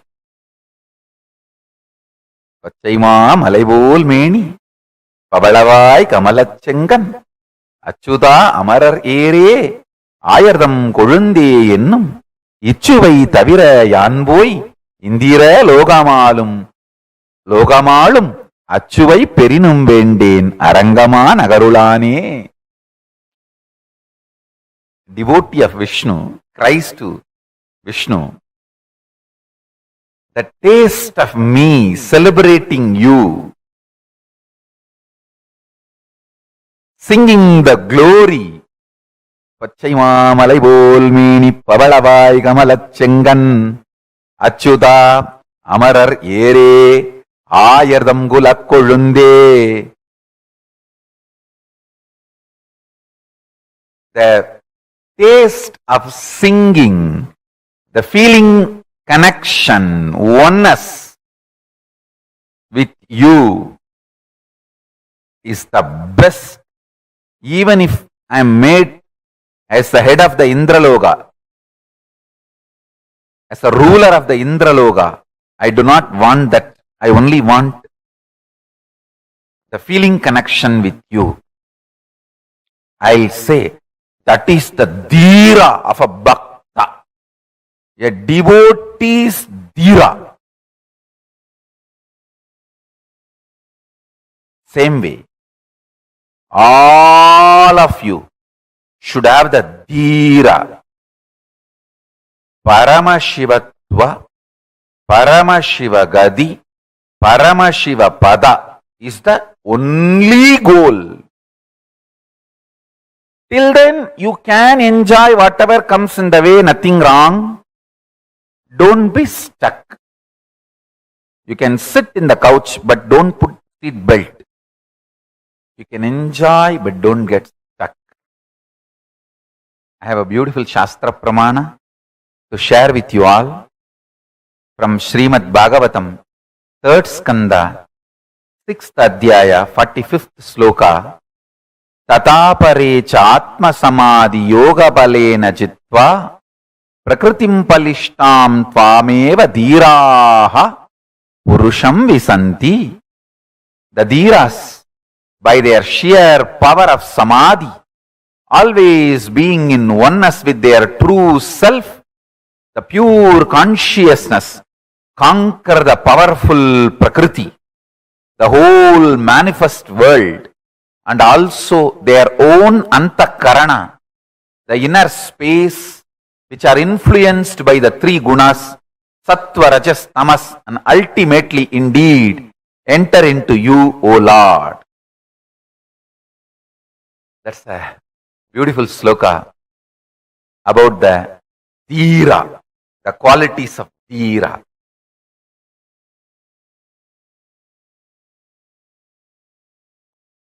Understand?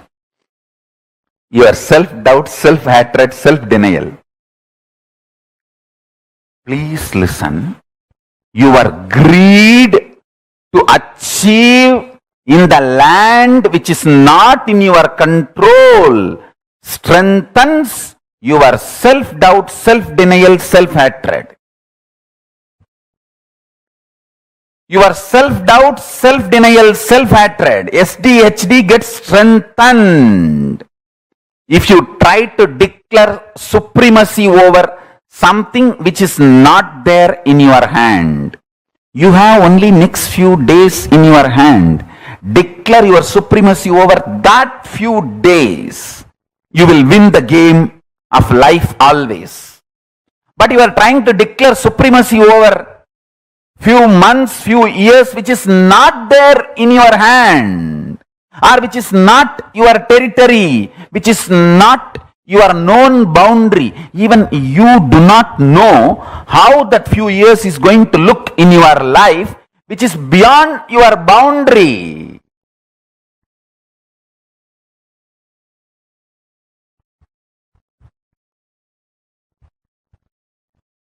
Declare supremacy only over your territory, known territory. Whenever you try to declare supremacy over your unknown territory,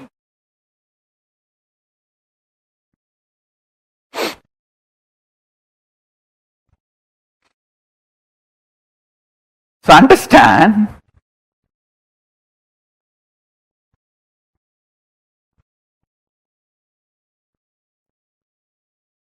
declare supremacy over the time space available to you.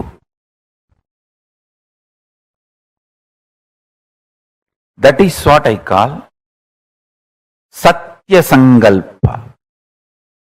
Your whole life is not actually known to you or available to you as you falsely imagine. Listen, if you are in certain space, mood is the fragrance of the space. If you are in love, you will have the friendly mood. If you are in peace, you will have bliss mood. Moods are the fragrance, flavor of space. Your ability to retain your space is only the time available to you as your life. For example, if I can retain my peaceful, joyful space and radiate the mood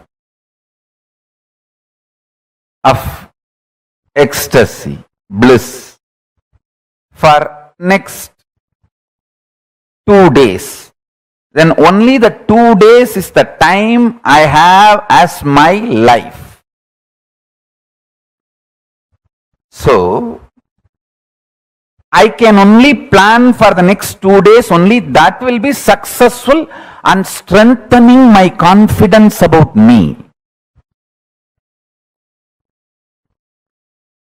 And after 2 days, then plan for the next 2 days. That is the way you consciously start building you.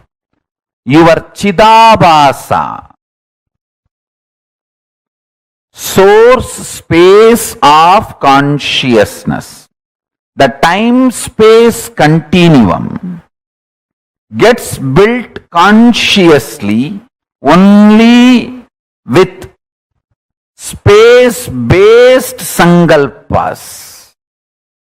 You can handle yourself peacefully, joyfully only for next 2 days, as on now, but you try to make the sankalpa for your whole life, dumbo, loose. Then you are naturally bound to fail and strengthen your self-doubt, self-hatred, self-denial. SDHD. So make sankalpa only.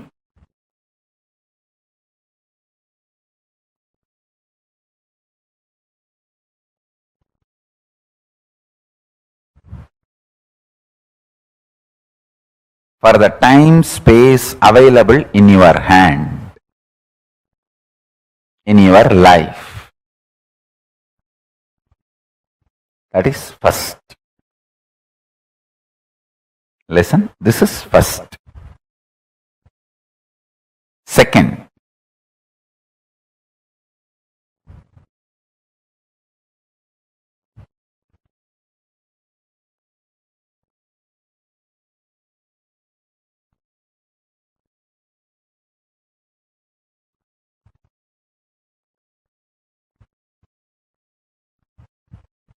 this may look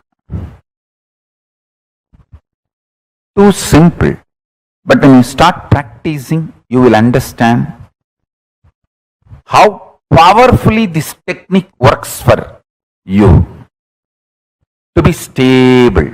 Understand? The most beautiful emotion which can bring stability in your life is love. Morning when you wake up the Atmalinga which you are wearing. Mahadeva, please wake up. Morning when you take bath, Swamiji, please take bath. Pour few drop water on that linga. Always wear it. That is the best way. Pour water on your body and pour water on the linga. Swamiji, please take bath. When you eat, whatever you eat, Swamiji, please eat.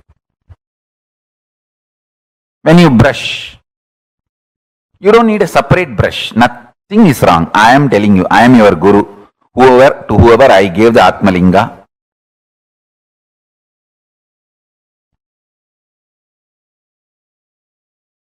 maybe you don't need to put the same brush on the Atmalinga, but take little Hariteki powder and put it on.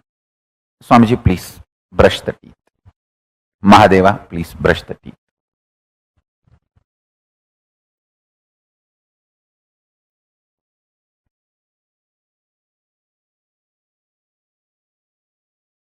Too simple. And when you are falling asleep, tell him, Mahadeva, please sleep.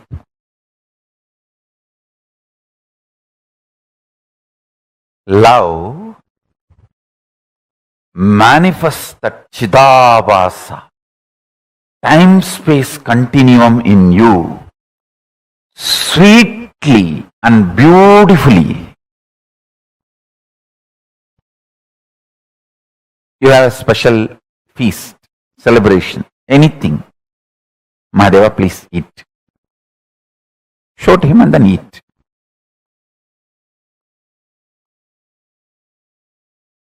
Start this. It is too simple. Time-space continuum.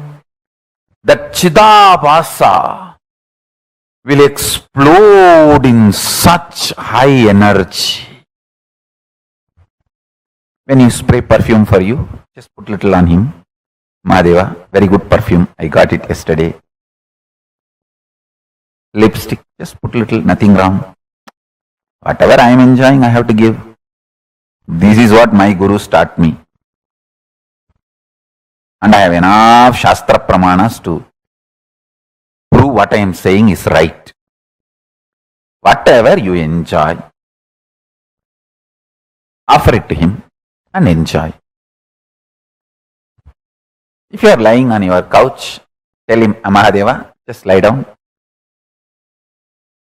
Rest, enjoy this sea beach. I tell you, he is neither outside you nor beyond your reach. He is the source of you. When you generate a love, sweet relationship that makes your time-space continuum huge.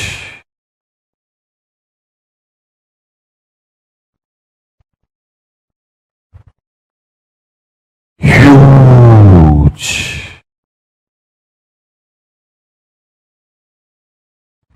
Even if you don't feel like wearing your Atmalinga, even the Rudraksha is actually Rudraksha Linga. Many times, the Shastras allow, you can keep Rudraksha as the Rudraksha Linga and do Shiva Puja to that Rudraksha Linga itself. Agamas allow it. So you can keep your the Rudraksha, Kantamala itself as Atmalinga.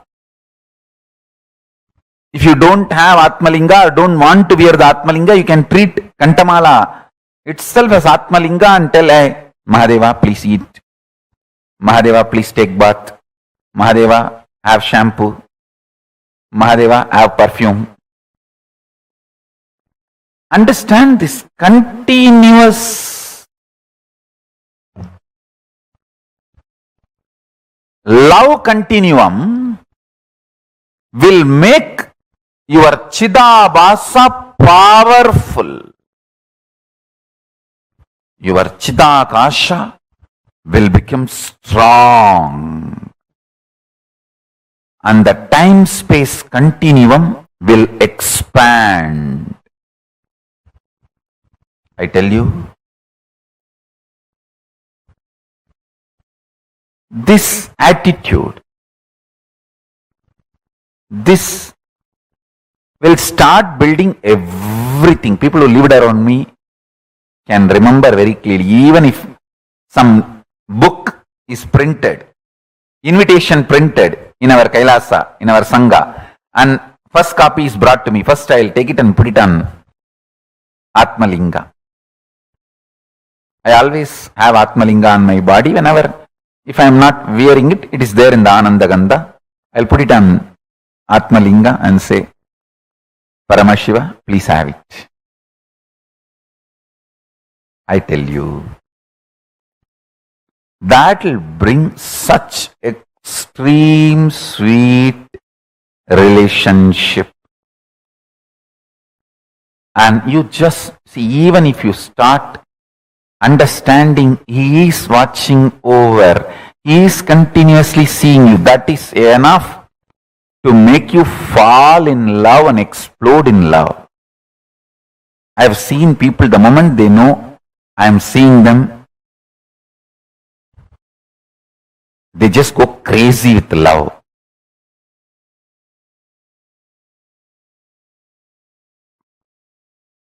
The moment you start understanding Mahadeva is watching you, you just explode in love. The Chidabhasa explodes.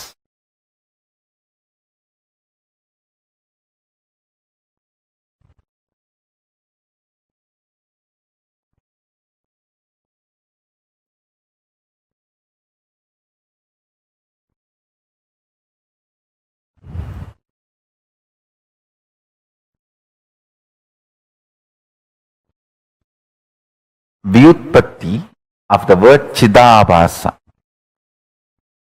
means the explanation of the word Chidabhasa, Chita Abhasaha Pradivimbaha, reflection, and the source of Chit, consciousness. Buddhavatma Pradivimbe Jivaha Jive.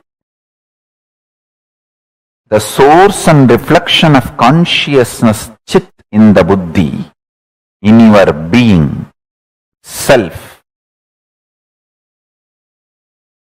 Buddhi vritti chidabhasau idi vedanta karika.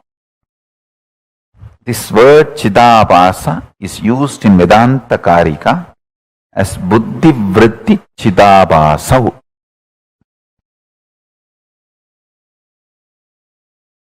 Listen. The source where the being of Chit and doing of consciousness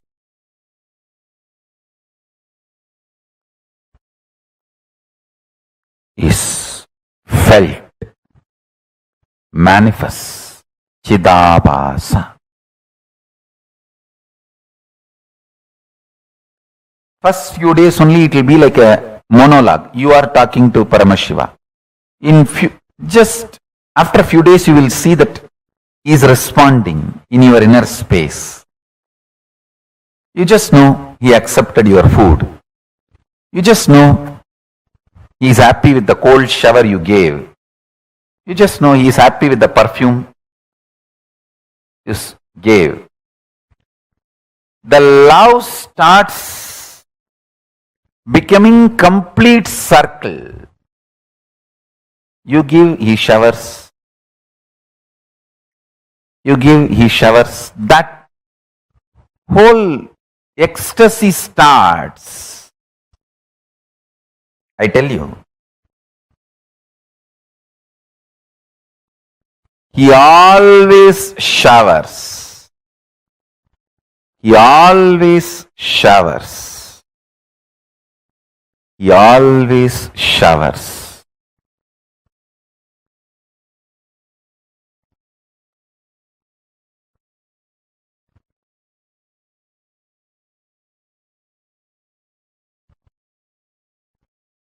He only makes sure you don't start using Mahadeva's love as your crutch.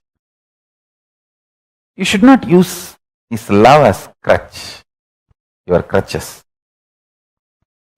You should not become handicapped because he showers on you. That's the only thing he makes sure. Because he wants to make you fly through his love.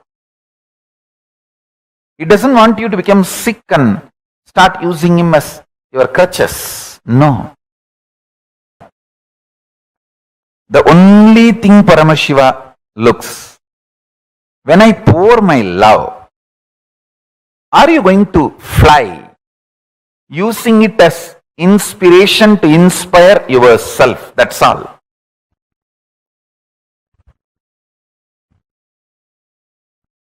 That's the only thing. Nothing else. Uttared atmanatmanam atmanam avasadayet. See, ability to inspire yourself without the external inspiration means you found the source of your love inside, internally. Chidabhasa of you has opened up. The Chidabhasa in you is Paramashiva.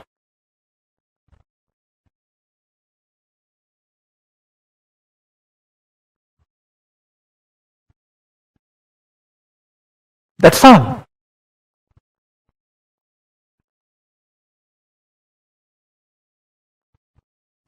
Listen to this few understandings.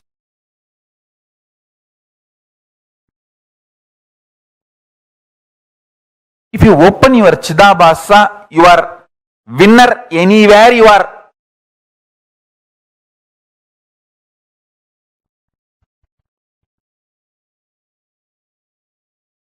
See, how much time and energy you spend grooming a puppy, pet. Even 1% of the time and energy if you spend grooming your own personal Paramashiva, your Chidabhasa will open up. Your pet opens the love dimension of you. Your Atmalinga opens conscious dimension of you. And I tell you,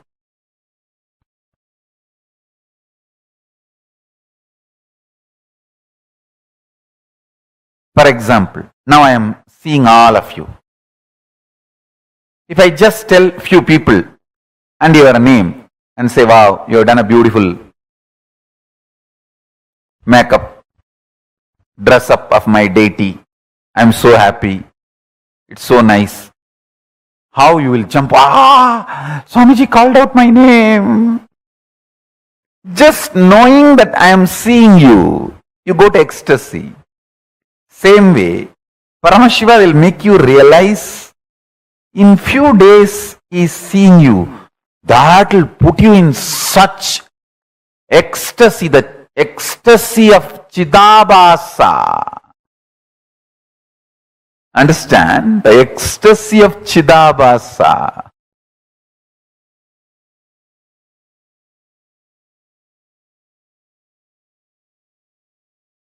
Listen, when Chidabhasa ecstasy starts, more time, more space is under your sovereignty. You can declare supremacy. You can be the leader and manifest what you want.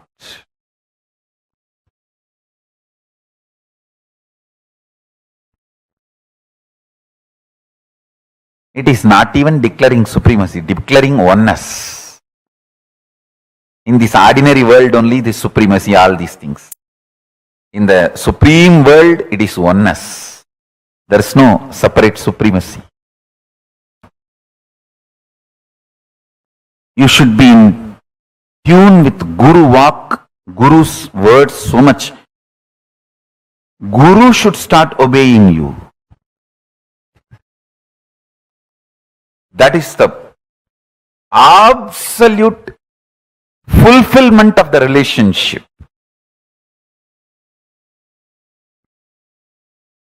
Between you and Paramashiva.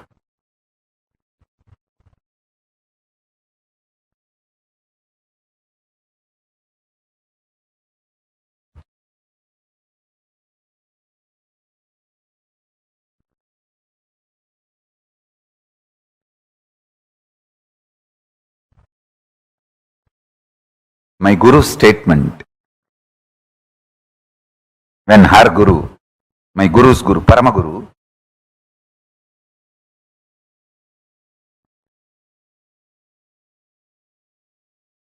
put the Bhatmasana 3 days after death, or so-called clinically dead.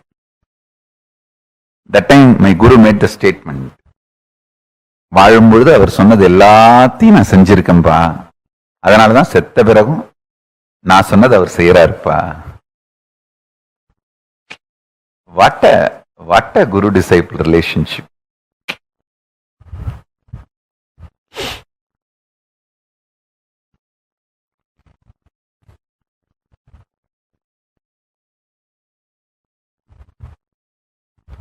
Guru is obeying you even after death.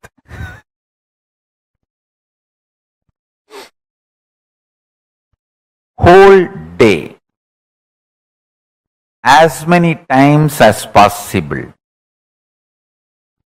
whether you eat, sleep, take bath, spray perfume, just do it for your Atmalinga also. Through Atmalinga to Mahadeva, to your Guru or Paramashiva. In Hindu tradition, literally we treat Guru and God as one and the same. Guru is the manifestation of God. God is unmanifest component of Guru. That's all. Avyakta Guru is Paramashiva. Vyakta Paramashiva is Guru. The manifest Paramashiva is Guru. Unmanifest Guru is Paramashiva. Guru's unmanifest dimension is Paramashiva. Paramashiva's manifested dimension is Guru. That's it. So anyone leads to another. That's all. If you catch Paramashiva directly, start praying, he will appear as Guru. If you catch the Guru and start connecting with him, he will lead you to Paramashiva. That's it. But both leads to the same oneness space. Ultimate enlightenment.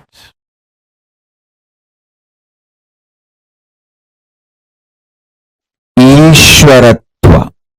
Three things I want to tell you. You guys have done the best thing for sitting for this initiation. Whatever reason you chose this initiation, you have done the best thing. It may be lottery, Sukra's grace, luck, whatever you call it. Anything you have given up to sit for this initiation is worthy. Listen to that first. Any fellow who has missed this initiation has missed and missed in a big way. How can I digest this vast expansion? So many are messaging. Swamiji, for many years, the things I was complicating and struggling, you were 10 minutes initiation. That's it. The problem is not there. Where are we heading? With so much expansion, listen. First, drop getting terrorized by becoming large. When I am infusing superconscious DNA of Paramashiva in you, so much expansion, you get terrorized. You get, oh God, it is too much. So you pick up one small thing which did not manifest. Like your diabetes, sugar did not come down. You pick up that and go on harping on that to make you feel, oh, expansion is not too much. It's all under control. You are still a human. Listen to every word. First, how many of you feel too much expansion is happening?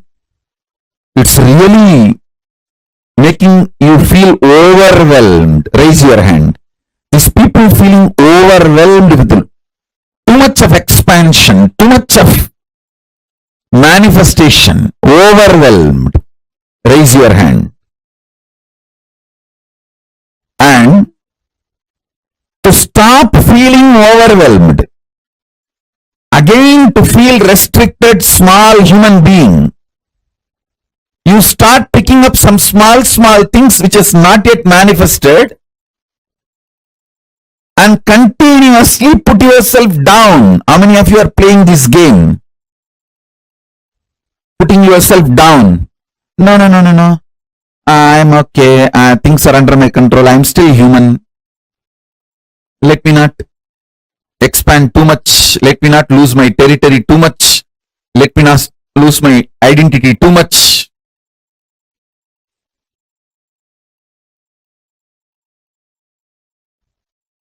Listen. Drop both. Drop getting overwhelmed. Drop self-beating. Drop both. Sit as Ishvara now. I am not asking you to visualize. I am asking you, see it very clearly. What you want is happening as your future. Your fear of what you want happening will be blown away.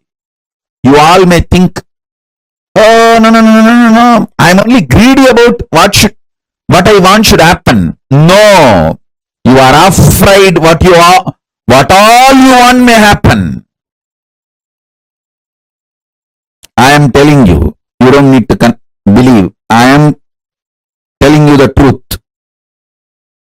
I am not interested in listening to your argument. I am giving the judgment because I know you more than you know you. I am telling the truth directly.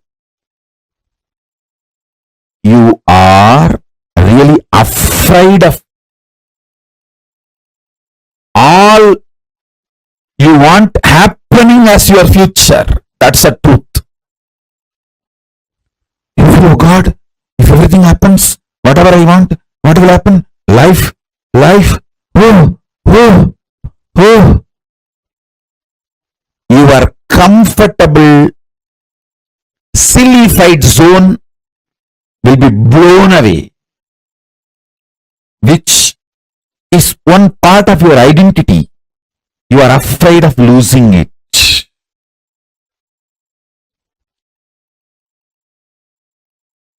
Listen.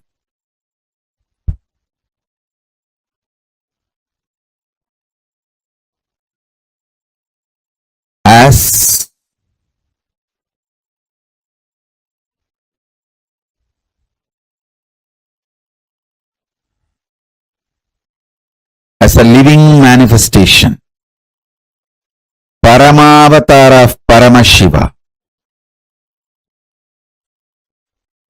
I initiate all of you into the superconscious mutation process of Ishwaratva. The superconscious DNA of Ishwaratva is now infused in all of you. Sit and receive it. Let it manifest.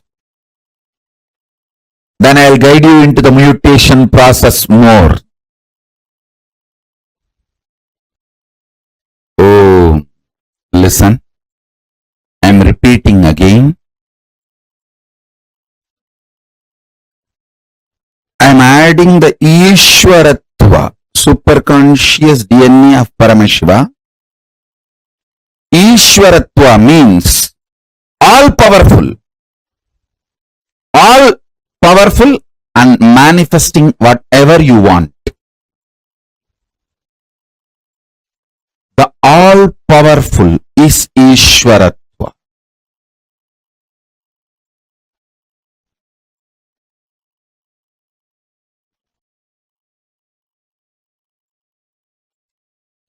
I'm doing the superconscious manifestation process, superconscious mutation process by putting the Ishwaratva DNA of Paramashiva in you. Pin down all fears of expansion you have and break it. Pin down anything you want as a future and declare it is happening, it is manifesting. Drop the fear to manifest the future. Drop the fear to visualize your future manifesting as you want. Listen carefully. Continue to do this process. When you feel like falling asleep, just fall asleep. You won't fall asleep actually today. You will fall into Turiyatita. You will see Paramashiva manifesting Ishwaratva in all of you.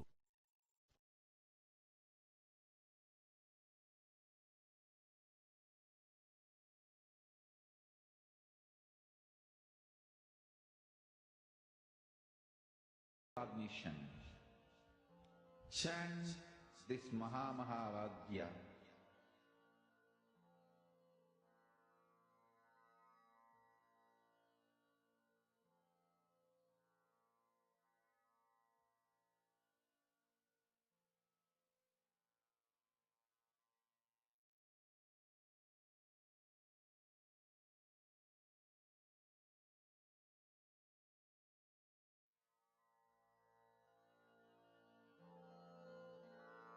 Mahavagya. spiritual lullaby for Samadi, and Suprabhatam, wake up call, wake up song for Paramashiva, for Paramashiva to manifest. With this one spiritual powerful cognition, chant this Mahavagya. Om Nithyananda Paramashivoham. Om Nithyananda Paramashivoham.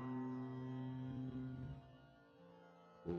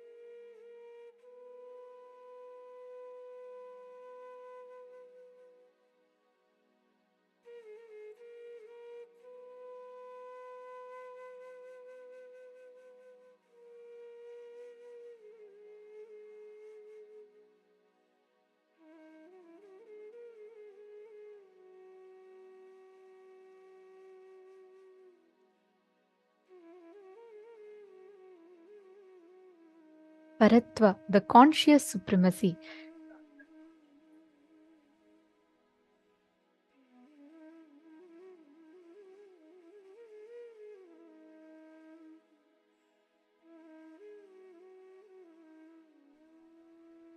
Remembering that our existence as the consciousness is ultimate. That is Paratva. That is conscious supremacy. Do not stop anywhere in between, like wealth, luxury, longevity, are all pleasures. It's only a sweet but distraction in your way. Understanding that your only goal is experiencing Paramashiva, the state, space, being, powers, and superconsciousness and Kailasa of Paramashiva, and not getting distracted anywhere in between. No matter what pleasure life gives you, not getting distracted anywhere in between till you reach your goal is Paratva, the conscious supremacy. Paramashivatva, Paramashivagati, Paramashiva Padam is your only goal. Everything else is okay, on the way to enjoy, but not to get stuck. That understanding, that declaration is Paratva, the conscious supremacy. When you have delusions, sufferings, do not try to work on facts and figures and information. Work on your identity. Many times we make decisions. Swamiji always say you should never make decision when you are tired, when you're depressed, when you're too happy, or when you're too angry, or when you're hungry. You should never make decisions in any of these states. When you're too angry, when you're too hungry, when you're too tired, when you're too happy, when you're too happy and too excited, you should not make decision. You should make decision only when you're in the space of completion. Because sometimes in our excitement, in that temporary high, we just go and decide something. Or sometimes in our temporary mood swing, we just decide something.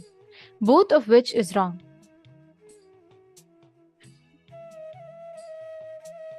Always try to work on your identity, not on the facts, not on what your so-called seeing is, but work on your identity. That is conscious supremacy. Like if you're having a nightmare, like a tiger is chasing you, you're about to fall from a cliff, below a lake is filled with crocodiles, too many poisonous snakes, don't try to get a gun and try to kill the animals. No, don't try to work with the scene. It's a nightmare. You just need to wake up. Working on your conscious reality will wake up your conscious sovereignty in you. That will solve millions of problems you're facing in your life in a very practical, strategic way.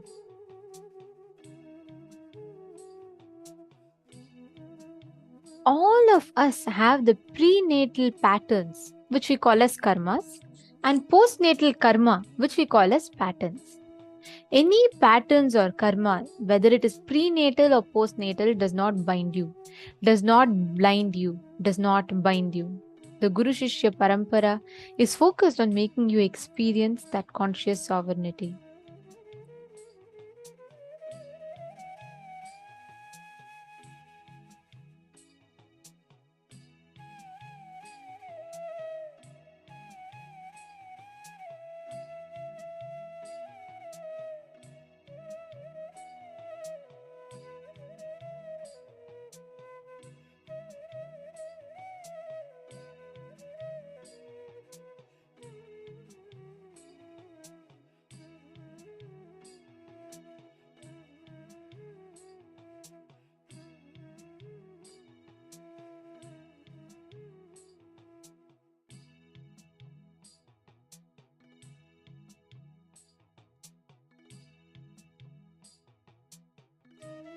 Here we can see in Swamiji's life, never Swamiji let his tiredness, boredom, any other factor come in the way of his decision making.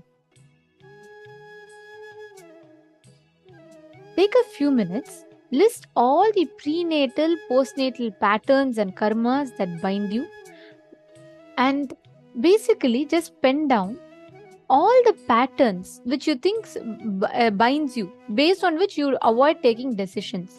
Take a few minutes and list down those patterns.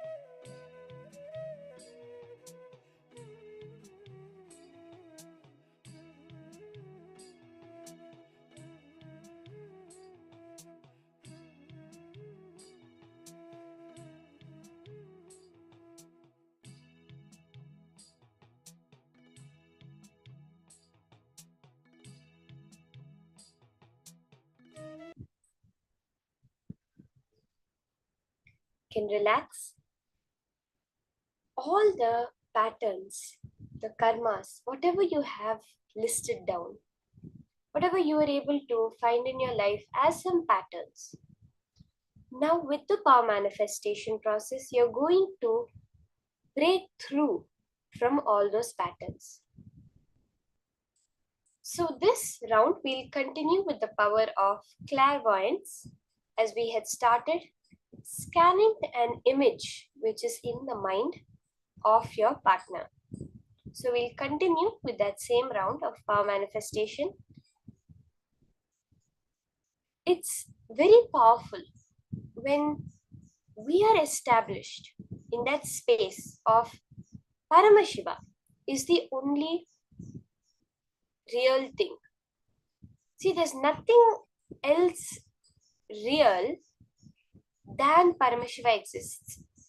When you understand this, when you look deeper, like what is Paramashiva? The maximum we can understand Paramashiva is space, is energy.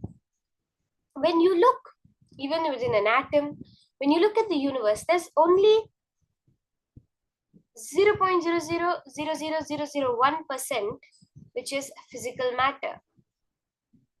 Everything else is actually pure space. It's empty. If you look in at the atomic level or at the cosmic level, there's so much of space which is empty. Because what you're calling as physical matter is actually such a small part of reality. The real reality, which is Paramashiva, is so much more vast than that. So are we ready? In this round of the power manifestation, I'll be visualizing an image in my third eye. I'll be holding a image in my inner space, and all of you can scan and see what exactly that image is. Okay? So let's start. Let's start this round of power manifestation. All of you will not be partnering up in this round. In this round of manifestation, I will be holding an image and you will all be scanning that. So let's settle down. Connect to Swamiji in your inner space.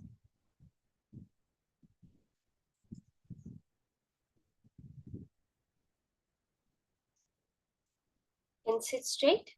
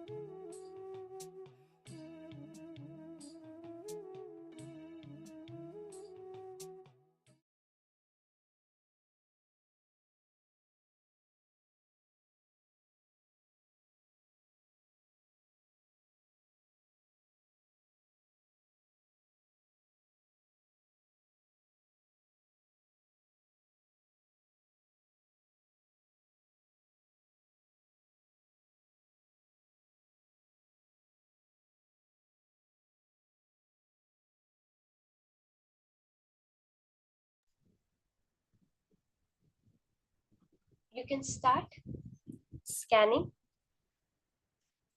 Settle down. Sit with your head, neck, and spine in a straight line.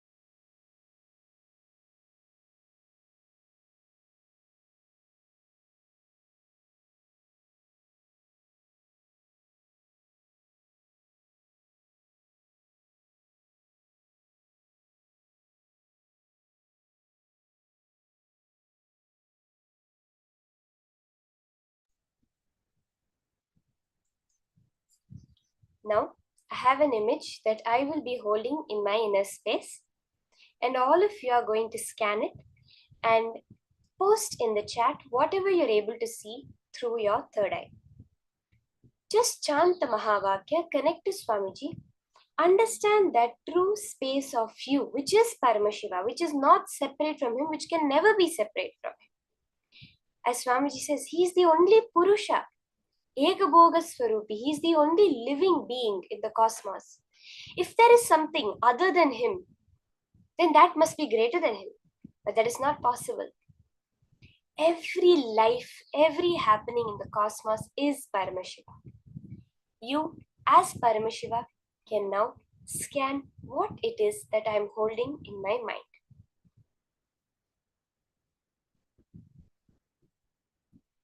So can I request all of the participants, start the scanning. You can do the samyama on the intense light ball in your inner space. Just hold yourself as the Swayam Prakasha and scan the image that now I am having in my mind.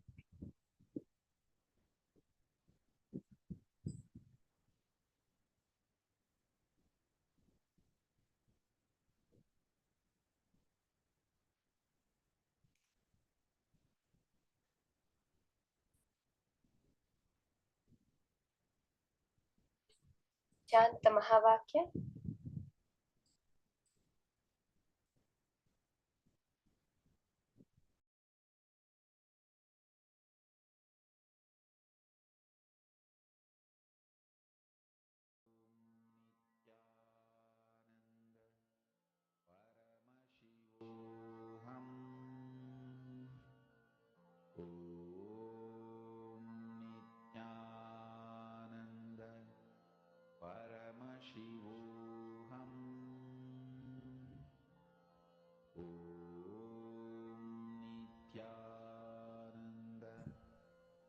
We have many posts, many answers pouring in.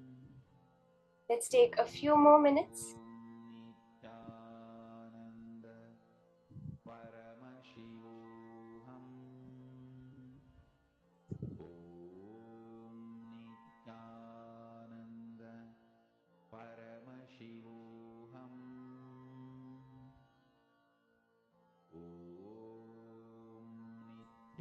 Let's have everyone else finish posting before we move into the verification of this round of manifestation. Whatever Paramashiva is showing you, whatever he is manifesting through you, it has to be correct. Understand? Swamiji says that when I ordain, I sustain. When Paramashiva has said that now you can do power manifestation, he will make the manifestation happen through you. Okay, let's now start. Let's move on to the answer for this round of manifestation.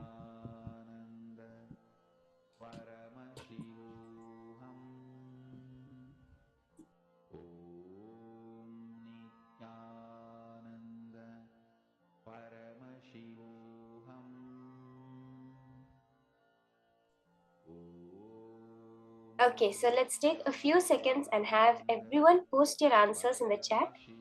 Whatever Paramashiva shows, you can post it and then we will verify the answer. Okay, I will show the picture to all of you that I was holding in my inner space.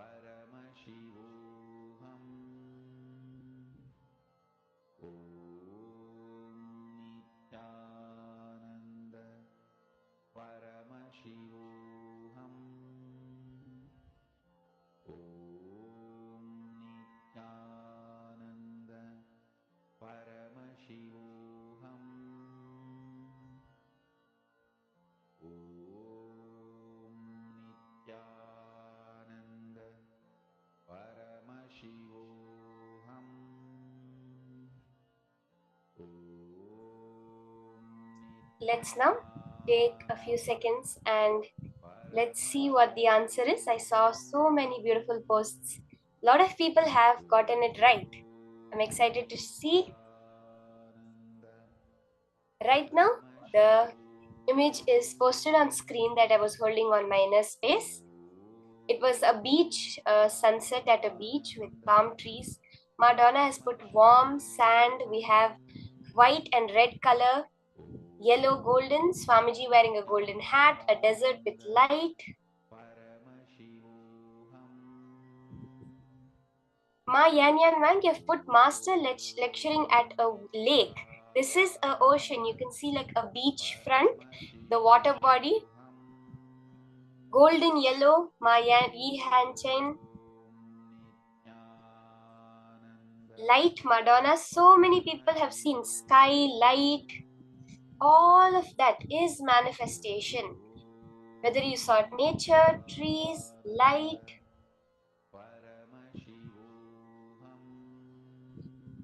Wow, there are so many people who have manifested. Ma Susan Solander, Ma Diana Spilov, Ma Graisna, Maria Linde. Oh my God, there are so many people who have manifested.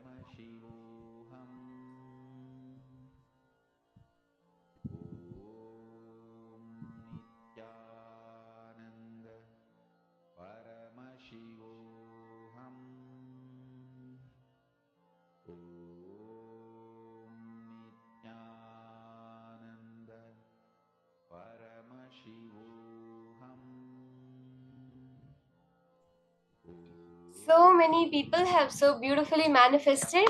Let's all give ourselves a round of applause. The minute you manifested Paramashiva, you have to get up and turn around yourself 3 times. That do the Atma Pradakshina, because you have become Paramashiva now when you manifested. So many super manifestations. Ma Susan first saw a tree on an island, first saw a mountain, then tree on an island. Awesome, ma. We have so many people and manifested the colors, the pictures. That's so beautiful.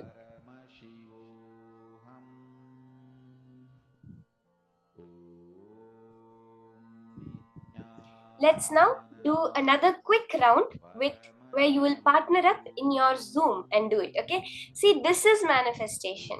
Now you will be able to make this manifestation happen again and again and again.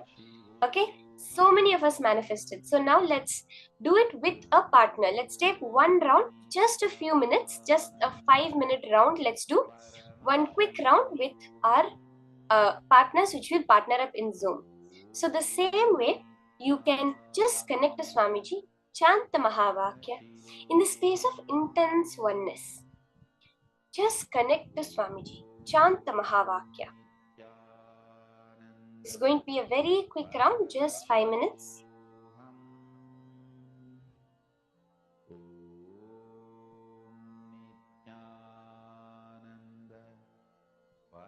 Let's all connect to a partner.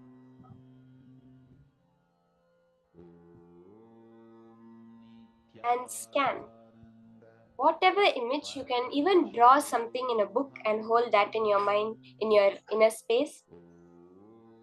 You can take any pictures, some magazines you have, hold those pictures. It's always good if you keep the picture in front of you so that the mind does not get distracted. So you can request your partner to keep the picture in front of you as you're seeing it.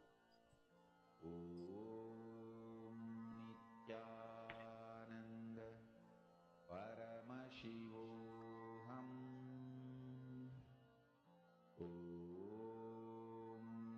Nithyananda. Paramashivoham.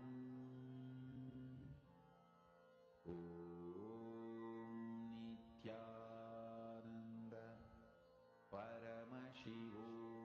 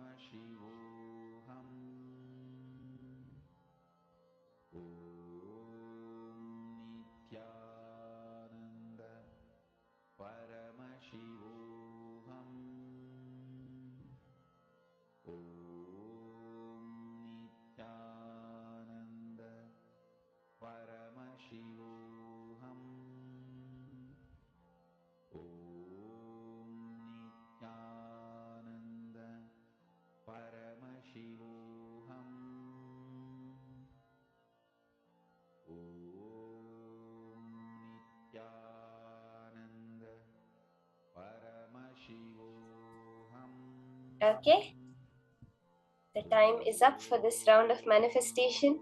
It's so beautiful how many of us are manifesting and experiencing that space of oneness with Paramashiva. Ma Adela, I see you've posted that I'm scanning wrong. Now, we have to understand very clearly all power manifestation is coming from Paramashiva. It cannot be possible that it's wrong. Somewhere there is a disconnect between how we are perceiving it and what actually it is. That's all. All the realities exist. You're choosing which reality you want to manifest. We have the understanding of the superposition, right, that science gives us, where every possible or every probability of a certain particle to be in a particular place exists, but it's the observer that collapses it to one. Now, Ma, never don't feel like, oh, I'm not able to do it, everything I'm saying is wrong. Just go ahead with it. Keep the will persistent. Swamiji was saying that whether it's your desire to manifest or your belief to manifest, it does not matter. If you have the will persistence, the will that, yes, no matter what, I will manifest, then it has to happen. The both of them become irrelevant. Okay, ma? So you will see the manifestation happening the furthermore you sit, you connect to Swamiji, and you understand the science of how it works. Now, we are going to enter into the next session from Swamiji himself, understanding Bhagavan Lingodbhava, that energy from which everything in existence manifests. This form of Bhagavan Lingodbhava is the darshan we're going to be having today. There is a very beautiful incident around the manifestation of Bhagavan Lingodbhava that now we're going to hear from Swamiji. Let's now enter into the session.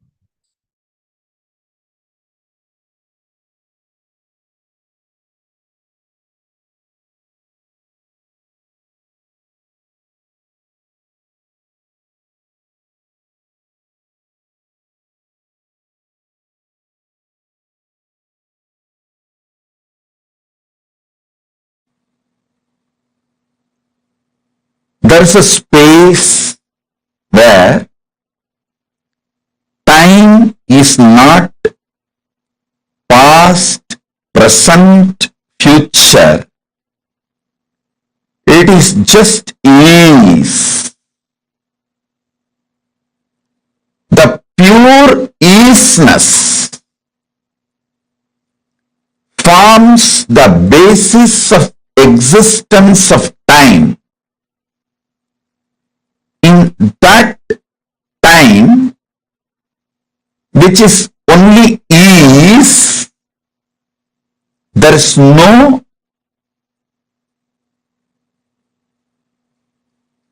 past, present, future. Past, present, future, all is ease. In that space, Paramashiva manifested all his 64 forms for various leelas. For example, Lingodbhava manifested to establish the supremacy of Paramashiva. Paratva of Paramashiva, Shiva Paratva, is established by Lingodbhava by showing Brahma and Vishnu their space and their manifestations.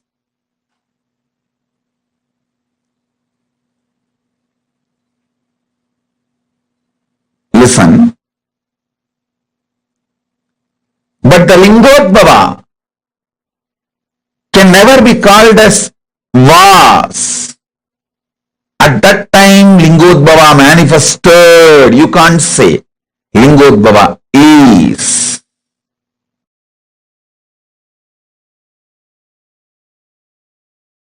Paramashiva. I am here intensely, powerfully manifesting and available to all of us.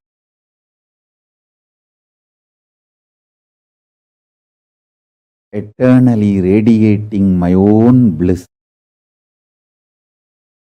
from the Nishkala Swarupa, the space of Nishkala and Nirvikalpa, manifesting myself and extending, expanding as everything. I am here, available to everyone.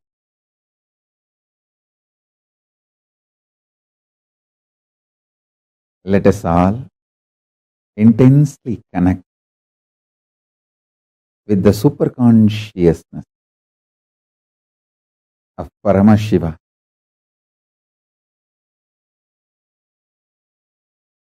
Settle down, start listening intensely. I will open my very core, my very being to all of you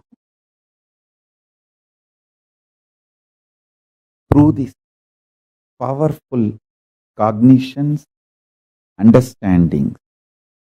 Decide to come to these powerful conclusions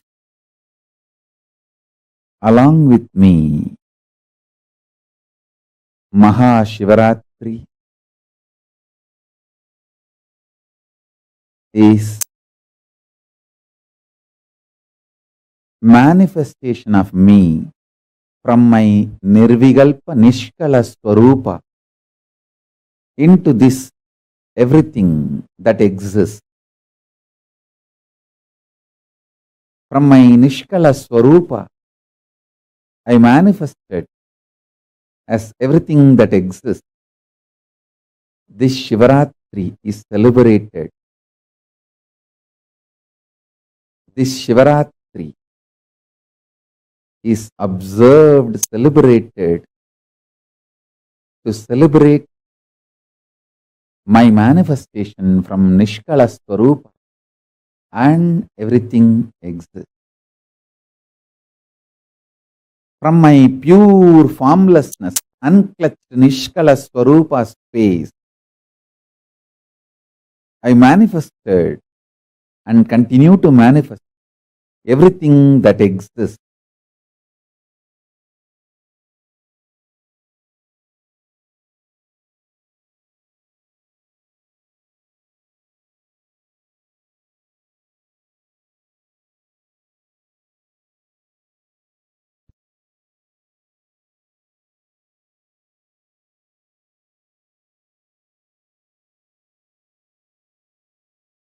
Nirvikalpa Niranjana Niradhara Nishkala Swarupa.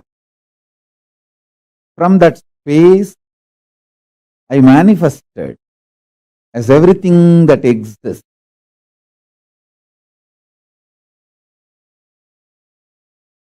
This manifestation is the Lingodbhava in Arunachala.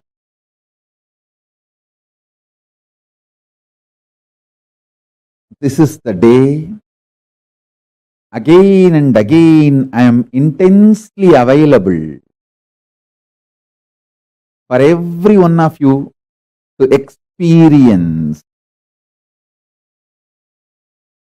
the state of Paramashiva, pure unclutched state, the space of Paramashiva, where powerful completion exists, where Parameshwara manifests as everything. And all the auspiciousness,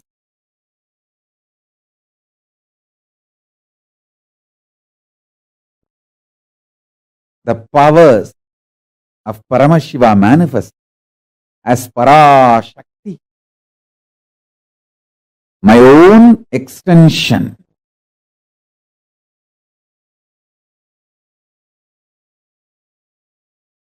Being of Paramashiva, alive, living entity. Understand? If you think your qualities are stronger than your identity, you will see Paramashiva also as the quality and less identity. If you think your identity is more powerful than your quality, you will think Paramashiva also is a powerful identity, less of his qualities. He is more his identity than his qualities. People who feel their identity is stronger than their qualities, they will connect with Paramashiva also with the same idea. You will feel Paramashiva also is a strong identity and his qualities come and go. There are some people who feel their qualities are more stronger than their identity. They feel Paramashiva also same. His qualities are stronger than his identity. So let us meditate on his qualities. But you understand one thing. Me as Paramashiva, I am strong in my identity and in my qualities. I am not just the totality of few qualities. I am more than any qualities you can imagine, visualize. All the best qualities you can imagine, visualize, all that put together and something more is me. Listen to this. By knowing how I exist, you will become me, because you will recognize you also exist in the same way. I am revealing the macrocosmic secrets. If you internalize these macrocosmic secrets, you will realize as a microcosm you also exist with the same principles, with the same understanding, in the same flow. Understanding. You exist in the same way I exist.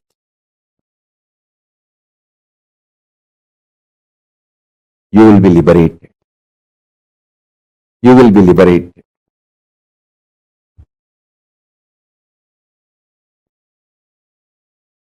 You will manifest me.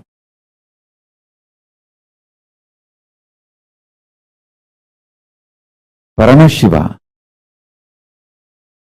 is all the best qualities you can imagine, all the best qualities put together, plus something more.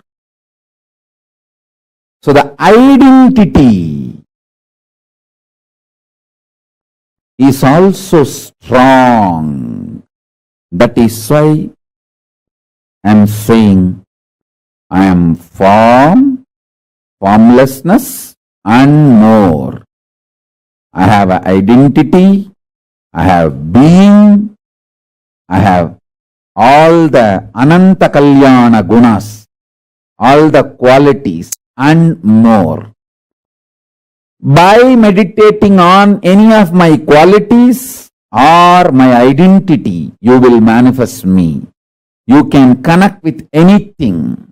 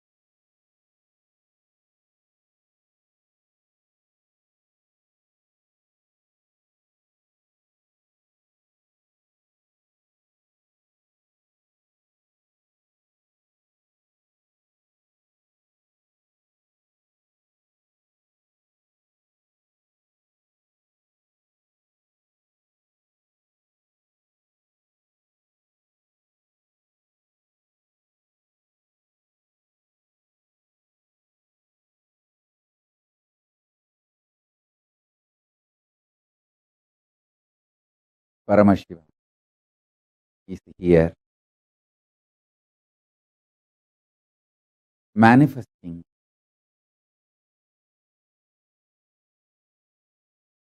available for every being, everyone. Listen intensely. By internalizing the truths I am revealing, by coming to these powerful conclusions I am revealing, by connecting with these powerful cognitions I am revealing, you will realize your Paramashivatva.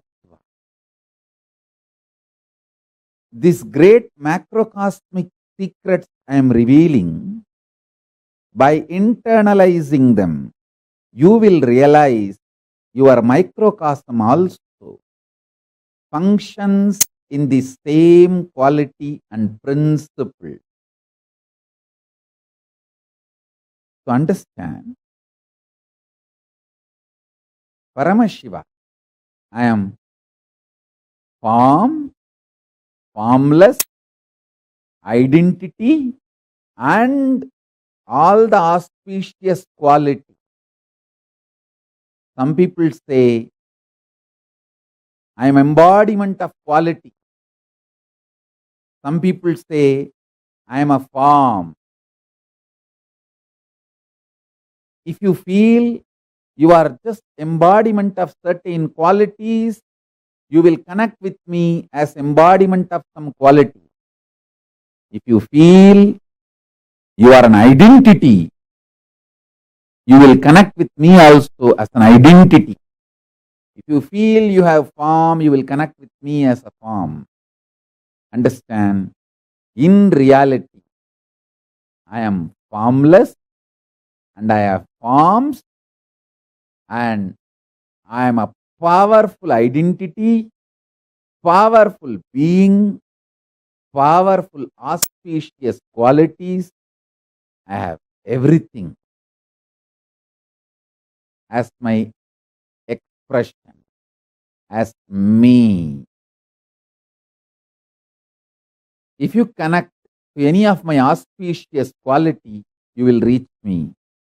If you connect to my forms, you will reach me. If you connect to my being, you will reach me. If you connect my existence, you will reach me. Shivaratri, Mahashivaratri, this is the time I manifested from timelessness into time. So this is the beginning of time. This is the beginning of form.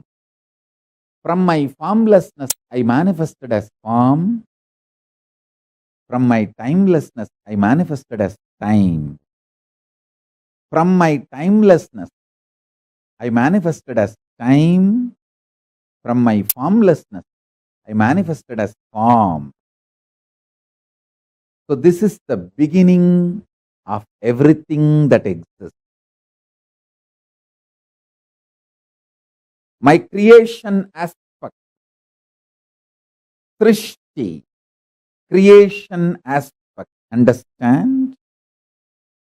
My creation aspect, Srishti, the manifestation aspect.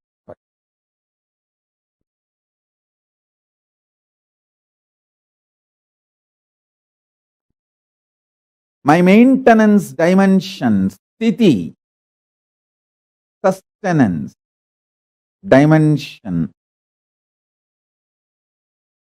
of this whole universe, and my rejuvenation dimension, destruction or rejuvenation dimension.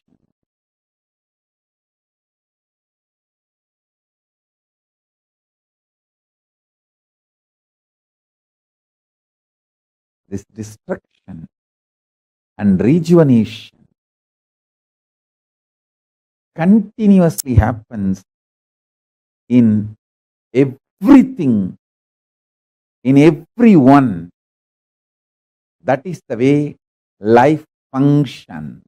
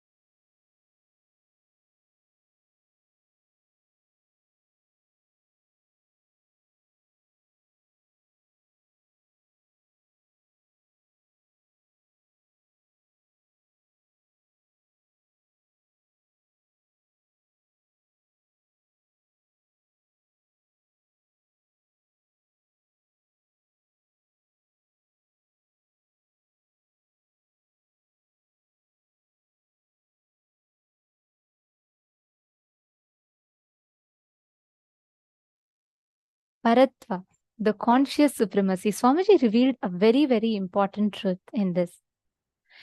Lingodbhava represents that big bang or black hole which is happening, where the cosmic manifestation happens.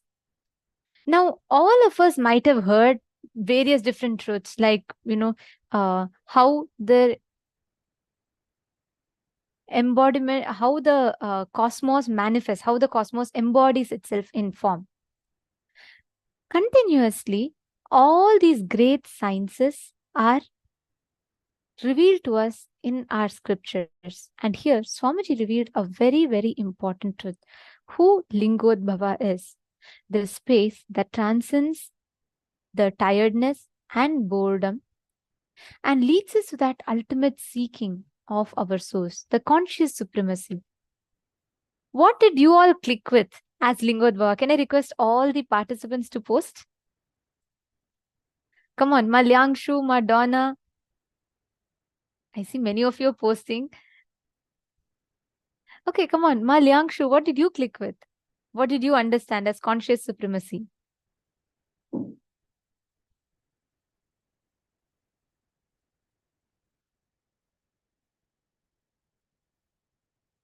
Okay, Ma Dahanananda is asking for the link for this video. I know all of you enjoy these videos, and all of you should know that these truths are hand-picked. Each of these are personally hand-picked, and a lot of amazing revelations are put together, stitched and shared with you all.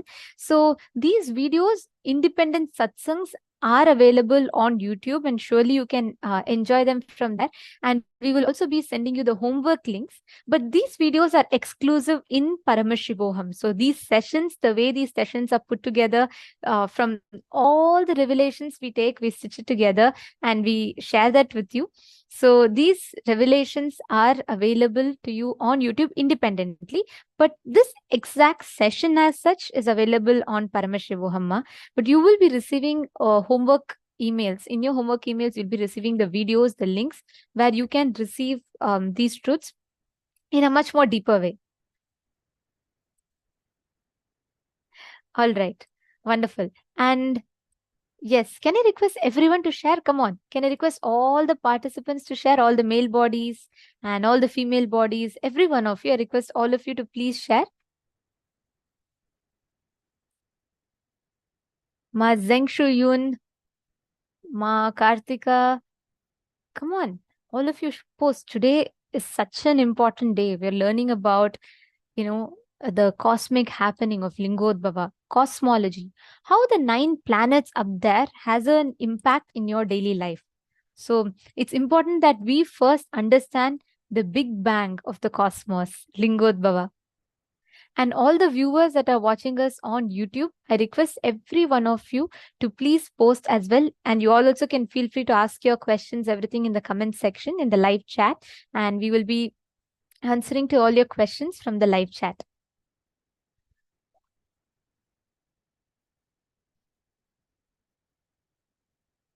Come on, I request all of you to post. Very beautiful. Yes, the Paratva, the conscious supremacy, is represented by Lingodbhava. He is the cosmic Big Bang. Actually, see, all of us know that the cosmic, the Big Bang was discovered by scientists, and that's what we're all taught, right? But thousands of years before any of these modern machineries were even available, our rishis were precisely able to see the cosmos, the starting of the cosmos, how the universe was born. That is what is represented by Lingodbhava. Linga Udbhava. So that's what Lingodbhava represents.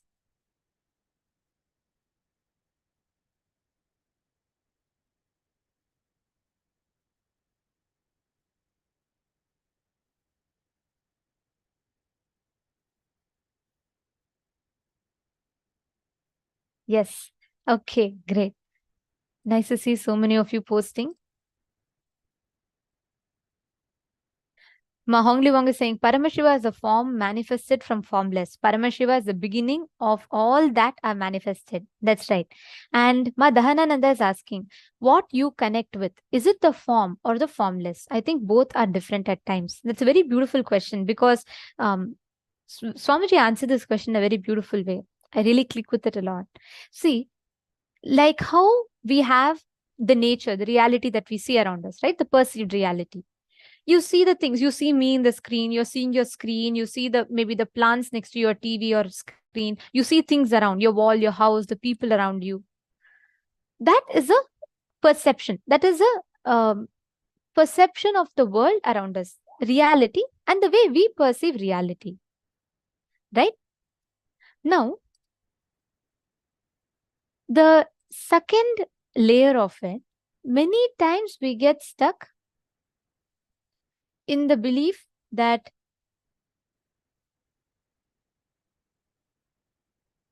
let's say we get stuck in a belief that, all of these around us are, true. That's all is life. That's all is nature around us. At those times, there needs to be something within those delusions itself that happens, which will wake us up out of this delusion. This is what Swamiji uses a very beautiful word. Swamiji uses the word Simhaswapna. Simhaswapna means, like, let me give you all an example. Let's say you get a dream, okay? You get a dream that you're enjoying, you're having like everything that you want. You have all the wealth, you have the best people around you, and people are all like, being your friends, and everything is that golden green life. You're having all colorful, and life is full of colors, and you're very happy. Will you ever wake up from that dream? No, right? You're just going to be so comfortable with the dream. You'll get so used to them. You will not even know unless someone comes and physically wakes you up. You'll not even realize. You'll probably be sleeping for longer hours. You'll be enjoying the dream. Am I right? Making sense? Yes. Okay. When you feel laughing, understand the same thing. If you have a dream, imagine you're all alone in a dark forest. A tiger is suddenly chasing you from behind. You're running. You're gasping for breath. You're running. And then on the front, there's a dead end. You don't know whether to take right or left. And then you hear some snakes are crawling on the left side. And if all of these are happening around you, what do? You wake up. When the tiger is just about to pounce on you, you just wake up. Correct? How many of you have experienced such dreams? Exactly. Now tell me one thing. Though these nightmares are scary, but it's only in the nightmare that you wake up, is it not? And as long as dream is comfortable, you're okay. You're just going with the flow and you're enjoying it. But these nightmares wake you up, is it not? In Sanskrit, there's a very beautiful term for it. Simha Swapna, it is called. Simha Swapna means the nightmare that happens, which wakes you up from sleep. Swamiji beautifully tells, Master is that Simha Swapna. Of course, he is not a nightmare. He is that ultimate dream that happens, which will wake you up from the dream or the delusion of life to reality. So, the form is needed for you to connect to formlessness. For you to go from form to formlessness, you need to connect to the form. That form only can take you to the formlessness. Swamiji gives an example. Fire. You know why fire is worshipped in Hinduism? Because only fire is form and formless both at the same time. Only fire represents, or only fire embodies form and the formlessness. So, Donna, are you understanding? Are you catching it? So, form is auspicious because only form can take you to formlessness. At some point, you will have to, Swamiji tells, at some point, you will have to go beyond the form of the Guru to reach the formless. But that's ultimate. That's towards end. That's where all of them experience Sayujya Samadhi. Means they all merge with the ultimate. They all merge with their ultimate consciousness. Malyangshu is saying, we are subject to gravitational fields. They are made of matter. And if we don't live in consciousness, we will go with the flow. No, if you don't live in consciousness, we will not go with the flow. See, only living in consciousness will take us with the flow. Catching it, ma? If you don't live in consciousness, you will not go with the flow. Beautiful. All right. So now we are all going to be entering into a very, very powerful meditation process, which will help us understand what this embodies. This consciousness, this truth of Lingodbhava, which is completely formlessness, manifesting, and us, the form, being able to connect to that formlessness, happens the bridge called Guru, who is the formless in form. We are going to be now entering into a very short meditation called as a Kailasa Jyoti meditation. And can I request every one of you, all the participants here, to please sit straight? It's a very powerful meditation process. And yes, can I request everyone to come on camera? I'm seeing some of you are having your cameras off. Can I please request all the participants to come on camera? Ma, Min, you on. I understand for many of you it's late in the night, but we request for you to have the best experience of the program. It's important that you are in the camera, and only that will give you the complete experience of this program. So please come on camera. Yes. Let us all enter into the meditation.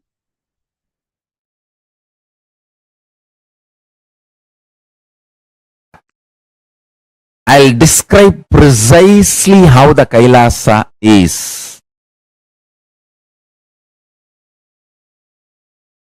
Listen to this description and contemplate on it, connect with it, you will experience it. See, you see many of the photographs taken by NASA and many telescopes from the space station and the science fiction movies and all that. Whole background is dark and the suns, stars, all of it look like a light, flickering light. How you get the pictures, videos of the cosmos. It's like a black, dark background. In darkness, the stars and suns and moons are like a light point. Understand, Kailasa is just the other way. Full of light, extreme light. All the stars, everything looks like a dark spot. Small, small, small flies. First, visualize how this Bhu Mandala looks. This Bhu Mandala is already portrayed and photographed, videographed by NASA and other space organizations, and it is available to you all. It is just the opposite. The whole thing is extreme.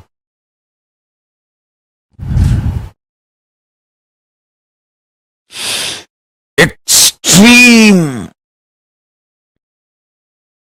light.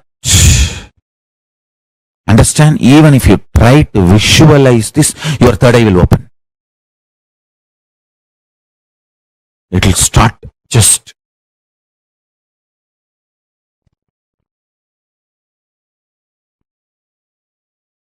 That's all. I tell you, if you just breathe this Kailasa light, I'm going to open that whole Kailasa light to all of you. Now, the whole Kailasa space. Just breathe this space.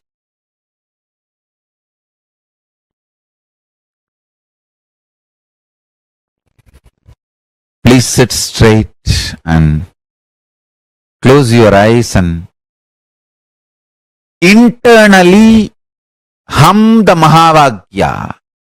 No need to chant, but vibrate, reverberate yourself in Mahavagya. Om Nithyananda Paramashivoham. And see the whole cosmos as extreme light. Inhale that light of Kailasa and exhale that light. Be filled with that light. Disappear into that light.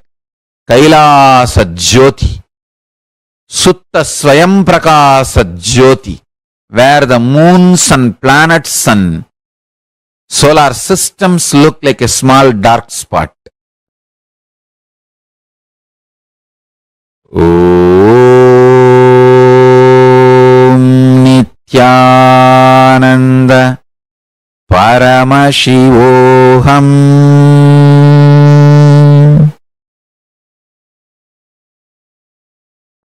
Om Nithyananda Paramashivoham.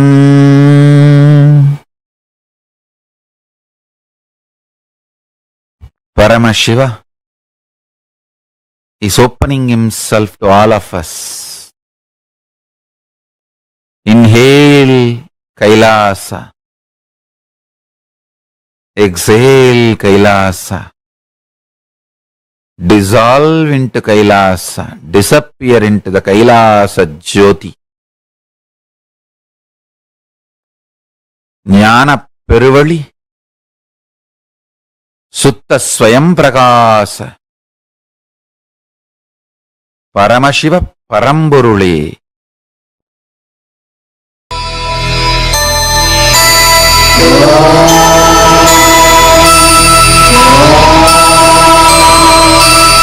Asa. Exhale Kailasa. Reverberate with Mahavagya.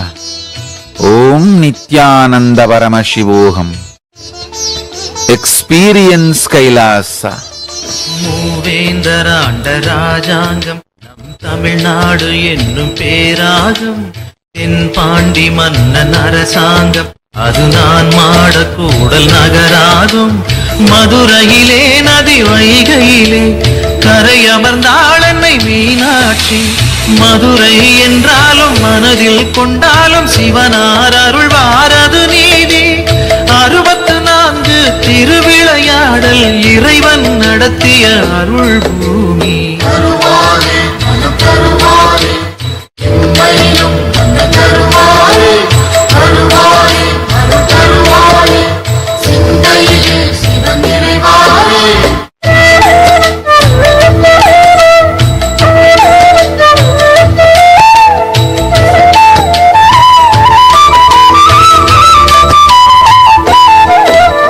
Sivaganga என்னும் சீமையிலே அந்த சமஸ்தானம் கொண்ட பொறுப்பினிலே சீர்மேவும் மதுரை பதியினிலே நல்ல சிறப்போங்கும் மாசி வீதியிலே சிவதலமோ அதன் நடுவினிலே சிவலிங்கமோ அருள் வடிவினிலே சிவமே என்போர்க்கும் தவமே கொண்டோர்க்கும் ஜெயமே தருவான் நம சிவமே இம்மையிலும் நன்மை தருவார் என்றே தொழுவோம் தொழுவோம் அவன் பாதமே.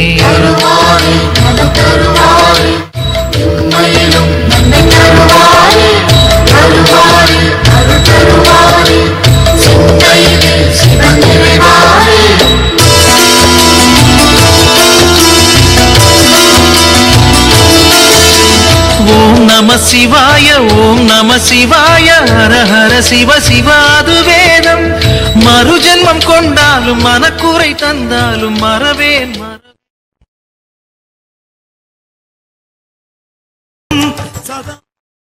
Let Paramashiva manifest Kailasa in all of us and awaken our third eyes. Manifest the state, space, powers and being and superconsciousness of Paramashiva. Om Nithyananda Paramashivoham.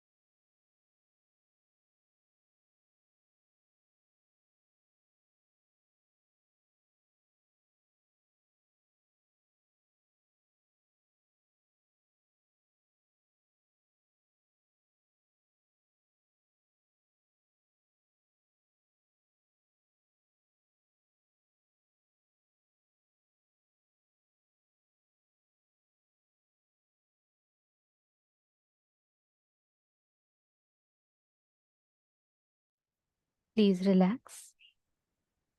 Settle down. All of you can slowly, very slowly, please open your eyes.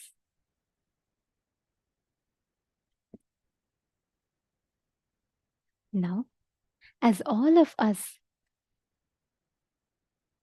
enjoyed this meditation process, like Swamiji said, this literally makes us experience that ultimate consciousness, that formlessness of Paramashiva, that formless manifestation of Paramashiva. Every one of you that are sitting here, as each of you experience this ultimate formlessness of Paramashiva, let us all enter into the power manifestation session.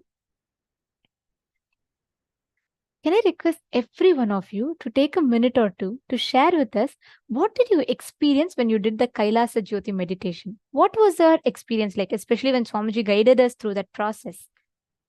What was that experience like?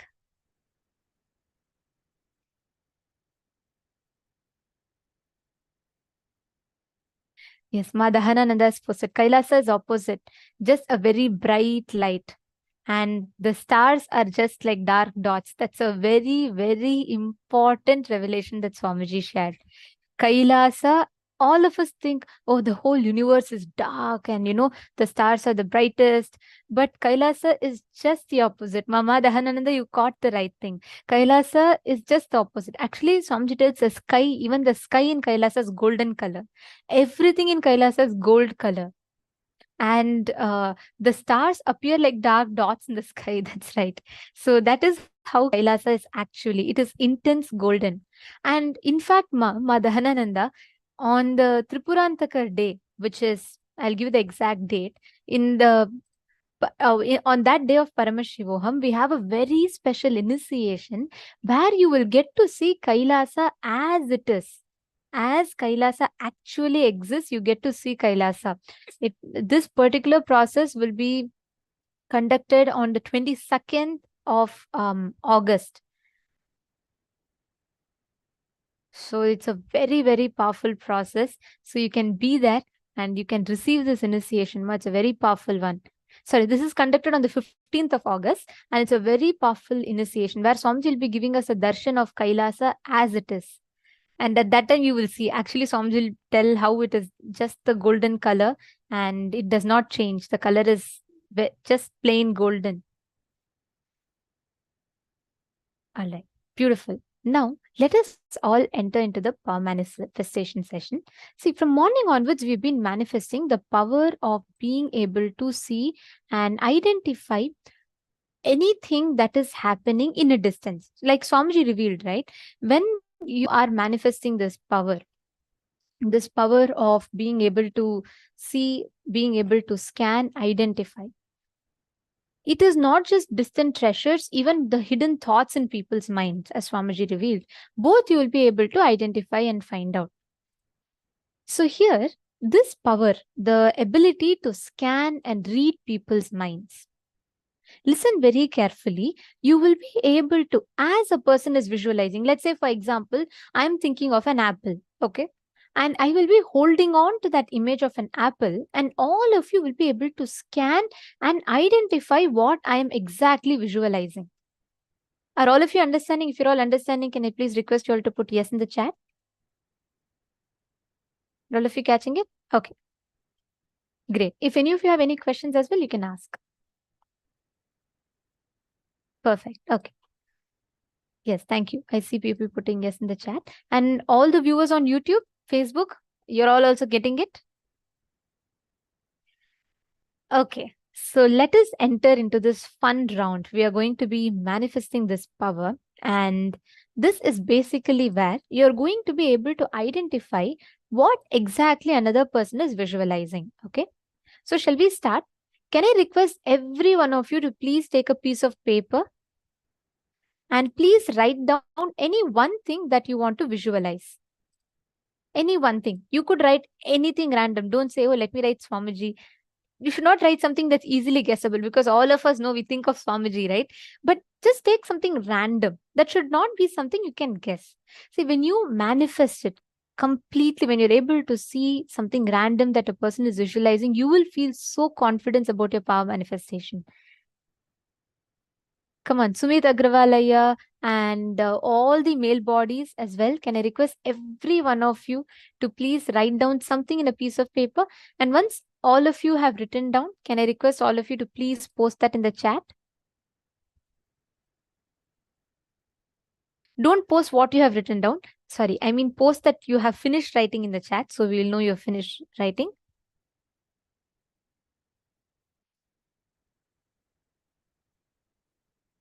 Come on, all the viewers that are watching us on Facebook as well. Ilango Yama, Isha S. Khanna, Prashant Sharma, yeah. Can I request all of you to please post?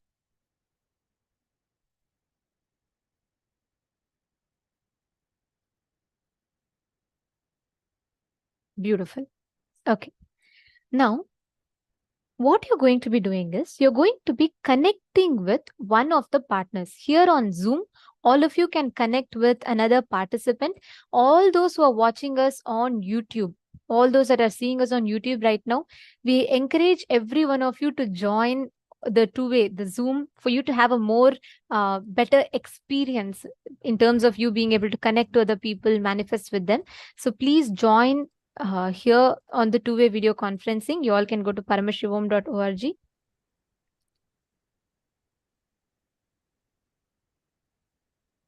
Yes.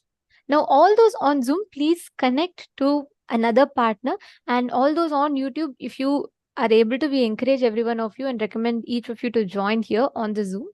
If not, please at least call another person, a friend of yours, someone that you know, and you can always introduce to them. You can even share this live stream with them, and you can say you're attending this program, you're watching this workshop, and you would like to try and manifest this power with them. So you can share with them and you can manifest this power. So what you're going to do now, each of you have written down, correct? So you might have written down rose. You could have written down, for that matter, any image. Let's say you would have written down pineapple, apple, anything. Now, your partner is going to be scanning and identifying what is the exact image that you are visualizing. What is that exact image that you're holding in your inner space? You're going to be continuing to do the same samyama that we did in the last two rounds. And for those of you that are joining us right now, just visualize intense golden light in you. Just visualize that, like visualize this intense golden light, like a light ball inside of you. And with that, you're going to be able to do this power manifestation. All the participants that are logging in right now, all the viewers who have joined us through YouTube, Facebook, if you are also doing this power manifestation round with us, can you all please put yes in the chat? Nithyanandam, Samuel, and Manisha Bahadur, Nithyanandam. All the participants that are here with us live right now, take a few minutes and quickly post yes in the chat. And if you are manifesting, who are you manifesting with? Have you been able to find a partner for you? Please take a moment now and post it in the chat.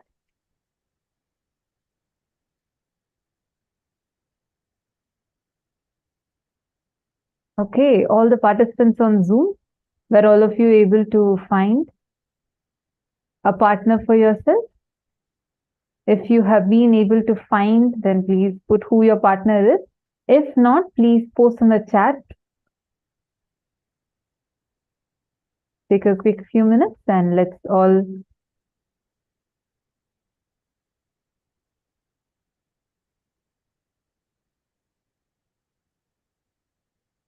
Nithyanandam, Samuel Hagerman, were you able to get a partner for yourself?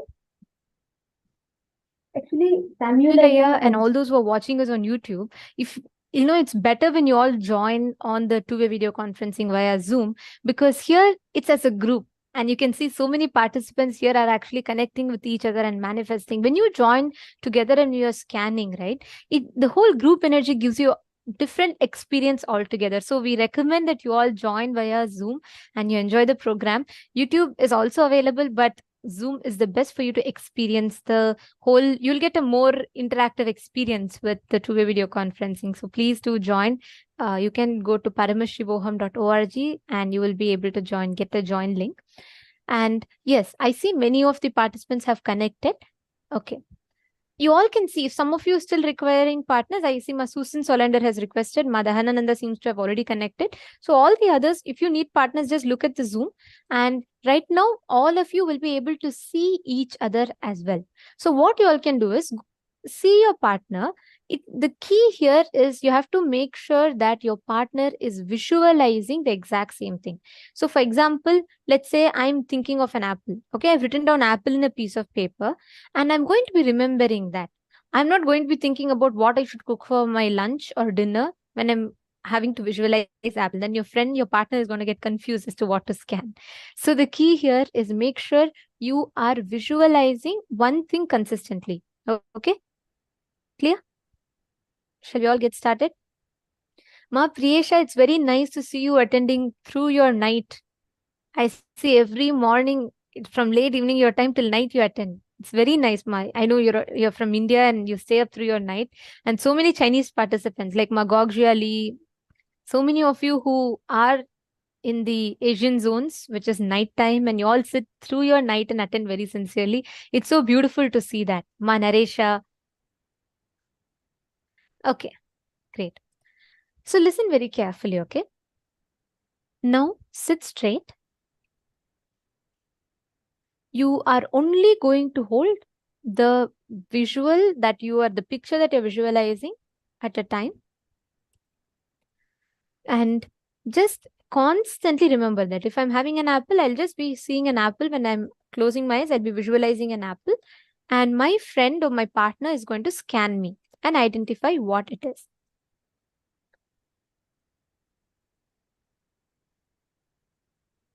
Great. Ma Harilyn Gomez, wonderful. You have manifested 3 things.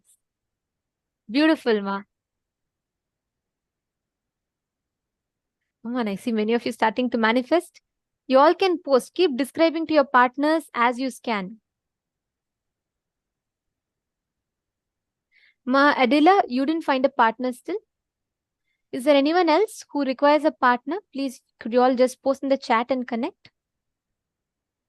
You can even manifest with 2 people at a time. See, it's just about scanning and identifying, right?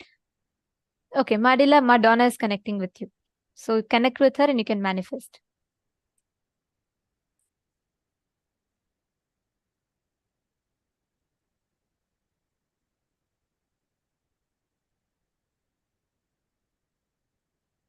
Sit straight. Please sit straight.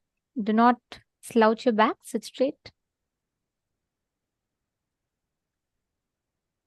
Yes, let us all start the manifestation.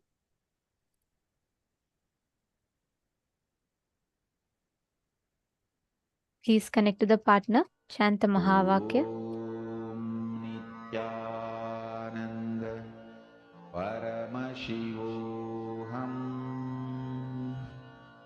Om Nithyananda Paramashivoham.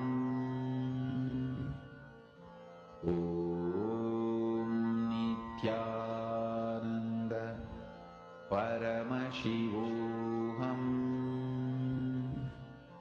Om Nithyananda Paramashivoham. Om Nithyananda Paramashivoham. Om Nithyananda Paramashivoham. Om Nithyananda Paramashivoham. Om Nithyananda Paramashivoham. Om Nithyananda Paramashivoham. Om Nithyananda Paramashivoham. Om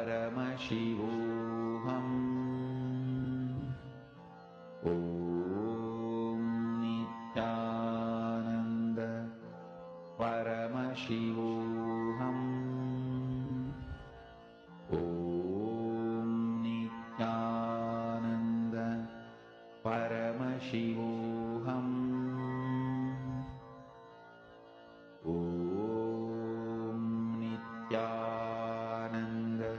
Om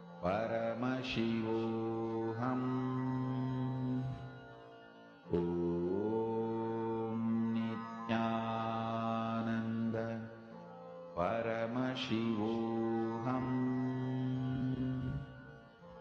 Om Nithyananda Paramashivoham. Om Nithyananda Paramashivoham. Om Nithyananda Paramashivoham.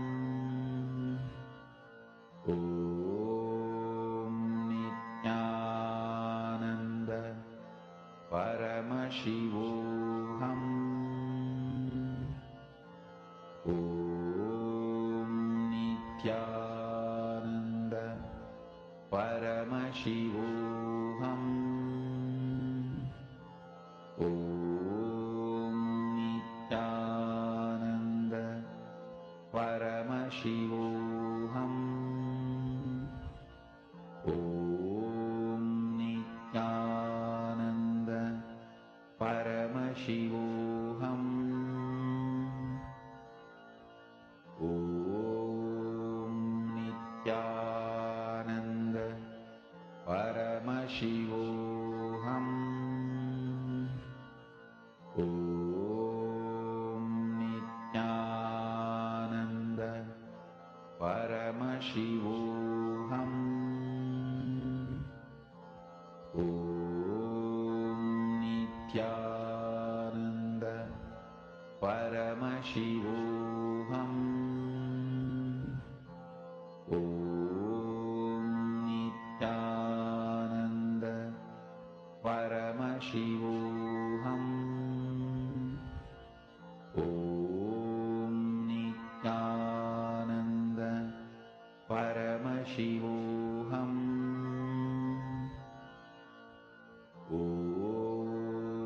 Nithyananda Paramashivoham.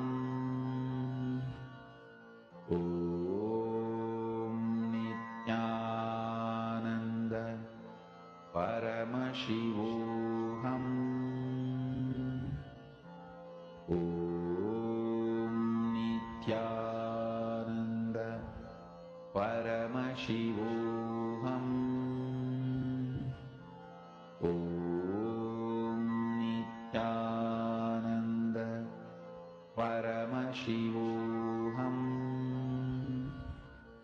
Om Nithyananda Paramashivoham.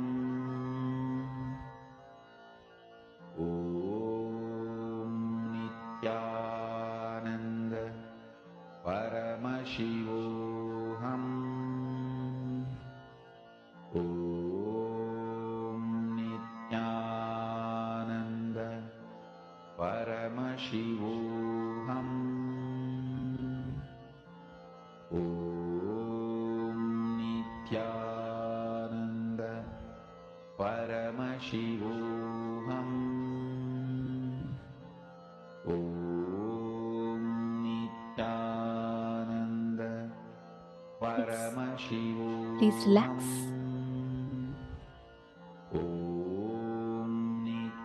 Alright, how many of you have started manifesting? How many of you were able to see exactly what your partner was visualizing? I'm seeing many of you have posted the answers. Can I request everyone to verify? My Jenny Tran. Quickly take a few minutes and Take a few minutes quickly to verify. Check with your partner. See, now each of you go through the answers that your partners have posted.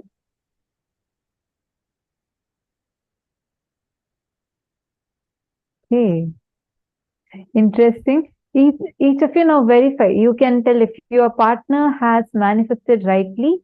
You can verify that answer and put it in the chat.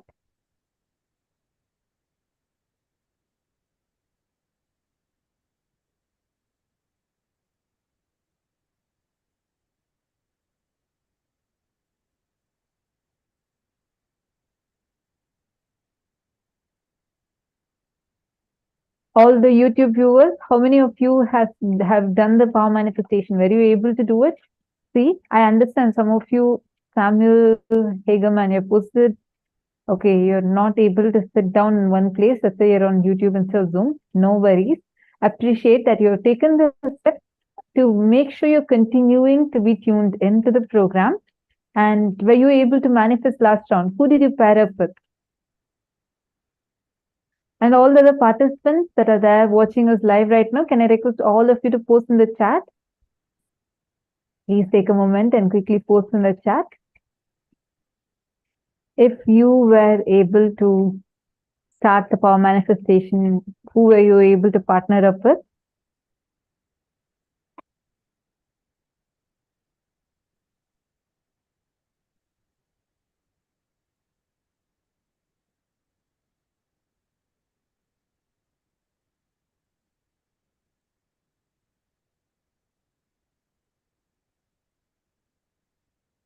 Wonderful. So now, all the participants, whoever has manifested, take a moment to post it in the chat.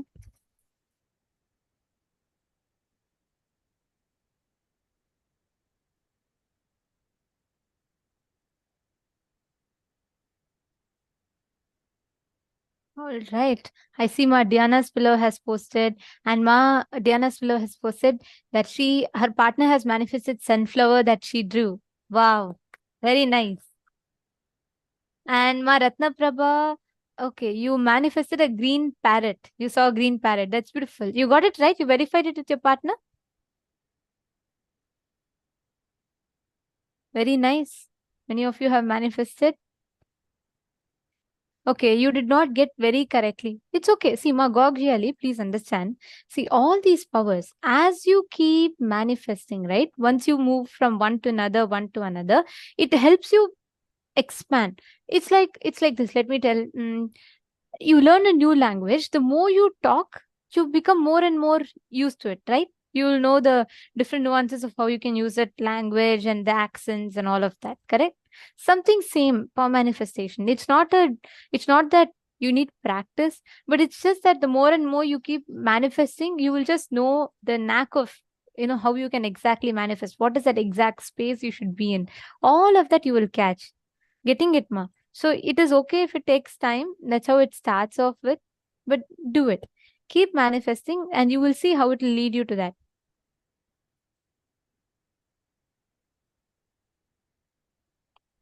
Okay, ma?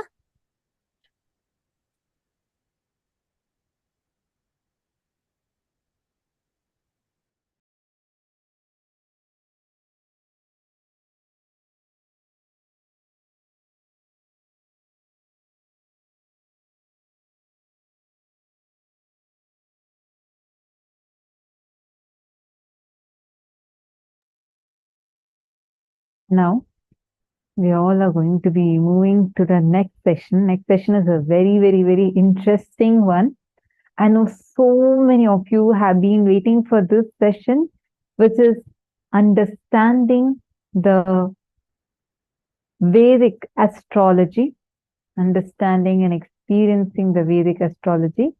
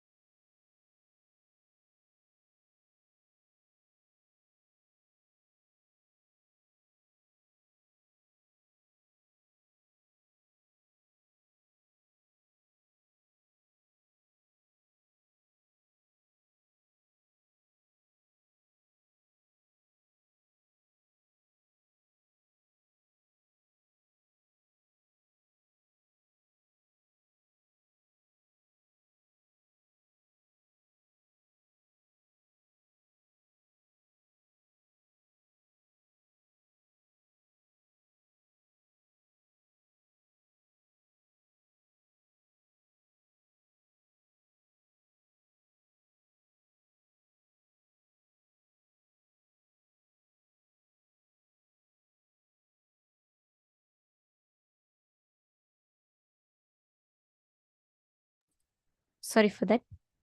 I apologize. I forgot to unmute. I'm so sorry. Okay. See, in Hinduism, if you notice, everything from the time you're born, the time that you start your education, the time that you go to school, the time that you get married, the time that you have children and their naming ceremony, and the time that marriages happen, or the time that you die, everything, the planetary positions and based on which the factors based on which these events are planned play a very, very significant role. But why is it so? Why does astrology, why does learning about these planets have such an important place in our lives? We are going to be learning about these truths in this session.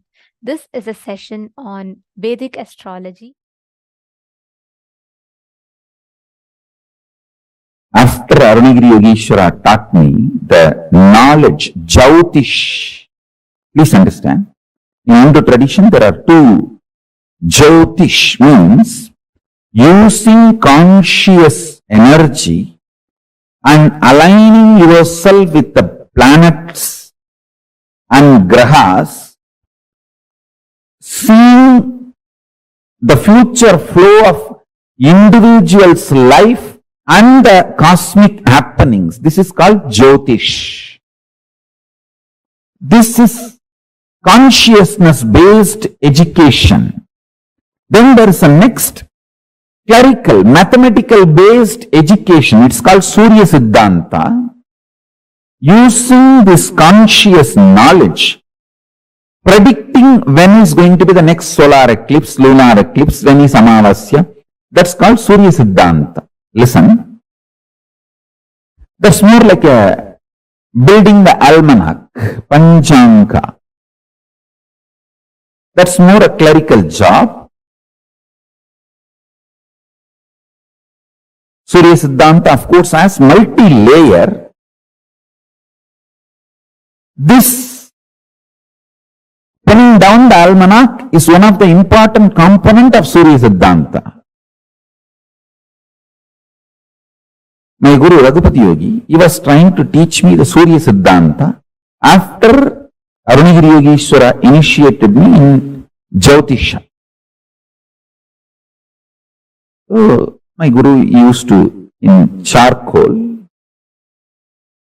and chalk piece, both, he will draw the different planetary positions and star positions. And from the house, he will get the kolamavu. Kolamavu means the color powders which is used to make rangoli. He will make. So, he was trying to explain how the multiplication of numbers as per the infinite logic. Listen.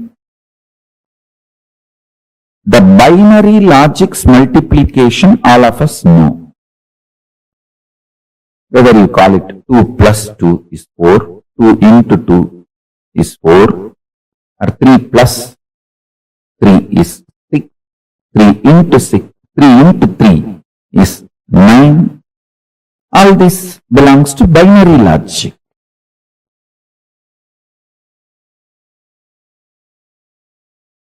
But the square to the power of 3, these all belong to infinite logic. All of you need to know very clearly. All this deep mathematics is the gift from Hindu tradition, and I will prove it to you all. Still, the Western mathematicians neither discovered nor imagined 90% of Hindu mathematics. By revealing all that 90%, I'll prove it is Hindu brain, source of mathematics, because numbers are living gods for Hindus. Please understand. I have seen my gurus. They will just draw the number and worship the number and manifest powers. Just like Varuna, Vayu, Indra, all of them are gods. Just numbers are gods. Please listen.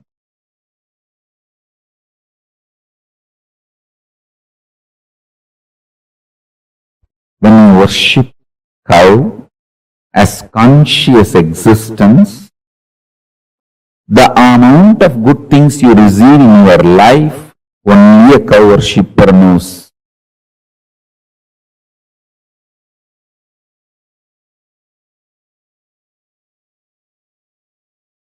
Same way, if you worship the Bhuma Devi as goddess,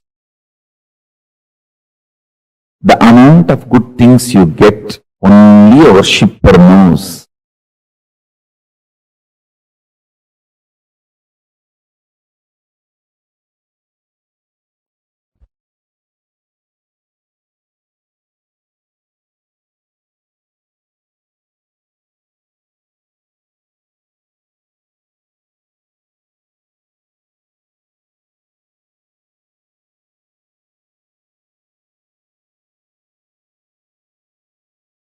Why I insist on physically detoxifying you? Because if you physically detox yourself, you can grasp what I mean when I say numbers are gods. I've seen just in copper sheet, my gurus, they will write the numbers. Worship that number and reveal the great principles to me. Not only that, just by worshipping that number, they will manifest powers.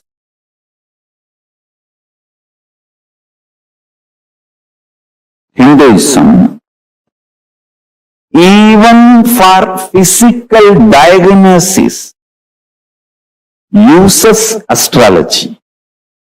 If you go to a real Ayurvedic doctor, you see, all Ayurvedic doctors who are rooted in original tradition, whether Ayurvedic doctor or Siddha doctor, the traditional, authentic, scripturally educated, empowered, entrained Siddha doctors or Ayurvedic doctors, they'll basically know the Jyotisham, because Jyotisha is Anga, part of Ayurveda science.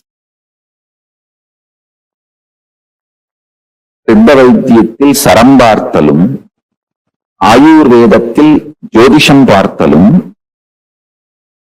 மருத்துவத்தின் அடிப்படையான சத்தியங்களில் ஒன்று. In Siddha tradition, there is something called saram பார்த்தல். Means when you go to the doctor, what was the breathing pattern of the doctor and breathing pattern of you? It's a science. And what was the pattern of the planets? I should say grahas, because the word planets is a mokka. Graha is the living word. For a living being, you cannot use the word it. For a living being, you only can use the word with the reverence of life added to it. Planets are living beings.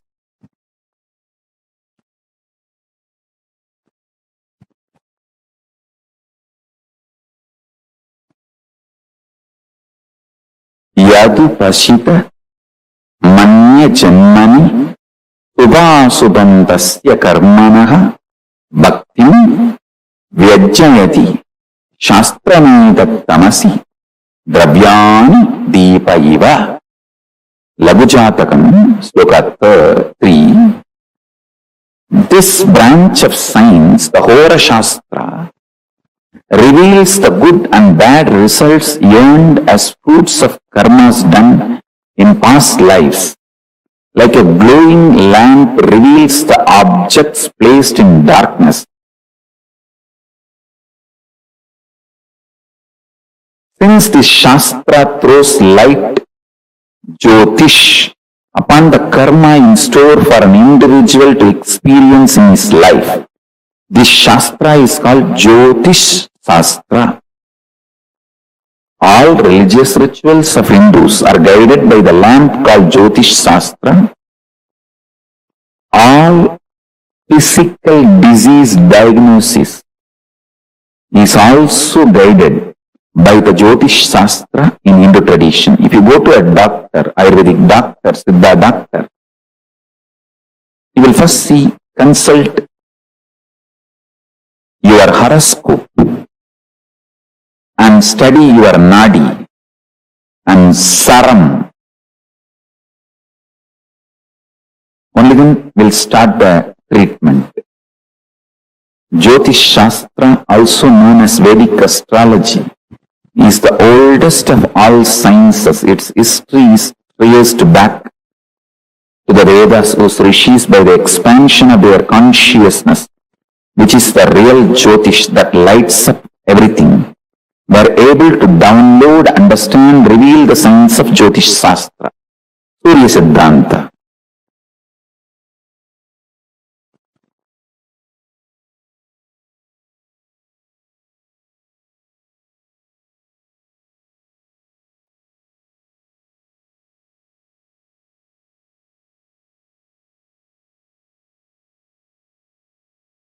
Understand?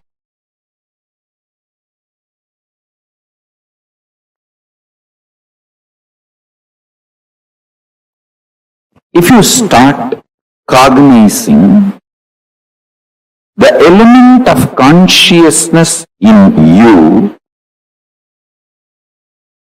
you will start respecting your swatantratva, ability to will and manifest, and you will start recognizing the same ability to will and manifest in planets, plants, plants to planets.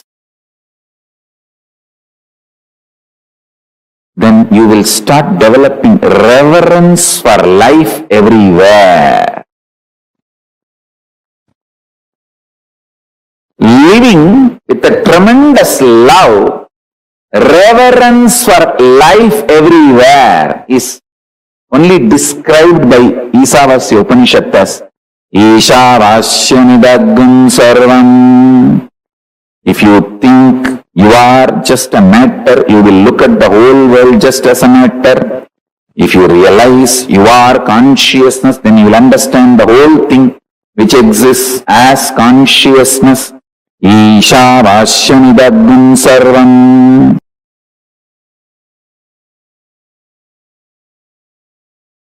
Rahu by himself is so powerful, he will not let you go to the Guru. He will delay it as much as he can.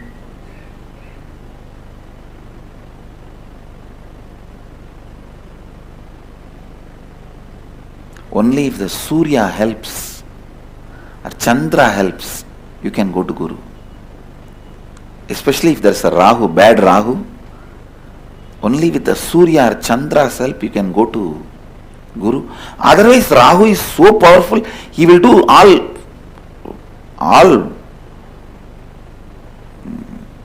what to say, Rahu has no compassion.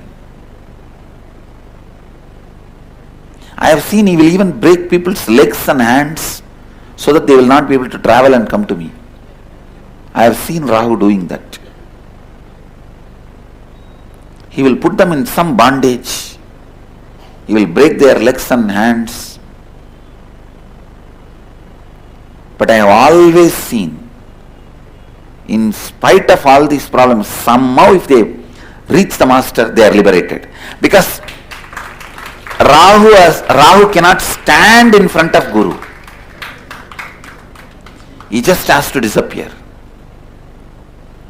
Understand, most of your Rahu is identity crisis.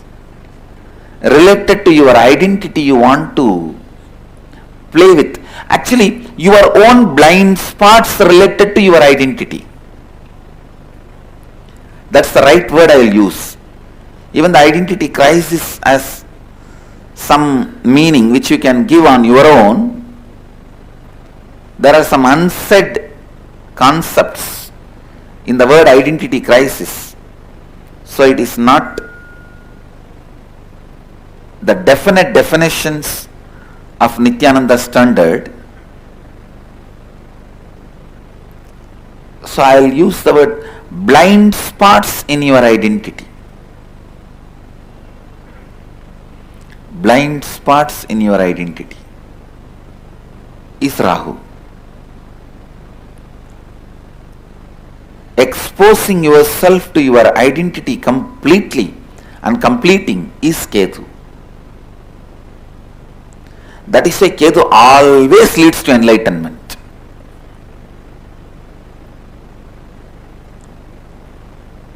If Ketu is there, please understand, all of them are great energies. Actually, I am giving you the best possible commentary on Vedic astrology, how your mind and planets work, the macrocosm and microcosm.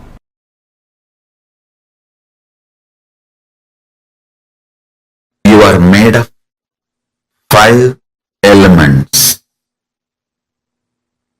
Pancha Bhutas: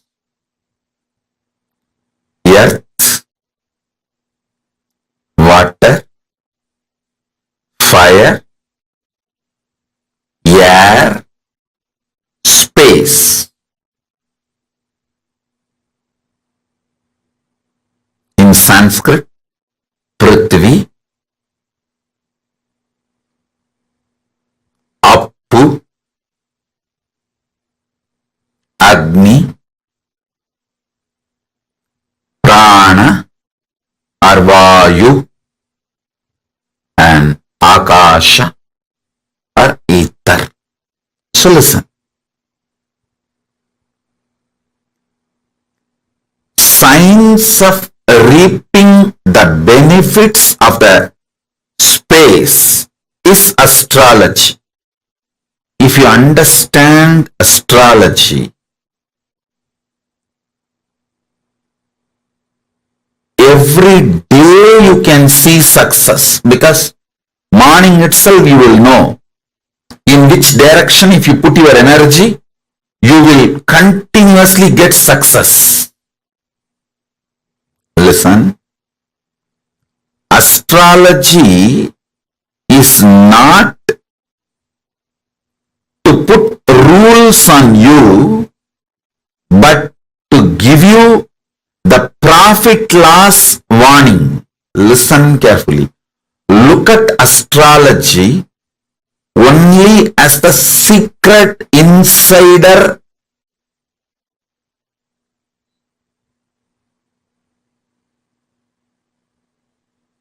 tips. I'll tell you one thing. Understand this one example. In Wall Street Journal, what is going to happen tomorrow? Which stock is going to go up? Which is going to collapse? If you get the tip tonight itself, like an insider trading, what will happen? You will become billionaire in 24 hours. Same way, astrology is insider secrets of cosmos. Do not look at astrology as restrictive. The 5 elements, knowing about the astrology empowers you in your space, Akasha Tattva. Next, listen very carefully.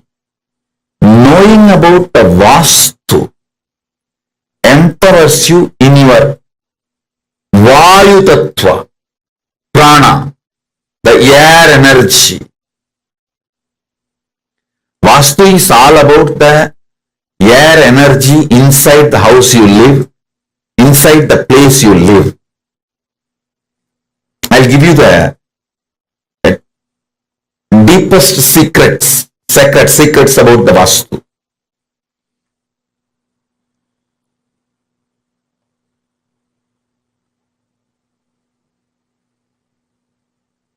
In your own house,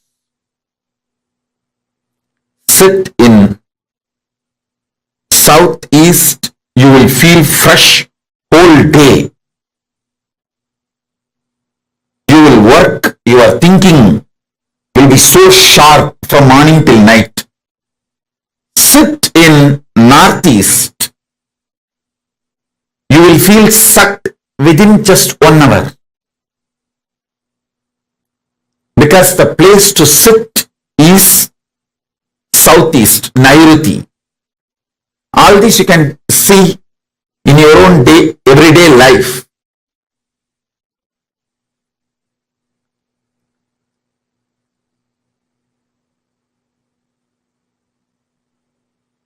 I'll give you more detailed secrets about the Vastu. Understand the fundamental. Vastu is all about the air, Vayu Tattva, Agni.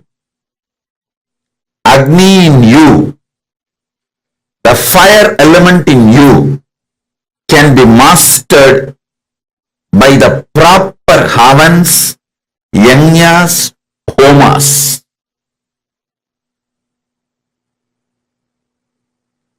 Water element in you can be mastered through yoga, bending the body, making your body fluid, flowing. Finally, the Prithvi Tattva, the earth element in you can be mastered by wearing the right gems. The right gems can make your whole body master the Prithvi, earth element. Listen to this very carefully.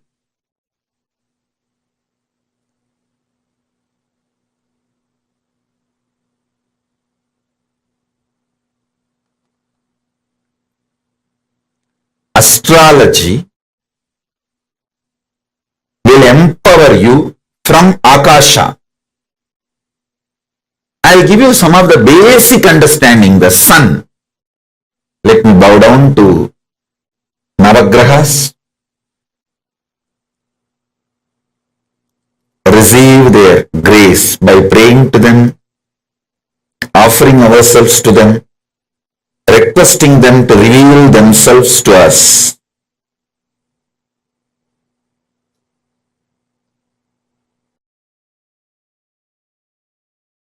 Adityaya Somaya Mangalaya Budaya Cha Guru Shukra Sanibhyo Rahave Kedave Namaha Om. Adityaya Somaya Mangalaya Budaya Cha Guru Shukra Sanibhyo Rahave Kedave Namaha. Listen.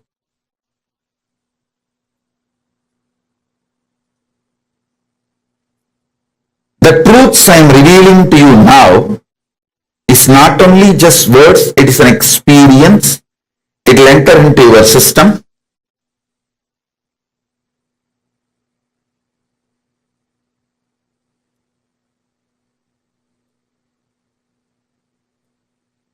With the grace of Paramashiva, you will all be relieved from all the graha doshas, vastu doshas, and any dosha in the gemology, any dosha in numerology. You will be free from all the doshas, and all these higher energies will support you. Listen.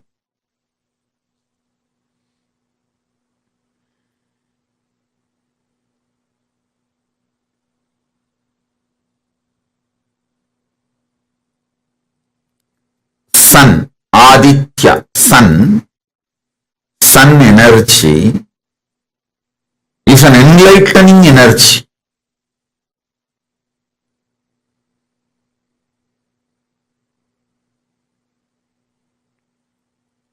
Each of these grahas, when they peak, they manifest certain energies.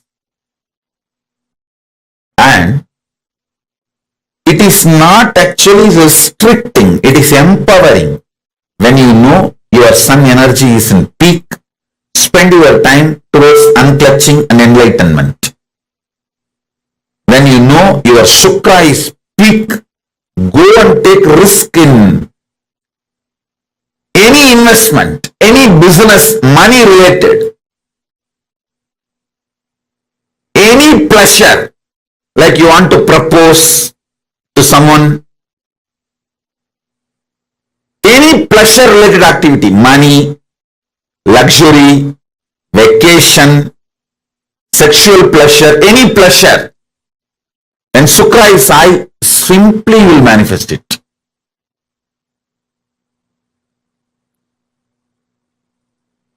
When Guru is high, all the right things you want to do, like you want to build a temple, or you want to build a ashram, you want to build Kailasa, or you want to build do some good activity. When Guru is high, it will be successful.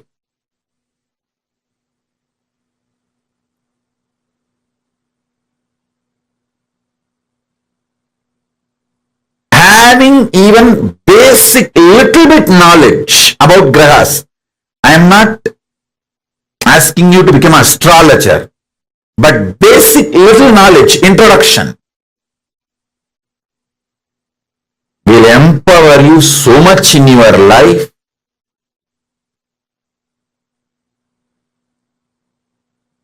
You will be so successful.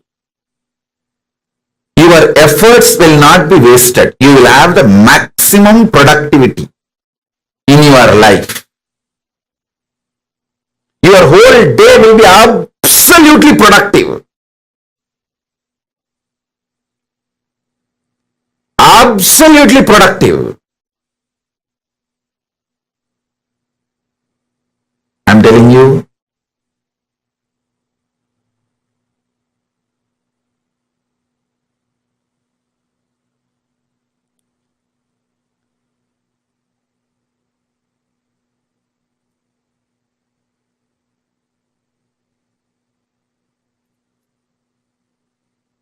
whenever your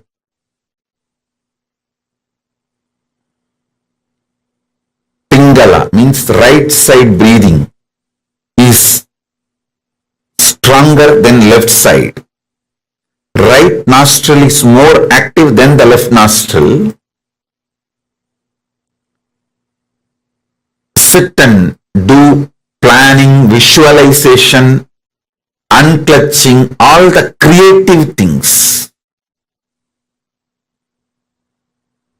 expansion plans, you will be successful, because your brain will be able to cognize without blind spots. Listen, your ability to cognize something without blind spot is success. Why failure? Because your brain forgets to cognize the blind spots. I have seen so many people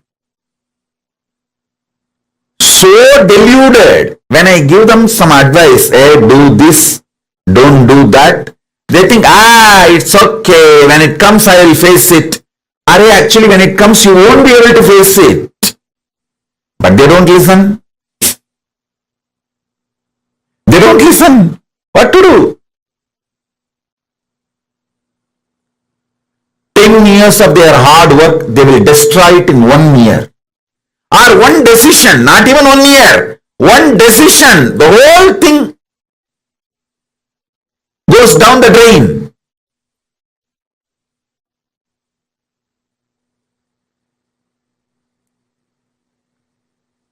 Even though I told multiple times to multiple people, I have seen when they have Guru Kripa. Guru Kripa means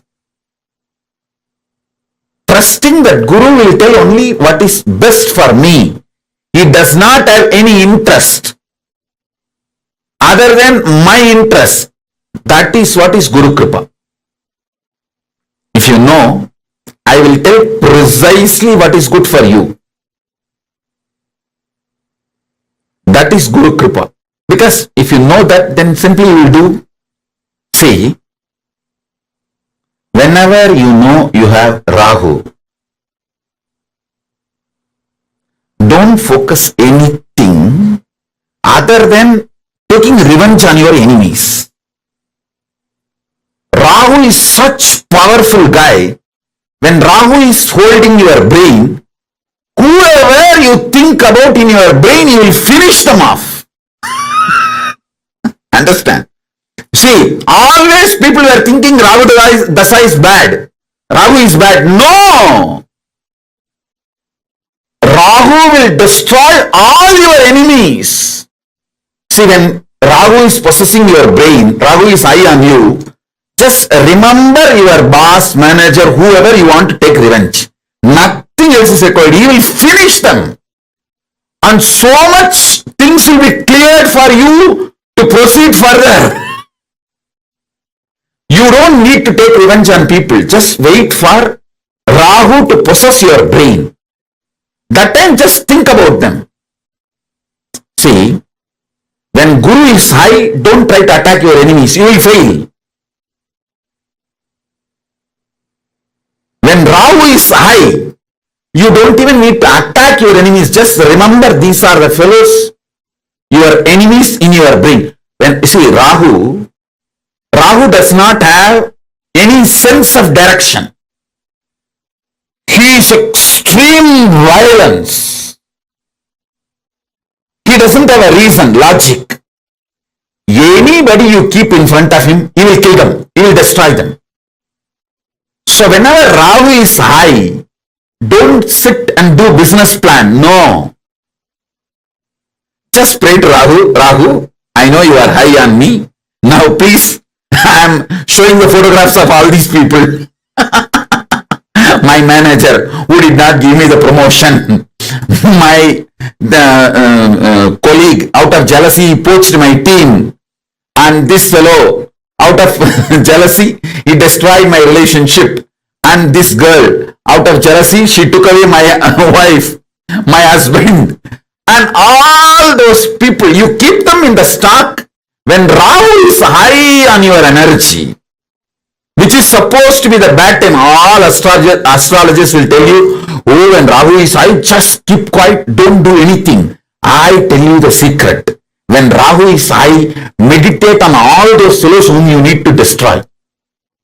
Think about all the fellows who you need to destroy in your life. See, he will do the job for you. He will simply do the job for you. Use all the cosmic energies.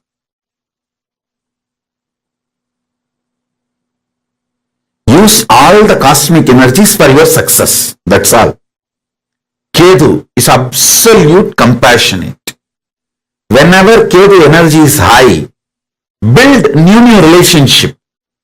Hire more people for your team. Make new friends for your life. If you want to start a new relationship, start new relationship. All the compassionate, love, expansion, knowledge-centric, creative, do when Ketu is high. When Ketu is high, he will do everything knowledge-centric. When Ketu is high, even if you want to buy one house, suddenly you will see the same house will come with at least 25 more acres free of cost. If you want to buy 20 acre, for the same cost, you will get 2000 acre. Ketu is that kind of person, that kind of energy. Please be very clear. Rahu is bad only if you show your head to him. If you show your enemy's head to him, Rahu is good for you.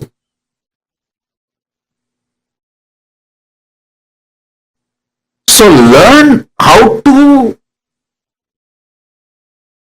Rahu. Buddha is the pure intuition. Whenever the Buddha is high, go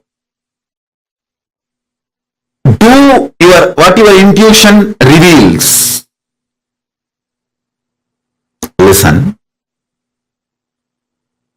Shani is power, not bad, power. And pure honesty and authenticity. Sunny will actually expose you to you. That is why he is called Dharmakaraka, who teaches Dharma, righteousness. Meditate on each one of these revelations. You can easily use the powers of grihas.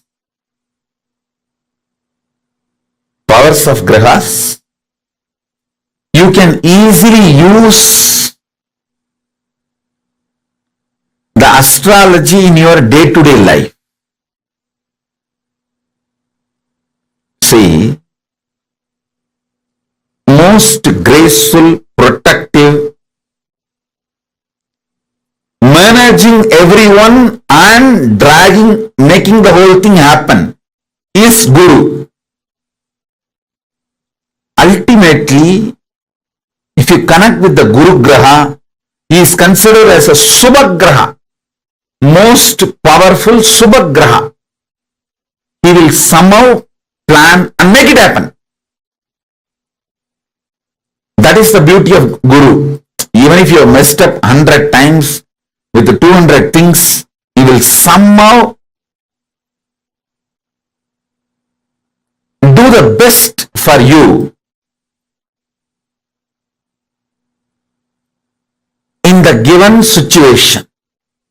That's Guru.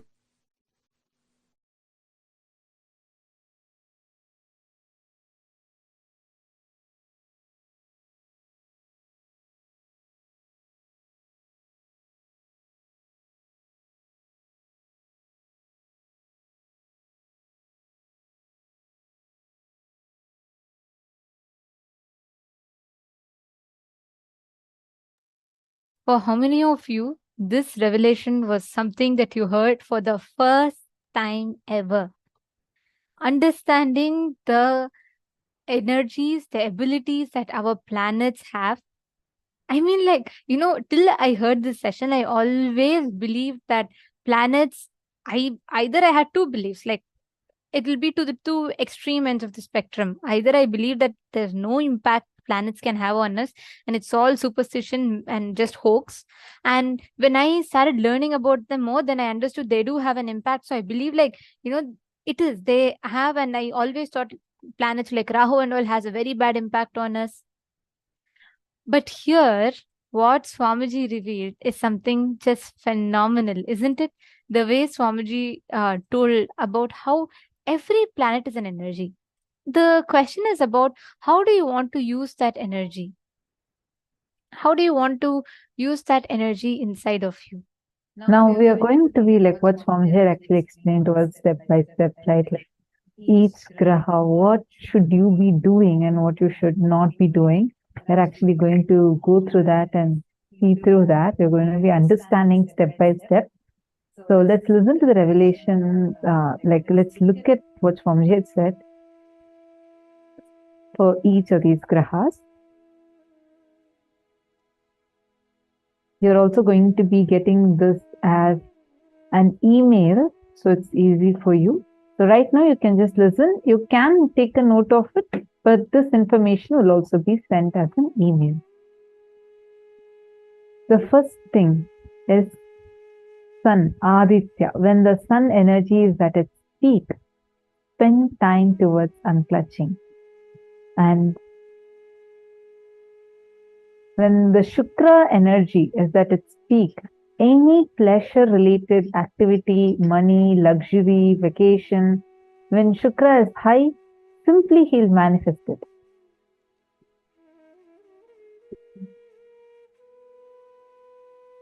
Guru. When Guru is high, all the right thing you want to do, whether you want to build a temple, you want to build an ashram, you want to build Kailasa, or you want to do some good activity, when Guru is high, if you take it up, you will be successful in it.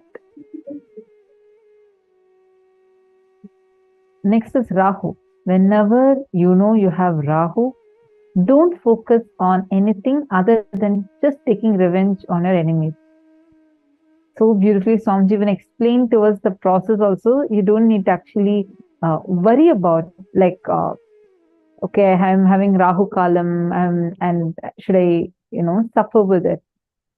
Swamiji taught us the way how each of these grahas actually interact with us. What do they actually help us in causing our reality? What all other different ways in which you can experience each of these grahas in your life? It's like such phenomenal revelation that Swamiji just gave to us. Okay, Nithyanandam, Shri Nitya Sundaranandana, and Samuel, Ma Paramashivoham, Nithyanandam, to all of you. If you are able to understand whatever Swamiji revealed, and you clicked with it, like so precisely Swamiji mapped each of the grahas and how they impact us in our lives, and how using this knowledge you can strategize to be using these graha positions, the planetary positions, for your success. How many of you clicked with it and this is like a phenomenal breakthrough revelation for you? Please take a few minutes and let us know in the comment section. I see so many of you joining the YouTube. Can I request all of you, please take a moment and post in the comment section what all did you understand and click with?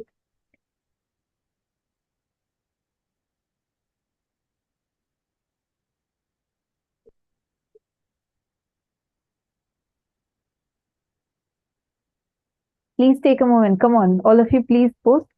Swamiji blessed Rahu.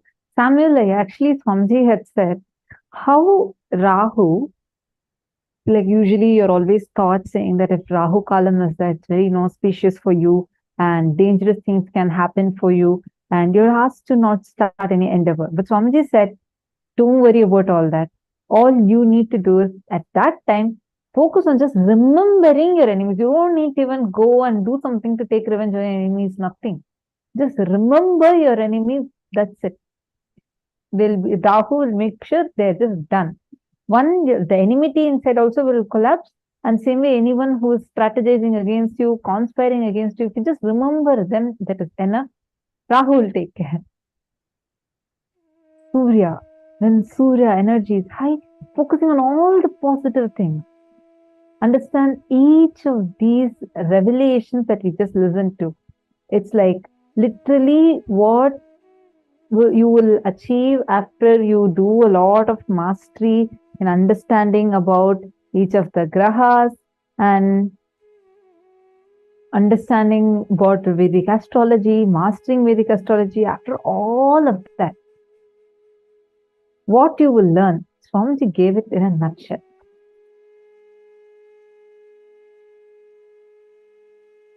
Take a few minutes and you all can make a note of this.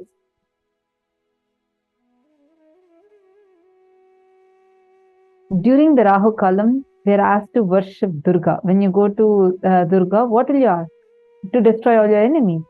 Same way, whether worshipping Sarveshwara, Pratyangara, Durga, all these are destroyers of enemies. Naturally, you'll ask them, oh, please save me from my enemies. These are my enemies. Rahul just finished them off. This is one of the powerful strategies. That's why all the Shatru Samharas are done during the Rahu Kalam. Wow. Each of these revelations are just phenomenal, right? Take a few minutes and quickly post in the chat. What did you understand? What are your clicks? Come on, all the participants.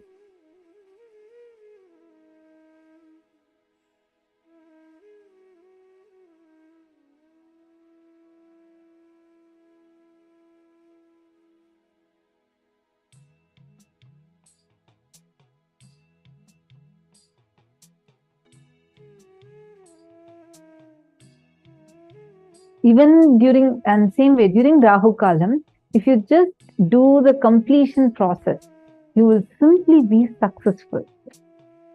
Next is Ketu, absolute compassion. Whenever Ketu energy is high, build new relationships, hire more people for your team, make new friends for your life. When Ketu is high, even if you want to buy one house, suddenly you will see the same house will come at least with 25 more acres free of cost.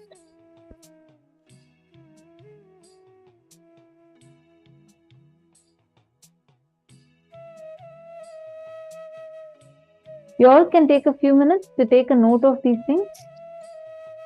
I see some of you are asking to take a note of these things. We are going to be projecting from the first slide. So all of you can take a note of all these grahas and what their benefits are.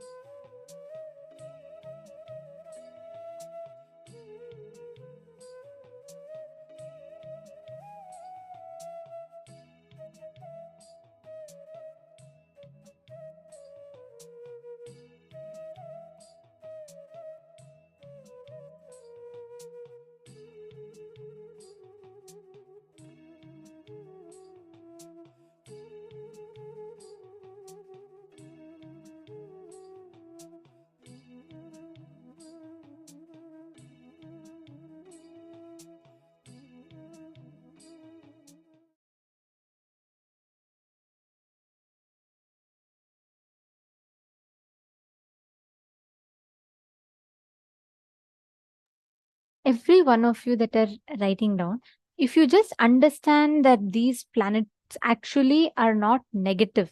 See, we are told that these are all negative, and that's the common perception that people carry. If you just look in a little bit more deeper, you will realize that these are not negative, but these are amazing energies. And it's just matter of, you knowing how to use them, how to harness these energies in your daily life. Yes. If any of you have any questions, you can post that in the chat. We'll be seeing the chat and taking your questions.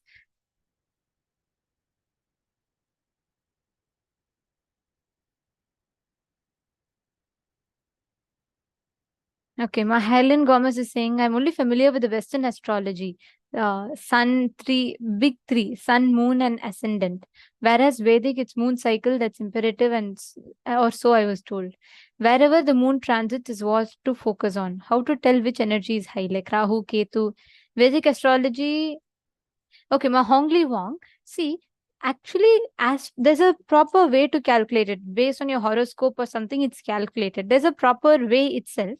If we learn a study about astrology a little bit more, we will understand how to read our planetary positions based on which this is determined.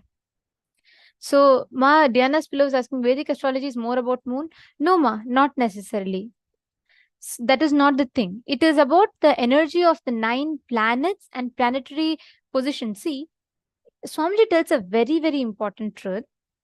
Each of us have a certain impact over the planet, and the planet's energy has a certain impact over us. It's both ways.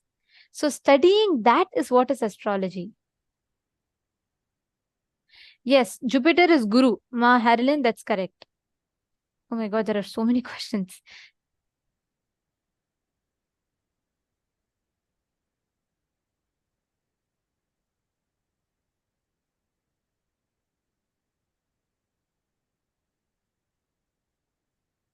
Guru is that energy where all the auspicious things, the right things manifest. So that is Brihaspati, which is Guru. Brihaspati is called as Deva Guru. So Brihaspati, Jupiter is Brihaspati, which is Guru. And in that Guru, when the Guru energy is high, all the right things manifest in life.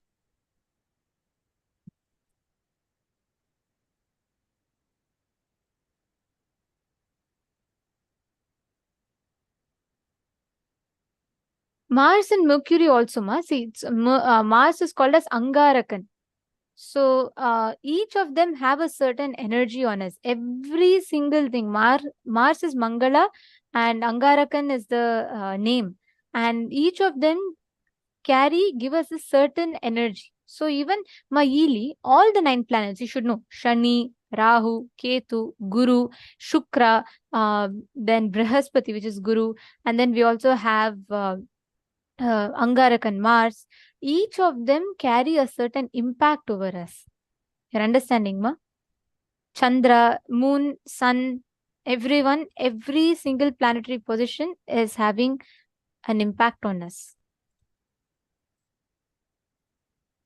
Yes, ma Reshma Shetty, you caught that thing. Actually, Swamiji tells that much. A very, very powerful thing. Swamiji tells, see, based on the position, let's say the time, location, like how planet Earth, to study a person, let's say if I have to track where ma Lillian Mustafa is, correct?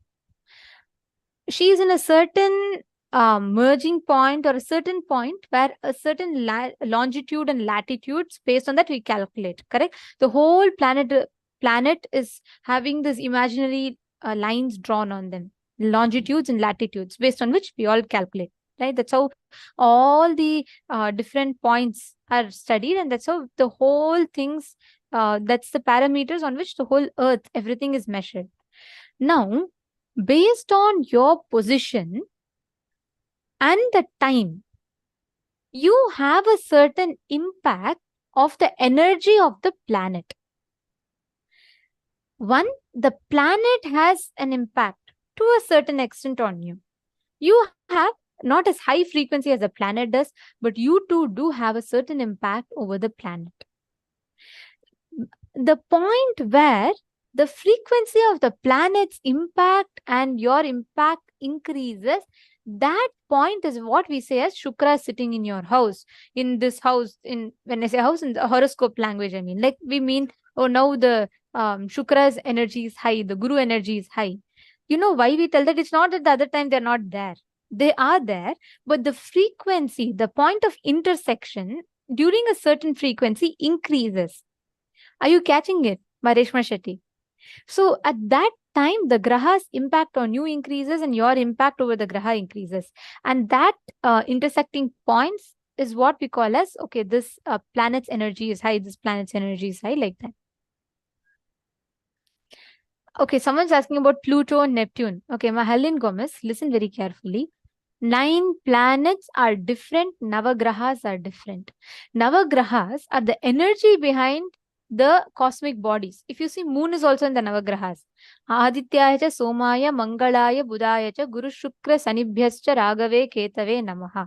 So Aditya is sun, Soma is moon, Mangala is Mars. Like this, each one has been calculated under the Navagrahas. But we don't calculate sun and moon under Navagrahas, right? If you see in our planetary counts, it's not there. So Navagrahas are different, 9 planets are different. Navagrahas are the energies. These planetary positions have certain impact on us.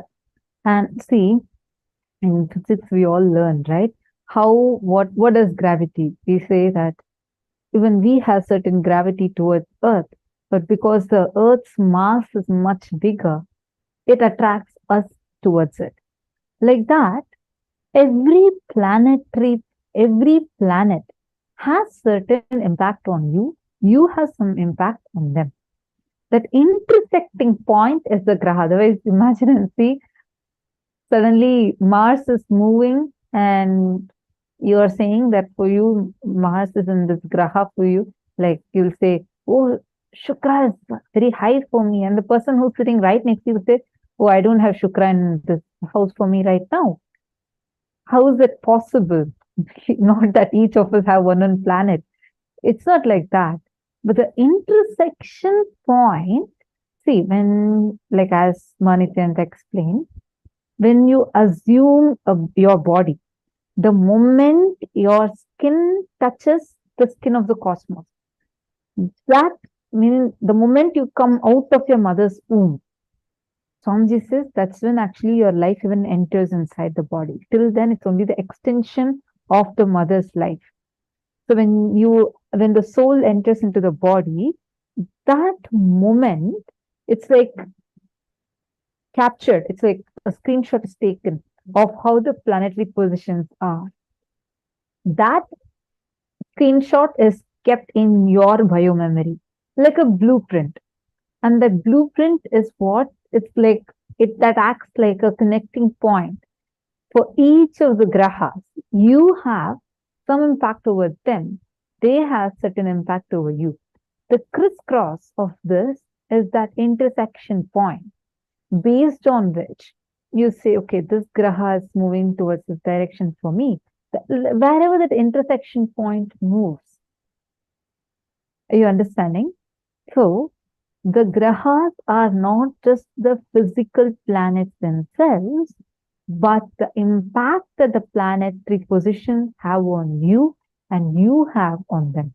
Why do you think when the moon gets closer to Earth, or like whenever it's a full moon, they say, the ocean waves raise higher?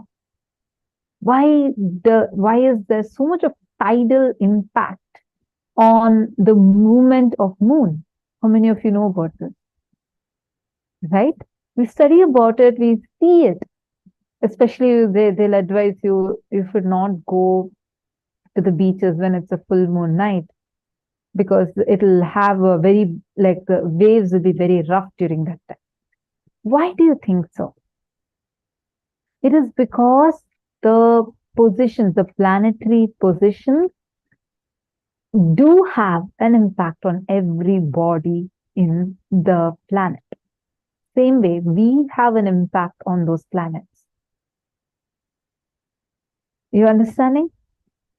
So you, first and foremost thing, The planets are not equivalent to the grahas, and these positions do have an impact on you. It is that intersecting points which are the grahas which directly influence multiple things in your life. By learning how they influence, you can plan your life. It's like, see, the knowledge that sun raises in the east. It helps us design the house. For example, you want the sun rays to enter into your house, then you can keep your window in the east direction so that the sun, moment it raises, it's going to come into your house. Or you don't want it, so keep it in the west direction or the north direction, some other direction. Then the sun rays will not directly hit inside your house. It's a simple logic. How, by knowing the truth, you can directly map it and implement it in your life. Am I right? Same way, you're going to use this phenomenal knowledge Swamiji has given to us about each of these grahas, directly map it. Like you can know when your Shukra energy is high. Okay, this is the time I can just enjoy, or I can do all the pleasure related activities. And you know, when your Ketu is high, just confidently go on investing. Invest. Ketu will shower you. The Ketu energy will just, like, for example, let us say that you Jinkin, you want to start an investment and you correctly see that, okay, my energy, my Ketu energy is so high. And then you exactly see, okay, this day my Ketu energy is high. Swamiji has told Ketu energy is going to triple or double whatever I invest. Then you confidently go and invest in $1 million project. You will see, you will not just get $1 million back, you will get $2 million back. That's the way how Ketu functions. Whatever you take into, Ketu will just double it, triple it. Same way, if you enter into some negative cognition, negative mood at that time, Ketu will double and triple that. So it's like you have a multiplier, like he'll just multiply whatever your inner space is, or whatever you're cherishing, whatever you're entering into, all those things, he'll just multiply. First, know the knowledge, like take a note of it now. Listen intensely. This knowledge is not available. You can study how many ever astrology books. You can try studying any number of books. What Swamiji has given to us is not available. Even if you're a great scholar, this would still be a new revelation for you. Because I mean, people can only give commentary on Paramashiva's notes, but to decode Paramashiva's notes, only Paramashiva can do. Only Swamiji, the avatar, that is why he is decoding it for all of us. So take a few minutes and pen this down. My using is asking how to know when. You can go to your, like basically you need to study your own horoscope. And you can find, there are many ones like Drik Panchang and many online Panchangs available. And we will also be emailing to you some of the books that will help you, like Swamiji's book, where Swamiji has revealed about it step by step, how you can identify, how you can calculate it, and for based on your stars, whatever is your constellation, how you can be, using that to calculate and plan your life. So Swamiji has gifted it for all of us. We are going to be sending it to you. We're going to be gifting it to you in your email. So make sure to check your email today. I mean, this phenomenal knowledge, what a compassion Swamiji has, right? To make it all available for us completely free of cost and opening it all up for the social media people, everything, everywhere. Wow.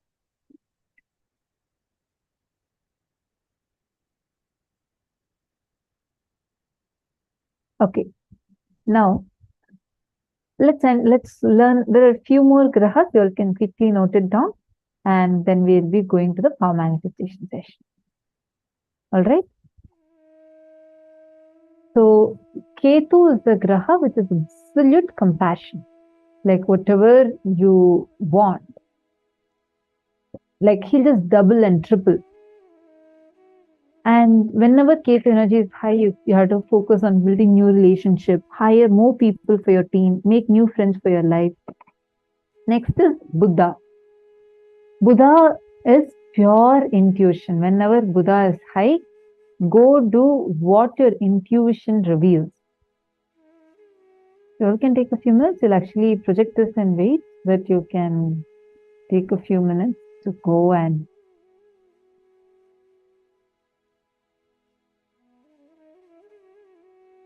note these things down.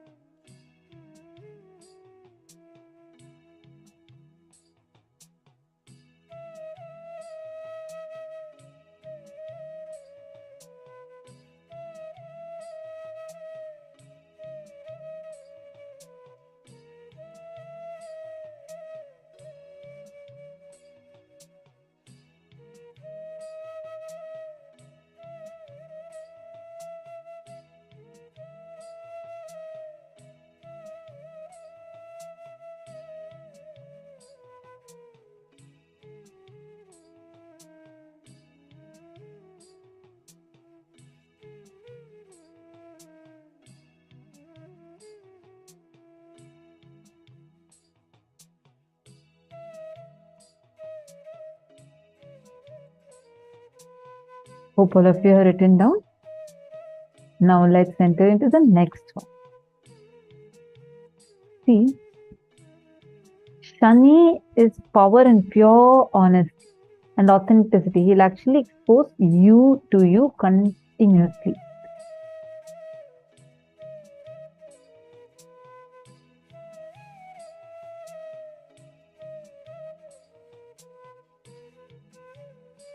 Actually, there's a beautiful horoscope prediction by the family astrologers of Swamiji, R. Venkatasamy Chettiar and Tanjavur Swamigal. The astrology predicted that the newly born child is an incarnation and will be a Raja Sannyasi. And that is why he was given Paramashivoham's own name as Rajashekaran. Actually, this is Swamiji's childhood picture that all of us are seeing.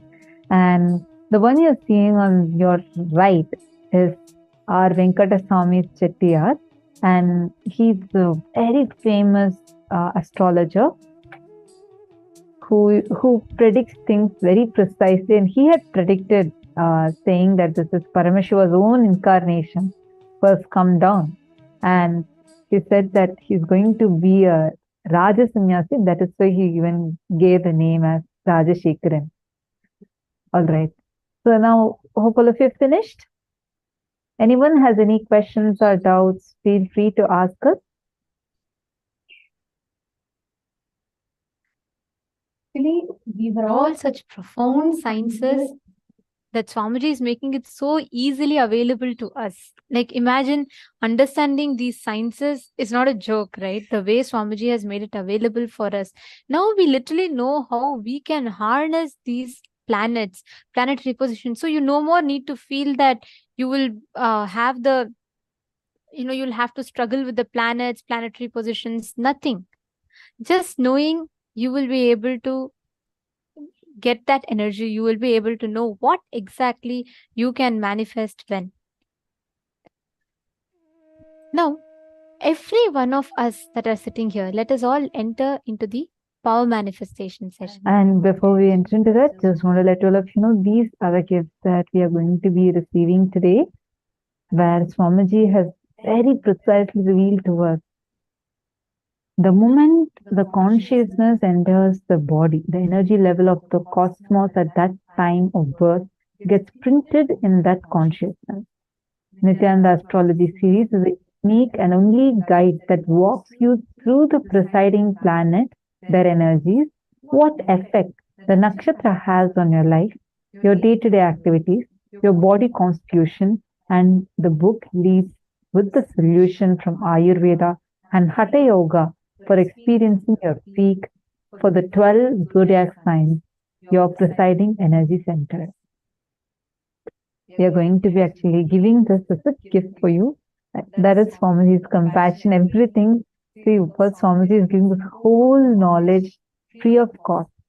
And on top of that, he is going to be initiating us today by removing all these malefic effects that your planets will be having on you.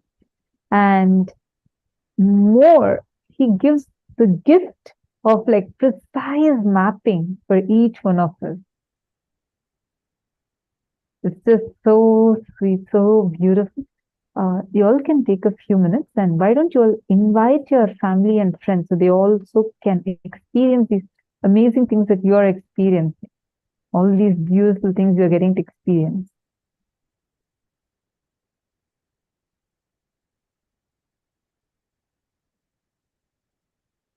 One of you can share this with your friends. Understand, so many of them struggle with the struggle with planetary positions. Based on that, there's so much of misunderstandings around it, and so many people make decisions based on this. If we can just take a minute or two to reach out to them and share with them, just let them know that they have this available, this science is available for them, then they too can experience this. They too can experience healing from this. Even if they are not really impacted, you feel, but it will make a difference, impact in the way they see their life. But I see some of you are saying you have not received your gift. Anyone that has not received your gift yet, you should be receiving. Every day we are sending out gifts. If you have not been receiving, please kindly check in your spam folder. And even after checking, you still not received, we request you to please give your email ID and we will specifically check for you and ensure that you're getting it. Please put your email IDs in the chat if you have not received the gift yet. Every day, like right after the program is over, you would be getting an email with a thank you note and the gifts for that day. So if you have not yet gotten that, please kindly put your email IDs in the chat. You can, if you're not comfortable in putting in everyone, you can put it as a direct message to the ID that you're seeing us through, the PSM Tech team. You can send your email ID as a direct message so that your privacy is also taken care of.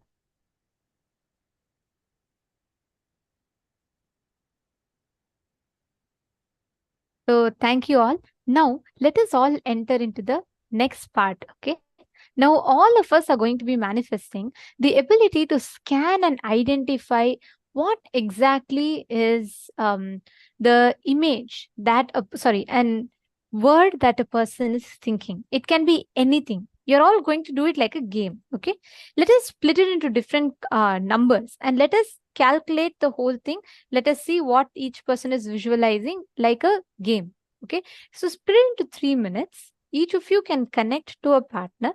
Have them ask if any random word in their inner space. They can even remember your name in their inner space. They can remember anything for that matter. You can explain to that friend that this you're just practicing, this is the first time and you're trying to experience this power, and just ask them to support you in the manifestation. So you can call the people that you're comfortable with, and once you feel you're comfortable or you're confident with the incident, then you can go ahead and scan anyone. It'll be easy. Now, in this round, ask anyone to have visualize a word in their inner space and identify what word they're visualizing. You can start off with telling the letters. For example, if I'm visualizing pineapple, you can start off with telling the letters. You can start with telling, okay, I am seeing this letter, I'm seeing this letter, I'm seeing this letter. Start with telling each letters to the participant, to the partner, and they'll be able to scan you and they can share with you what they're seeing. Okay, where they can verify it with you. All right. So explain to them that it's your first time. Can I request every one of you here to please partner up? Please connect to your partners. So I see a question. Divyesh Kansara is asking Chandra, Ketu, and 12th house. What does it suggest? We have the detailed book. I see a posted your email ID. We'll actually be sending you the detailed book through which you yourself can refer to yourself, your nakshatra, and the house position each of these planets are in. And Swamiji is revealing very in-depth revelation. So you will be getting it as an email and you can check it by yourself. So can I please request every one of you, don't miss this. This is a very, very interesting power. You will literally be able to identify what another person is thinking, what another person is feeling. And this will be so cool. Like you can actually manifest it very easily. The more you become proficient at it, right? So can I request every one of you here to connect to another partner, please? Please connect to other partner.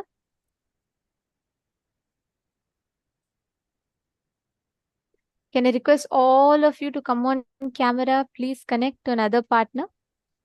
You're going to be scanning them, identifying what exactly they are visualizing in their inner space. Whatever words, whatever pictures, whatever they are visualizing, you can actually scan clearly and identify that.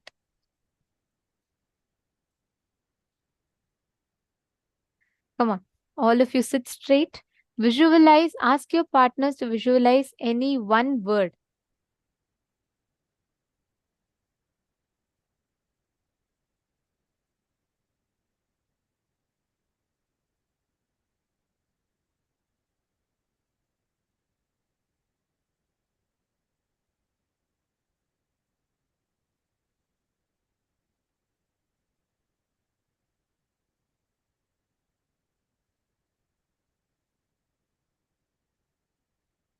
Sit straight, please sit straight. I'm seeing many of you are starting to slout. Sit straight and connect to your partner. You can explain to them about this power manifestation.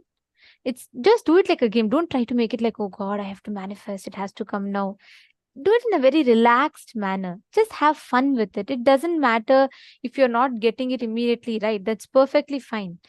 All you need to focus on is just getting yourself that experience of that space of oneness. Just getting into that space of restful awareness, that experience of being able to scan another person. So even if it takes time, that's fine. But don't constantly spend time in your doubt whether, oh, am I manifesting? Why am I not getting it? It is okay even if you're not manifesting. As you go on, you will be able to catch it. But spend time first in give yourself that time to connect, understand, and manifest. Just scan through your third eye. Close your eyes. Visualize Swamiji.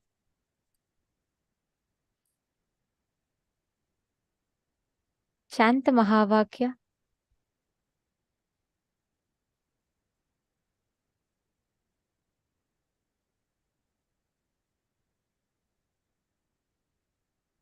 It's great. Yes. Let us all start the manifestation. Paramashivoham.